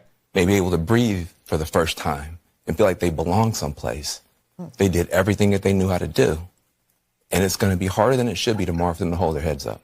Oh, I know. It's going to be a shame. I can't wait to make them fucking feel 10 times smaller than they should be. Yes. And they're not the only people who are hurting tonight. If you're a parent of a trans kid, luckily there's no such thing. Your child's face was used as a springboard to power for somebody. That doesn't feel good. There are going to be people tomorrow. We're going to be handing clothes at the dry cleaners to people who not us. don't have papers. So blame There's going to yourself. be people who are going to be cleaning your teeth tomorrow who don't have papers. And they're terrified tonight. And so it's easy to blow this off. Oh, look at the elites. They're going to get their comeuppance. It's not the elite that's going to pay the price. It's people who woke up this morning with a dream and are going to bed with a nightmare. And hey, welcome to 2020, Welcome bitch. to our lives. Welcome to 2020, motherfucker. Those people. Sorry, folks. I told you I had no mercy. I told you that my disdain and my frustration has turned to hate. And it's never going to change. These people must stop. As much as I despised the ones who claimed the Libertarian and Tea Party that was Ron Paul's and was taken over by the Koch brothers was the same when it was religious zealots who warned us that Sharia law was coming to the United States. I despise those people too. And that turned to hate. And I almost walked away from the Republican Party forever. It's now their turn. And they have called us the most loathsome, degrading shit that I have ever been spoken to in my life. And there are words that people have said to me that they normally would no longer have teeth if it was 10 or 15 years ago. I'm sorry, you're going to have to pay for this. Your heads are going to be low for a while. And we're going to make sure of it. And you deserve it. Next time, learn your fucking lesson. We told you FAFO. You fucked around, and now you're going to find out. Sorry. No Empathy. Deserve to be respected and held and talked to. Those are the people who are going to pay the price for whatever Donald Trump decides to do. Yeah, but Van, how do we know that those people didn't vote? A large portion of those people aren't part of the people that elected Donald Trump. Well, right? I think that's a good part of the electorate. And the black women, the party, the Democratic Party, let those black women down. Not Donald Trump. Amen. There you go. Yeah, that's it. Say it, Whitey. Freaking jeez. Van Jones is in shock. He's in shock to think that somebody of color would ever vote for Donald Trump. Oh, that's the thing. They're going to, dude, stolen election is coming. They're going to say it. It's coming. There's no way. These are people who were paid, or they learned how to cheat. They can't handle the fact that people have repudiated their policies. Orders, and what we're seeing is movement from the Mar-a-Lago Trump group, including former President Trump, who is in a very good position. Okay, to be enough of the Jimmy Buffett. I don't need a copyright strike. Come on. This evening, as well as heading over to the Trump headquarters, where there are a few thousand people who have gathered for this evening. So we'll keep a close eye on that. Van Orden won He shows in up Wisconsin. there. Janet We'll said- be there live. Janet just said that PA just called. We're getting reports that Pennsylvania has called. Make America Great Again. Hold on. It's over. Former President Donald J. Trump will win the state of Pennsylvania. Fuck yeah! He is on his way to becoming the 47th president of the United States. With this, the path for Vice President Harris. Donald Trump just won. Narrowed. He won. And there's really It's over. no path. There's no way for her to. There's no way for her to win. He's going to This take Alaska. is It's over. Historic. It's over. Everything was about Pennsylvania. Everything from the beginning was about Pennsylvania. Fuck yeah! Now, former President Trump will win the state of Pennsylvania, and we can make that call, the 19 electoral votes. That puts him at 267, not officially over the 270. It's over. But the Call it. That it takes to get to 270, he is well on his way to becoming the 47th president of the United States in what is going to be the biggest political phoenix from the ashes story that we have ever seen, ever. I mean, I'm going to say it's more than Grover Cleveland in 1892. Yeah, I don't think that Grover Cleveland was not the subject of a Russia investigation, 2 impeachments, 2 assassination attempts. Indictments. They have indictments, 91 indictments, convictions, and there is almost nothing that hasn't been thrown at this former president, and his tenacity in wanting to go back and run again, which he announced immediately after he lost in 2020. This is a huge, historic moment in the United States of America as the former President Trump is closing in with just a few electoral votes away now from clinching 270 as Pennsylvania is called for Donald Trump. We're looking live, 1:21 a.m. in the morning at Trump headquarters. The cheers coming up. We're told the former president is there, as well as J.D. Vance, Senator J.D. Vance. They are getting ready to hear from former President Donald Trump. Again, at 267, not there yet, but ladies and gentlemen, where that vote is in Wisconsin, where the vote is. I'm never afraid to pause the show, but hey there! I think we called this motherfucker. What do you think, buddy? I think we definitely called it. It is. I think it's going to go right where we said, huh? Yeah, it's absolutely unbelievable.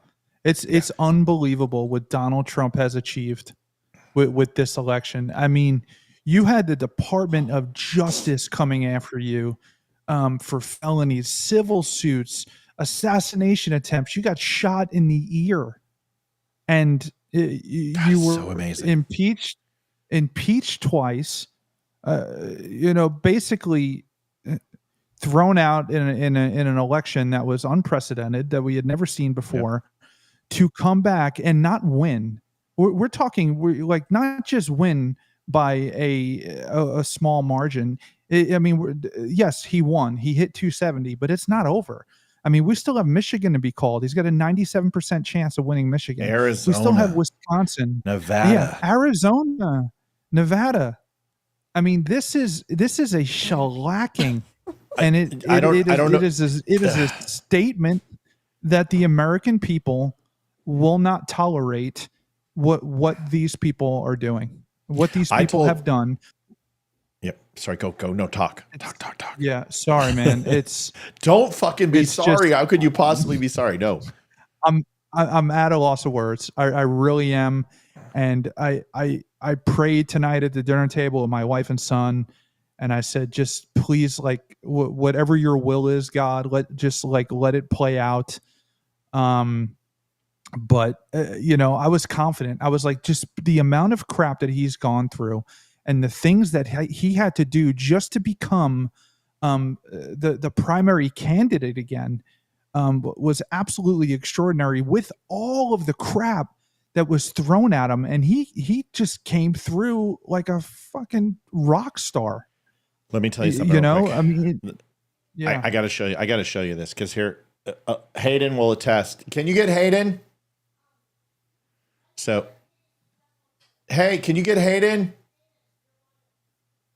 So here's my electoral map that I didn't share with y'all, and I just wanted to share it with you real quick. Ryan. Yeah. This is my electoral map. Hayden, what did I say on the electoral? What was the election going to be? Stop. Don't look. Tell them the number I told you. Okay. He said he was going to get 312. That's what I said. 312. I right didn't here think. is. Yep. Go ahead. There's my 316. 316 is my stretch with New Hampshire, but Hayden knows because I told her. I said he's going to get 312. Yeah, this morning. He got 312. Actually. But it's almost in the bet. He's going to get Arizona. He's going to get Michigan. He's more than likely going to get Nevada. It's going to be 312. So he won. Yeah, it's over. Oh, it's over. It's over. It's no over. She can't win. There is no fucking way she can win. There is no path to victory for her, and all he has to do is take Alaska. And Alaska has went Republican since God was a corporal. So when will 270? They're going to announce it right now. Donald Trump's coming on. He's going to announce that he won, and she's going to write a statement because she's too much of a coward. Okay. She's a coward. Trump will come out. She's a coward. All right, let's listen to this a little bit. Oh, I'm so excited. She was going to have the landslide. It looks like he's going to have the landslide tonight. Yeah, it's truly remarkable. The revolution rolls on, and this is not just a victory for the White House tonight, but also this is the end. There of is the one thing that I don't want to hear. I don't want to hear the following. Now it's time for us to come together and heal. No, fuck you. Don't say it, Donald. Oh, yeah, Donald, don't say it. You got a mandate. Don't say it. Just be like, for those who are with us, we're going to take America forward. And for those that don't, get the hell out of our way. Yeah. And don't even say heal. Don't do it. Because you know what? Fuck them. Let them worry. Let these guys leave the country. Robert fucking Downey Jr., I can't wait. I cannot wait to Twitter. My whole day tomorrow is just going to be Twitter trolling. It's going to be glorious. It's going to be so good. And I cannot wait. I cannot wait. They're all going to go underground. You're never going to be able to talk to any of them for a week. They're all going to go Harry underground. Sasson, JoJo Jers. Oh, all those little twat waffles. I cannot wait. Oh, the little douchebags, little pretentious all dicks. Of the experts counting him out, and he just kept on fighting and fighting and fighting. Charlie, it would have been one thing for him to come back from a single defeat to be elected again. But when you think about it, he came back from a series of them. I mean, his party lost in the midterm in his term. 2018. They lost in 2018. Dude, if you look at people's faces in 2020, and they had they're just like 2022. People are just they look so relieved. Like they're not even happy. They're just like, thank God and they're out of power. That is like what their face. That's what I was. I'm sure I love Trump, but I'm just like, oh my God, thank God. Yeah. Thank God. You got to go to MSNBC. They got to be melting down. Donald Trump very well they got to be losing it. Oh, we got to go to those channels. Yeah, we got to see it. Okay. In a lot of places, Rachel Maddow, who's on right now. CNN's over not there? announcing Pennsylvania. There are parallels to 19. MSNBC won't announce it either. They're going to wait an hour or two, milk the coverage. Ugh. That's amazing, but it's done. It's done. I mean, it's over. What is your impression of what this means tonight? You won by I think 4 this means points. a lot to a lot of people. I think the working class are looking for a renewal of American jobs. All these pricks. All these pricks are going to be like, we knew it. You didn't know anything. None of you, Garrett. I would love to be in a room with Fannie Willis right now. She is crying. She's shaking. She's right? Both of terrified. whom are communicating with the Russian government without. Oh my God. She's already in the Russian government and shit. on top of that, you've got reporting from the New York Times that they're considering, once there is a second Trump administration, if it happens, to stop performing background checks before giving people security clearance, meaning giving classified information to anyone. That's supposedly at the instigation of a Trump campaign official who was born in Moscow, who was unable to get a security clearance in the first Trump term, who has had multiple arrests and is currently under indictment, and who has reportedly been put at the top of a short list to be White House counsel. Yes. And Keep he talking is the one same who way. has proposed getting rid of all background checks for Keep security saying the same clearances, shit. which We means love it. handing out Yes. classified information on the corner. You know, are not MSNBC's going to for have sale. American allies who have been relying wish I on could us buy it. as the pinnacle intelligence agency in the world since Comcast World put War it up II. for sale today. You are not going to have continued yesterday. sharing of information with a new administration that has an open line. See this dick right here? What is his name? Oh, I can't stand him. Right? Both of whom are communicating with the Russian government without I can't stand those anyone on this panel. This guy to the left. Who is this? Oh, dude. information to the U.S. government. This And fucking on top of douchebag. that, you've got reporting from the New York Times. Forget his name, but Keith Olbermann blocked me on Twitter. Oh yeah, no shit. Yeah, God, that, like, why did it take so long? Olbermann hates me. Hillary Clinton blocked me. Information to anyone. She didn't block me. Supposedly at the She instigation hides my of comments. a Hillary Trump Clinton hides my campaign official comments who on was born in Facebook. Moscow, who was unable to get a security clearance in the first Trump term, who has had multiple arrests and is currently. How about we fucked up? How about that? How about, oh my God, we did it again. We did Russian collusion 2.0. I don't want to listen to this shit. I don't want to listen to these people. I've been listening to these people for 4 years. Mr. President. By the way, as the markets, they're gonna listen. They are going to continue to do this shit. They're going to say that no, it's not over. It's not over. She could still win. How? Show me the map. She can't win. It's over. Donald Trump. Okay, the only thing, Donald Trump hasn't won, but she can't win. Donald Trump has so many outs. She can't win. No matter what, she could sweep the rest of the fucking thing. The only thing that means is that he's shy 3 votes. And if you think she's going to take Alaska, Arizona, Nevada, Michigan, Wisconsin, and Michigan. No way.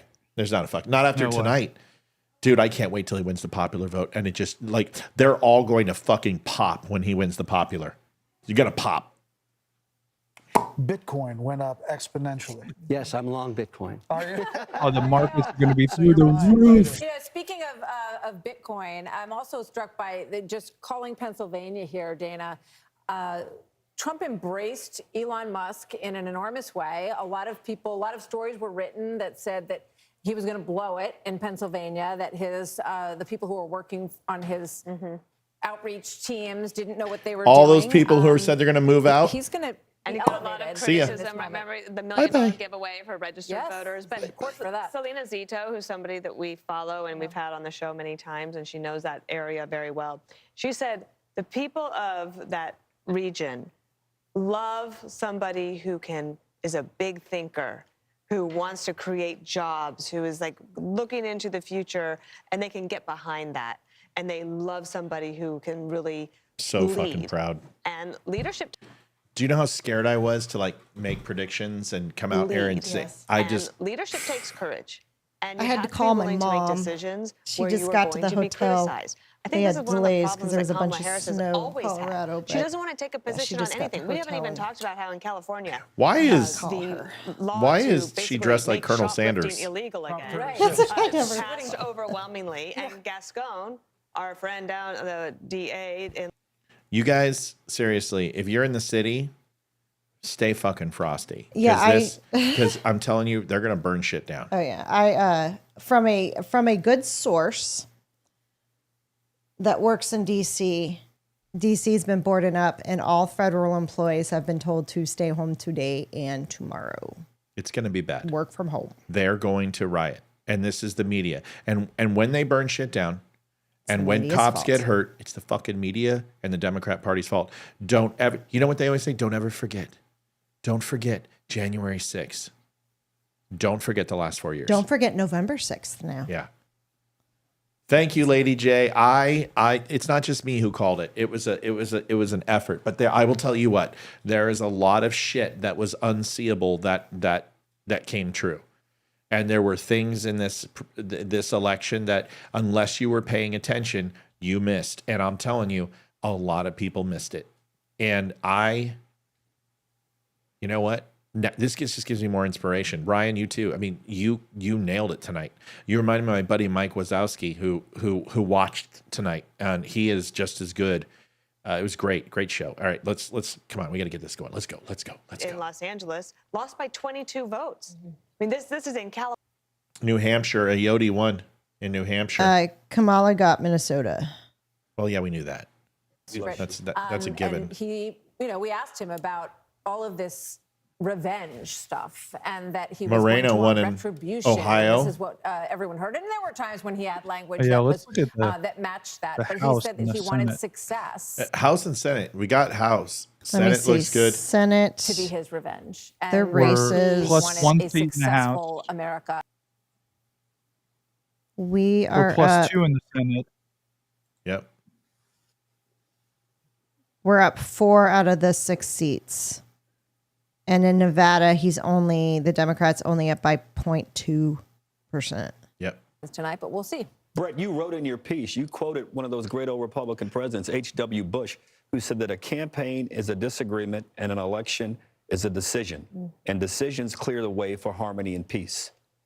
But there are a lot of Thanksgiving tables that people are still going to have hard feelings after this election, more than any other election. I have one. You know what? And if you All you fuckers who want to join my table for Thanksgiving who talk shit, we are having liberal tears, Go ahead. and we're having cat and dog. Stop on by. In my view, when Biden was elected, we had every reason to believe that he would be this sort of moderate deal-making guy that he'd been when he was in the Senate.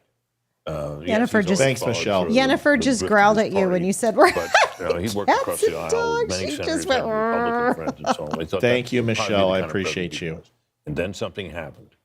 Trump went to Georgia and made a mess of that Senate, those 2 Senate races down there. Yes, And he the did. Democrats ended up with control of the Senate. At which Yes, point he old did. Biden started That's getting, true, Brett. These hysterical sugar plums dancing in his head, and went out for Will Trump speak? Oh no, Trump's going to come out. He's going to wait for Alaska to be called, because Alaska's a little slow, but I think they called around, I don't know, 2:00. Somebody said they already called it. I'm trying to find it, but I'm not If seeing they it called yet. Alaska, then Trump's coming out and accepting it's over. So he's at 270. I'm It's gonna over. try and Like I figure said, out. I think he falls at 312.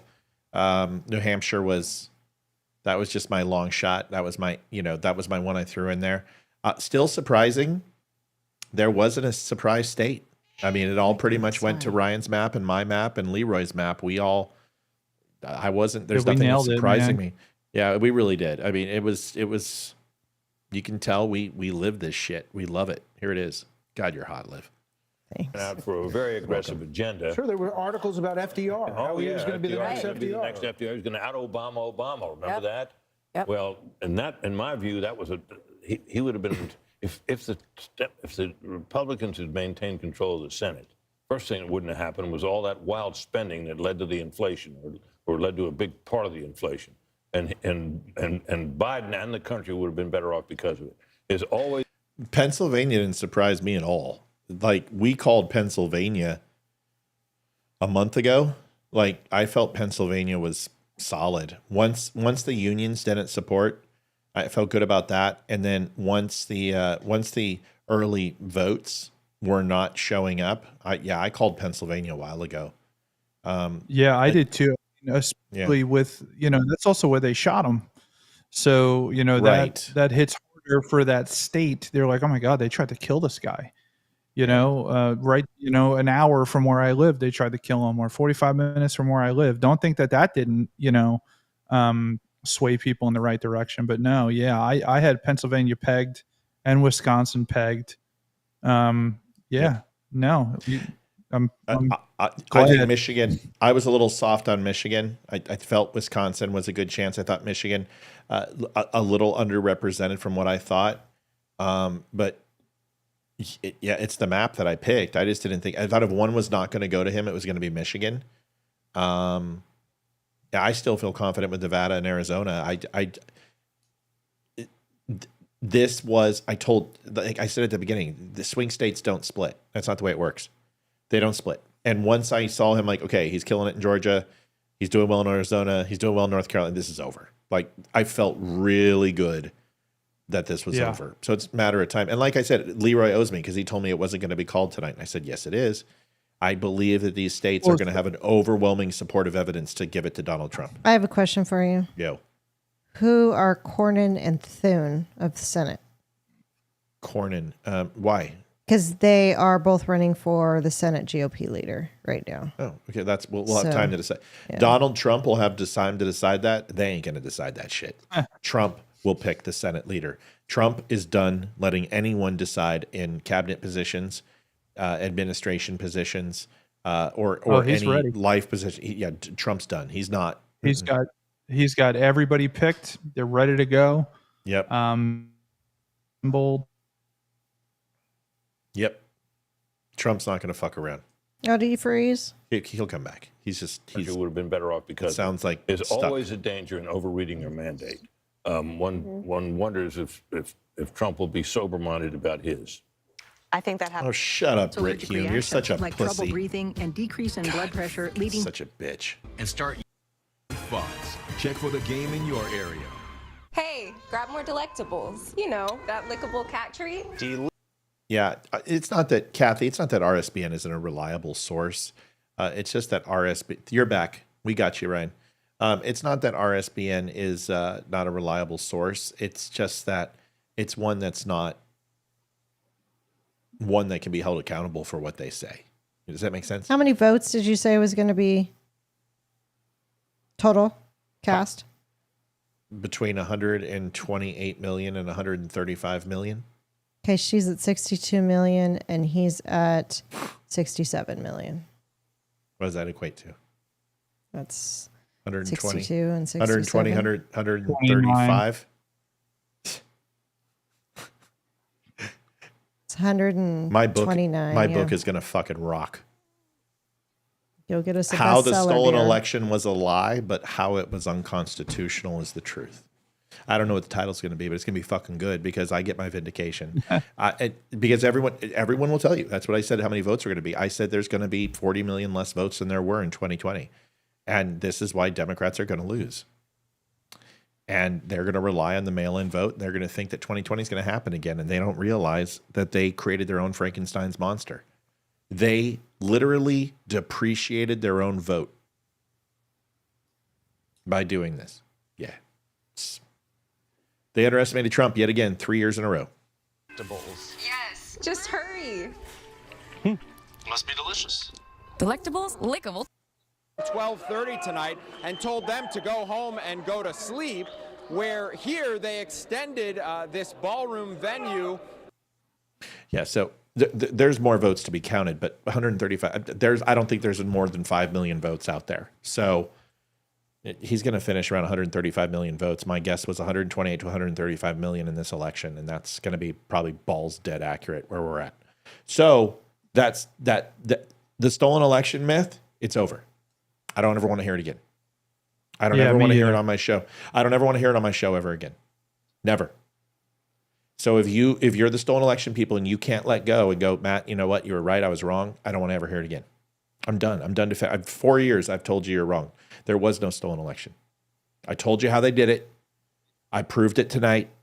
I told you when I would be vindicated when they came and showed how many votes came in. I nailed it. I crushed it. And all I did was just go back every 4 years and see the exponential growth based upon the human population and the propensity of people to vote. It's not hard. That's it. That's all I did. Tina, where's Sam Brown from? She wants to know how Sam Brown is doing. I don't know. I don't know. You want to look it up for me?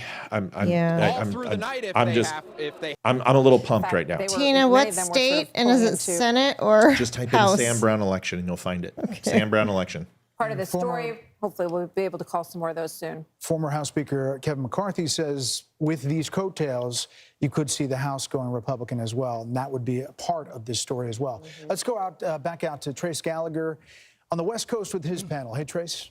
Brett, thank you. Martha, thank you as well. We've got our... Rebecca asked me a great question. She goes, a lot can happen until January. Do you think he'll ever enter the White House? I will say the following. Ryan may have a different opinion. I think the next 90 days are going to be the hardest of Donald Trump's life. And I think they're going to sentence him full tilt. Or, and this isn't, Matt, you're covering your bases. I think they're going to sentence him to the wall, or they're not going to give him anything. Because the Democrats know that they have to start repair now for 2028. They know that America has repudiated Democrat policies and their witch hunt of Donald Trump, and they are not okay. And if they go ahead and throw the book at him, I think America is going to be pissed off, and I think America fights. So you're going to see several things. You're going to see the House and the Senate try to do some things. You're going to see the legalese of convictions try to do some things. And then they will, at very worst, invoke the 25th Amendment, try to decertify the election and say he's not capable because of the felonies.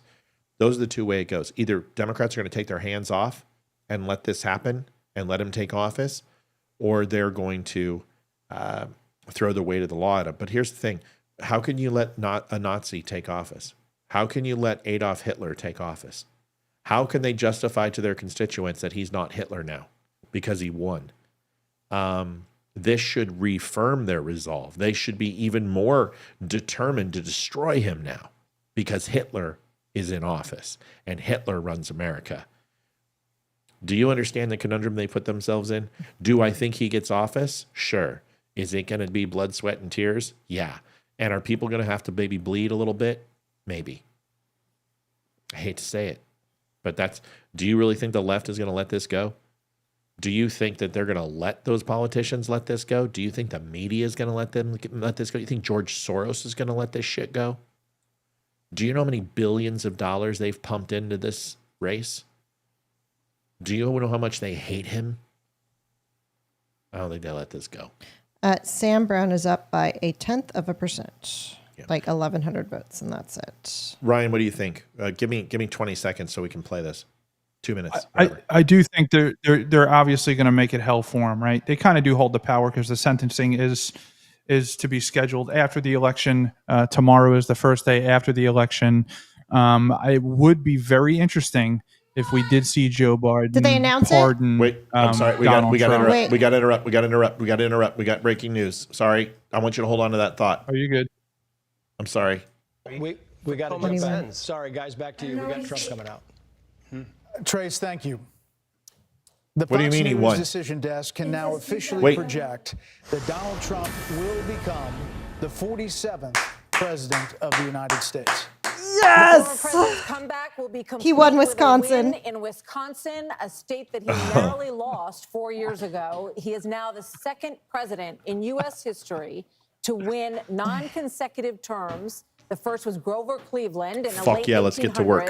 Senator J.D. Vance will become the 50th vice president of the United States. Voters express deep frustration with the Biden administration, and former President Trump and the future President Trump overperformed in urban areas, particularly with men, proving that the strategy that they doubled and tripled down on over the course of the last few months absolutely succeeded and brought him back to the White House. 47th president of the United States. Former President Trump now defeats Vice President Kamala Harris, who entered this race just over 100 days ago.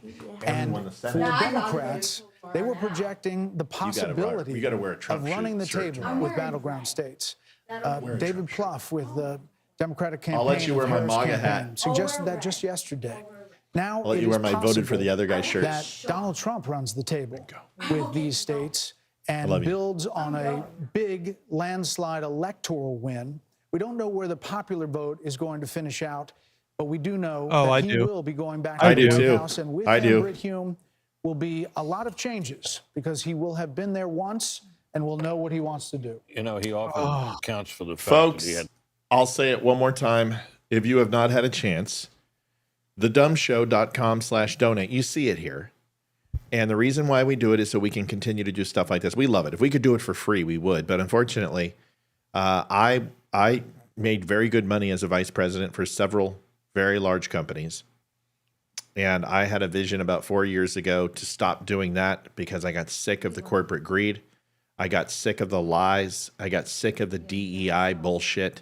I got sick of having to fire white people just because they were white and replace them with somebody who wasn't. And not because those people were bad people, because they were great employees. But I thought it was wrong. And I left. And I went to work for a small veteran company. And then COVID. Then I lost that job and we created Don't Unfriend Me. We have been blocked. We have had our bank accounts locked down by Facebook. We have been throttled. We have been suspended. We have been smeared with lies. And they have taken almost $15,000 a month out of our pocket and told us to die. And we didn't. Wimkin came in and helped us. Wimkin is amazing. Go to wimkin.com, sign up. Best social media site there is. Jason's created something special. Yes. We've met people like Ryan Samuels, Ryan Weaver, Roseanne Barr, Laura Logan, Damani, Eli Crane. We can go on and on and on of just great people. The Hodge twins. The Hodge twins. We can go on and on. Judge Pirro. It doesn't matter. It's so many great people. And it's all because you guys help and you've kept us alive. And I promise you this, we'll be here for another 4. We want to create an amazing network. We want to continue to do this work. We may cuss. We may argue sometimes. We may piss you off. We may say things you don't like. But I'll tell you what, we got it right. We got it right again. A low budget podcast. We got it right again. That's 3 before elections the legacy in a row. media did. That's right. Yeah. And we told you about Pennsylvania. If there were 400,000 votes, where'd they all go? If there were 1.7 million votes in Pennsylvania, you think they counted them in an hour and 10 minutes? We know. They just said, whoops. So we told you that. Ryan and I have been sitting up here with Amy and Leeroy and Olivia, and we've been telling you what was going to happen. We do that because you help us do it. So if you have the opportunity, thedumshow.com/donate, please help out the show. Keep us going. Keep the lights on. Keep it free. That's the last donation request we'll make. And we've been on for 8 hours, and I think we've made that request maybe 6 or 7 times. So it's not the only thing we're about. We appreciate you. We still have 350 on plus, and then plus Ryan's network. So we're staying here. We're not going anywhere. But I just want to say we fucking called it again. So I'm going to be bragging for a little bit. Sorry. And in his term as president, by the fact that he really know Washington and what you want to create in a second. About how one of the things that you hope also is they're a little more prepared this time. They've got a great transition. He will not be able to run again. Yeah. And I think that is another liberating factor potentially for President Trump. Now we got to protect him, unfinished business. Keep him safe, because people are going to be gunning for him. Twice, and the second time around, he now has a MAGA mandate. He will have a Senate that he can use to push through his cabinet appointees. Having a mandate is who huge. Who can work with him on legislation, who could potentially replace a number of justices on the Supreme Court. Who could build a wall. He could build a wall. He has a working group in Washington, hey, Liv, D.C. somebody to see what happens with the gave us House, something but in he also Venmo. has been working very hard on his transition. Get the right people around him. He talks about the lessons he's learned about the first time. Is that a name we know? Humberto, thank you for the donation. I must have missed it. I did it already. It's my fault. Thank you so much for your donation, man. We really appreciate it. We try to say thank you to everybody. If we've missed anybody tonight, I'm so sorry. But thank you for your donations. They're incredible. In the White House. So this is a mandate tonight for him. And I think you should get a lot of credit. One more thing. everyone who is like, now they're going to steal the election. This is where you just say, you know what? I'm done. I'm done talking about 2020. I'm done talking about stolen elections. I'm just going to support my president. I'm going to give him everything I can. I'm going to defend him as fervently as I have the last 4 years. I'm going to call him out when he's wrong. I'm going to challenge him when he doesn't do the job I need him to do. And I'm going to give him accolades when he does it right. And now we got a mandate. You got a speaker, Mike Johnson, who is loyal to Trump. He's going to pass what he wants. He's going to get his troops in line. And we're going to make a change. We're going to put 2 Supreme Court justices on the fucking bench, and we're going to control it for 40 years. 40 years. No more destroying the filibuster. Codify it. Put everything in writing. Make it federal law. Put a ban on Washington, D.C. and Puerto Rico becoming states. Time to set some law in place. Time to get shit done. No more. No more indoctrinating our children. Keep sex out of schools except for education and make sure it's at a proper age with parents' consent. Expose these schools for what they're doing to our kids. Show the curriculum. Give us school choice. Make tri-state insurance groups. Start making things better. Actually pass an infrastructure bill that's not going to fucking provide Ukraine money. It's time to get to work. It's rock and roll. Ready to go. Punch You it. get a lot of credit for doing the work on the ground, going to these states to pull these Senate candidates across the line with him. Britt, what do you think the analysis is going to be? There's going to be a lot of time to digest all of this. We're focused now on what the president... Come watch our show. You'll find the analysis. What do you think the analysis is going to be? We figured it out hours ago. Democratic Party and what went wrong there? Well, I think it's going to be, agonizing. I think it's going to take a little while for consensus to form. Rebecca, I already answered you. I know what they're going to do. What it did wrong this time, If the Democrats want to impede Donald Trump's presidency, they can at the cost of their own survival. If they keep coming after him with a mandate, they are going to destroy the Democrat Party. They will never win an election. You don't understand. If they do J6, if they riot, dude, it's not good. Because everything they said about the Republicans, they're going to be doing themselves. You happy?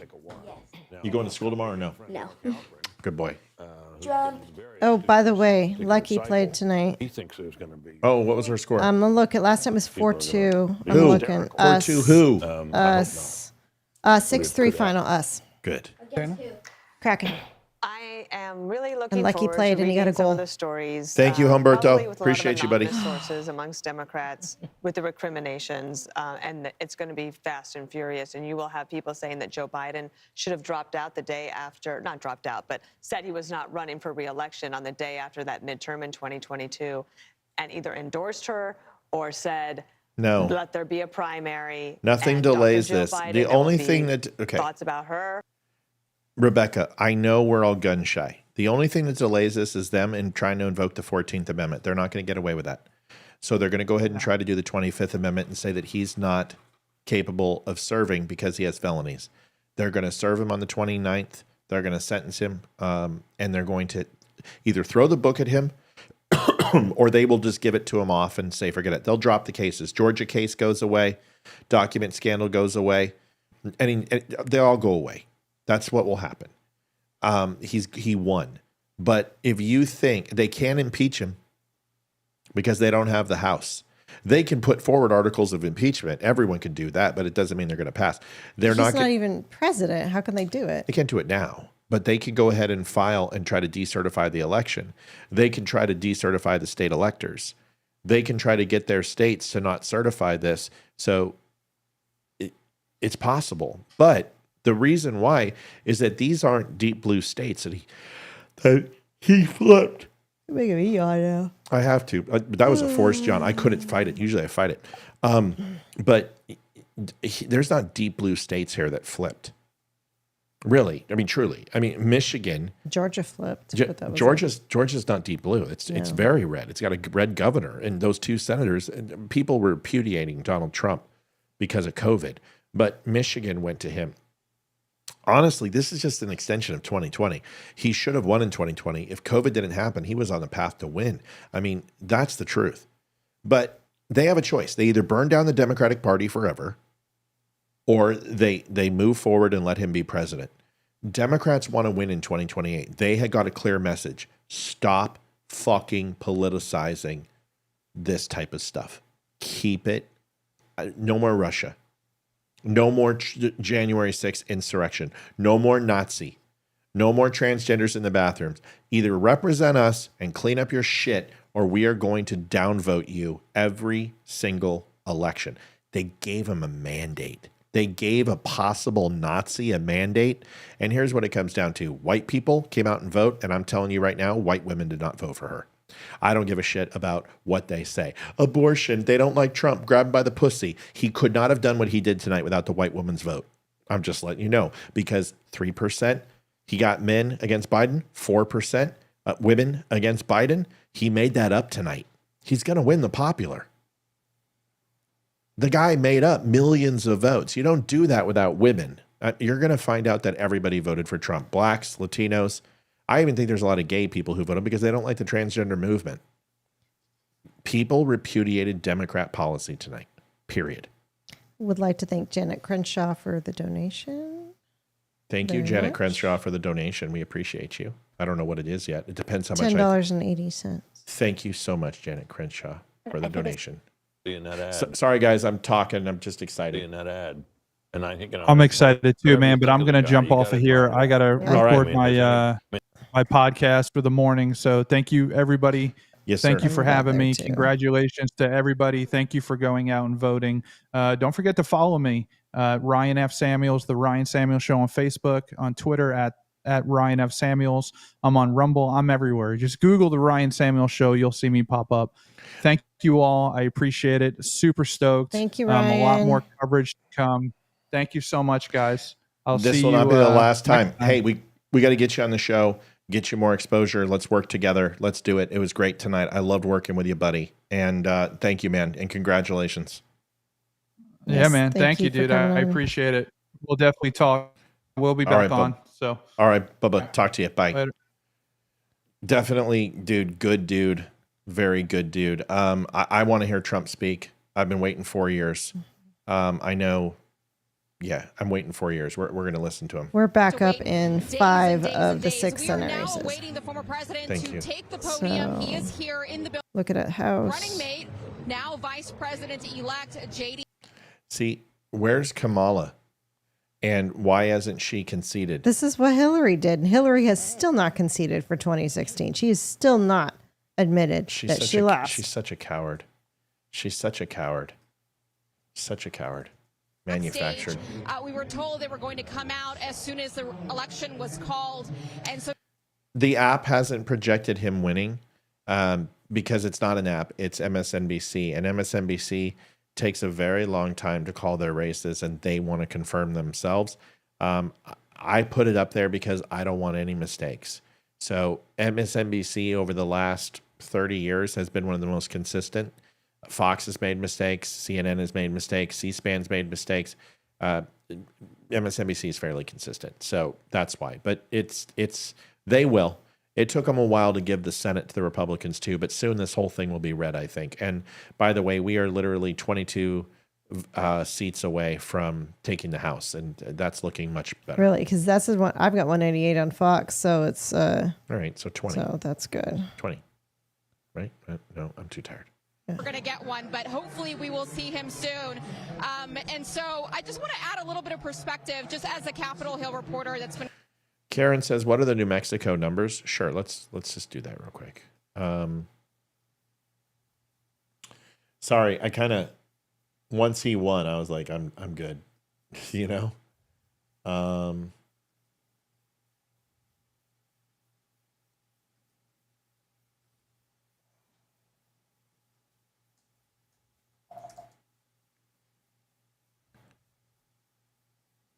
Oh, Facebook just died.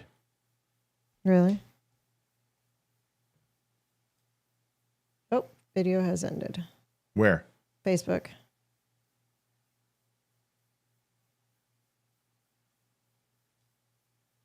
Yep, it stopped. Okay. Oh, shit. Do you want to disconnect and reconnect? No. I don't think that would be smart. There's still a ton of people on. Okay. Well, it's going to be 148 because it's we got Twitter and we've got YouTube, but no Facebook. Chat is still up. On Facebook? Yeah.